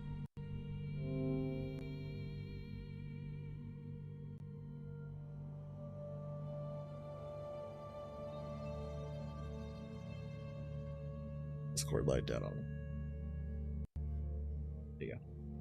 So there's that. You see that, Psycho? Okay. Yeah. So each of those costs 1 operation point to use. And they give you this advantage change. You see that? Advantage starts at 0. And it goes all the way down to -3 and all the way up to +5. it cannot go above or below those numbers. So if you do something from 0 to give -8 advantage, if you try to do that, it won't work. You literally, it cancels out because you can't go below -3. Do you see what I mean? Okay. And you have 14 operation points. Each one is used at the same time in turn as your opponent. In this case, the system you're trying to gain access to. This one is pretty low level, so it's not going to be too tough. But I basically pick a defender operation, and I choose if I want to switch the turn, so which order things go. Normally, we resolve in this order: attacker, defender. You're the attacker, right? And so I could say as defender, I want to resolve the opposite way. I want to be defender, attacker. But you could do that too and be like, I want to do the opposite. And then we both say it. If we both set that up, then it stays the same. So, and there's advantages to both ways, depending on what your strategy is. But you don't know what I choose, basically, as a defender. So, pick an operation and choose which order you want things to go in. Explain the advantage change thing again. Advantage starts at 0, -3. goes as low as -3, goes as high as +5. You can't go above +5 or below -3. Advantage changes happen when using operations. Operations cost a single operation point. The same is true of the defender, who has less operation points than you, as you know, in this current setup.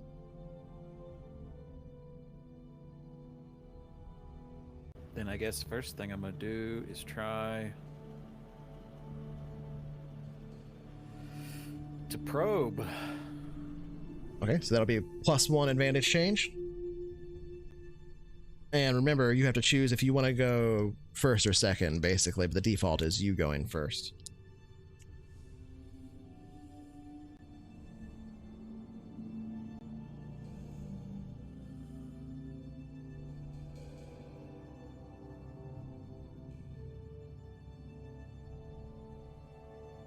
So, which order?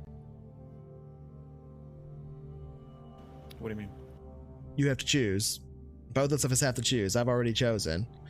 You choose if you want to swap it or not. It starts as attacker, defender. You can either choose to be defender, attacker if you want, so you can flop it, but I can choose to flop it too. And so those would cancel each other out, but you don't know what I've already chosen as a defender.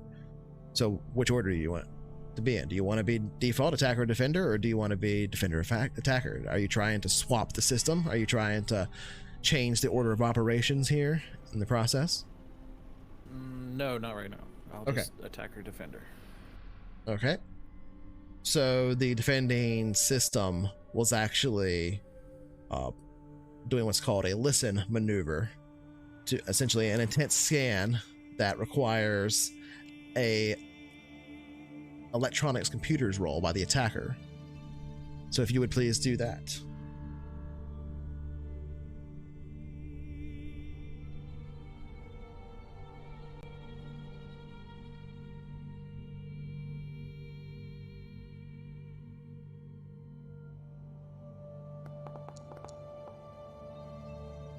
Oops, it's on the wrong page. Oh wow, you can. Still a positive effect. It was supposed to be difficulty 10. I'm sorry, but you still did it either way, so it doesn't matter. But that's a success. You managed to bypass the intense scan performed by the security protocol and gain your +1 advantage in your probe. You can see that there are a few vulnerabilities in the system. What would you like to do for your next operation? You've spent one of your operation points. You're down to 13. Exploit. Okay, so attempt to exploit the defender system. This may only be done if probe was done within the last 3 turns. Okay. They are. Are you trying to swap it, by the way? No. Okay. Because they did. So that means because you didn't, then it did flip. So defender is actually going first. And they did what's called remove vulnerabilities. Attempt to remove vulnerabilities from the defender's system. Exploit only increases advantage by 1 if performed within the next 2 turns. So keep that in mind. That's actually hilarious that you chose exploit, but not really, because it's next in line for both of us anyway. But on the list. But that means that if you do succeed here, that you only get by 1. Blah, blah. So I have to roll. Okay. Yeah. So you still get +1 from it. So you're now at 12 operation points, and you have an advantage of 2. Okay.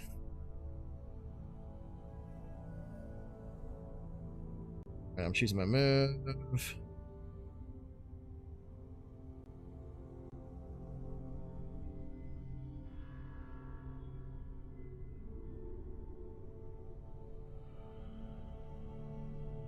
Oh yeah, you can't do too many of that. All right. I've chosen my move. What are you doing? I am attempting to steal information. Steal information. Oh, okay, there it is. It's a movement of -2. Steal a moderate amount of information from the defender's system. Okay.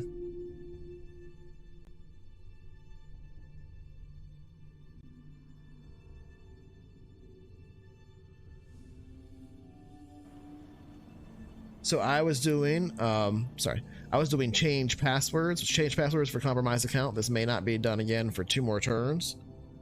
So that gives me advantage here. 3. So you're down to here.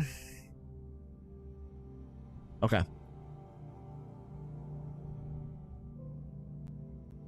And you did information on database, I see. Okay. It's a 2, so does that block it? Nope. Okay. Yeah, you do manage to get your advantage change, so you're at 0 advantage. So you do manage to get some information. So because you get some of the information, you'll have access to some of the lists of people, basically, but not all of them. What do you want to do?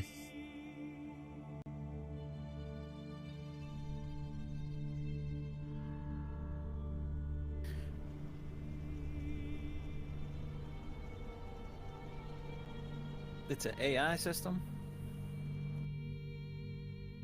As far as you know, yeah. I've chosen my action.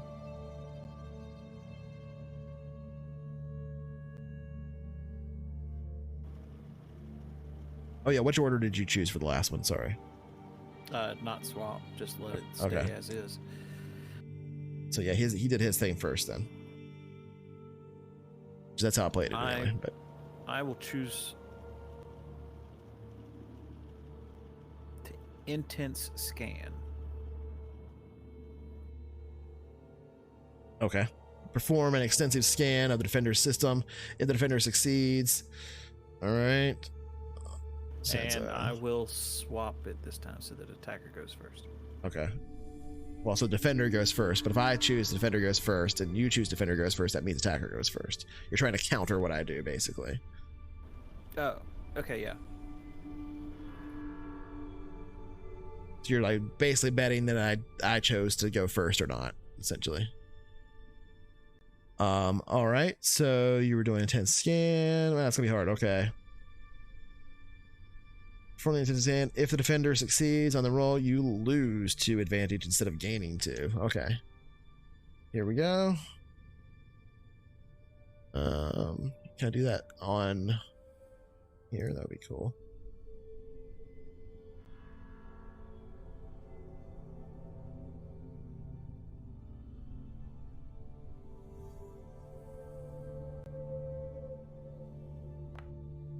Is that visible? Did you guys see that?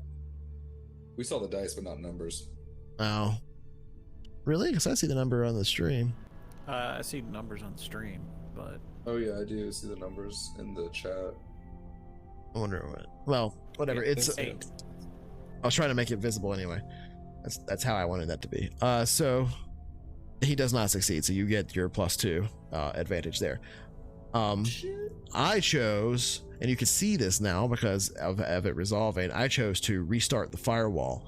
The firewall configuration restarts in 2 turns, which decreases advantage by 3, but it's in 2 turns. So you have 2 turns before you get hit by a big setback.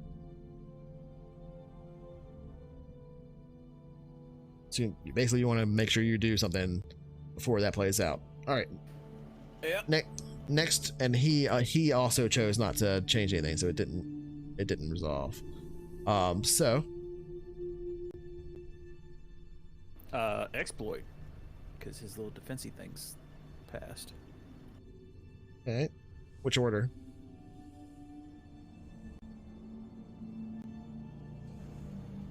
Attacker first. Okay, he chose to flip, so that means it flips to defender first. So that is his thing resolves first.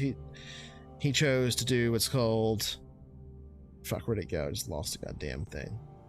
Trace. So obtain a rough location of the attacker's computer. The advantage must be less than 0 to perform this operation. He was at a -3 base thing because this kind of works in the opposite of yours. So it moves back and forth. It's like a tug of war, right? So that means that he will end up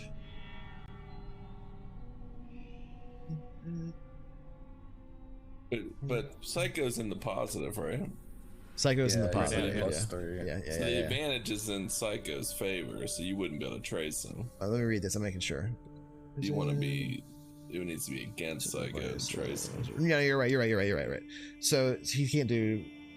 Well, it's yes. So he's going to do, instead of trace, he's going to do, what's that? Oh yeah, that's perfect. Yeah, okay, so he's going to do a full audit this turn, which is right next to trace. That's why I chose that. But full audit performs 2 turns of audit, so it'd be this one and then the next one.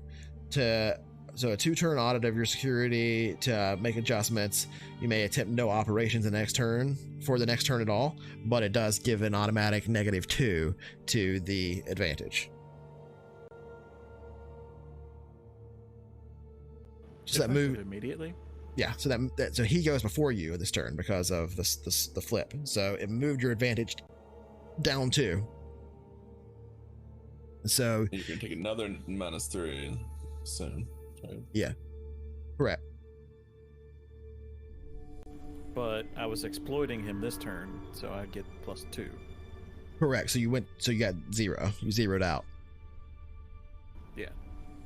So I went down 2 and then back up 2. So what are you at now? What's your advantage? 3. 3, yeah. Okay. That plays out that entire turn. He can't do anything this turn because he's performing an audit. But you know that in the turn after this turn, the firewall restarts as well. Yeah. So I'm gonna go ahead and steal database. Okay. You're at 3. Steal database is -3, so that puts it down to 0. Gibson.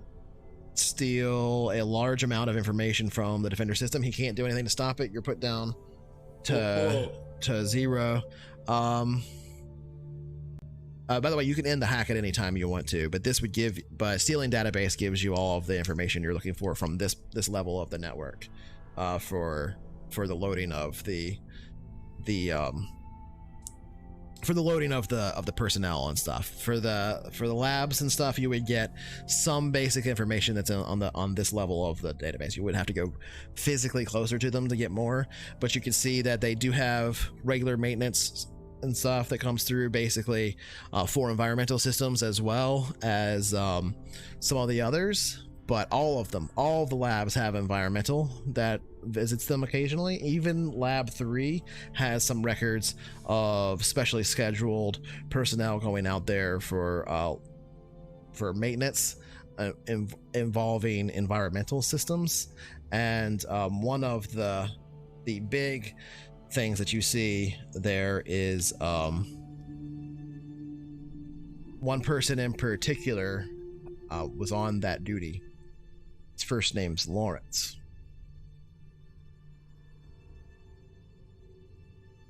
And that's where we'll pick up next session.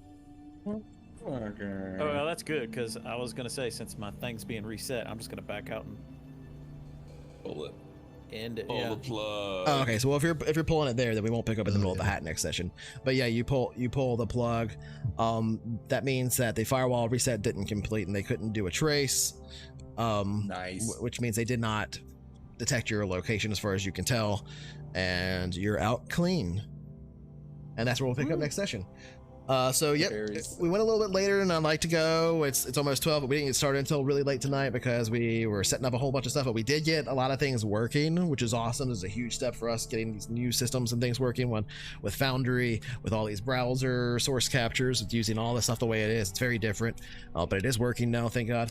And even though it took a lot of setup, there's some bugs that we need to work out. But I appreciate all of you guys coming out. Squiff, it was hilarious to see you, but I love you, man. It was great. Everybody that came out tonight, appreciate the subs from Hopper there. That was great.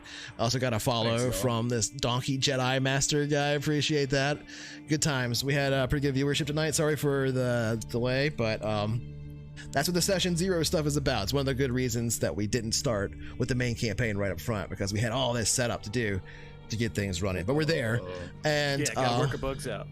Yeah, absolutely.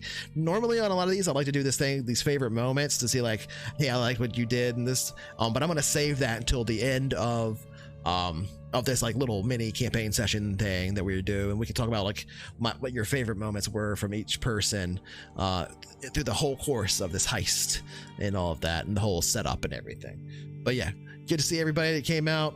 Love you all. We will definitely, hopefully, be back next week unless things explode. And I think we'll be seeing you tomorrow for a screen room over there. So at least some of us. So come over and watch that. And yeah, follow along. It's great. See you guys next time. Bye. Bye. Night.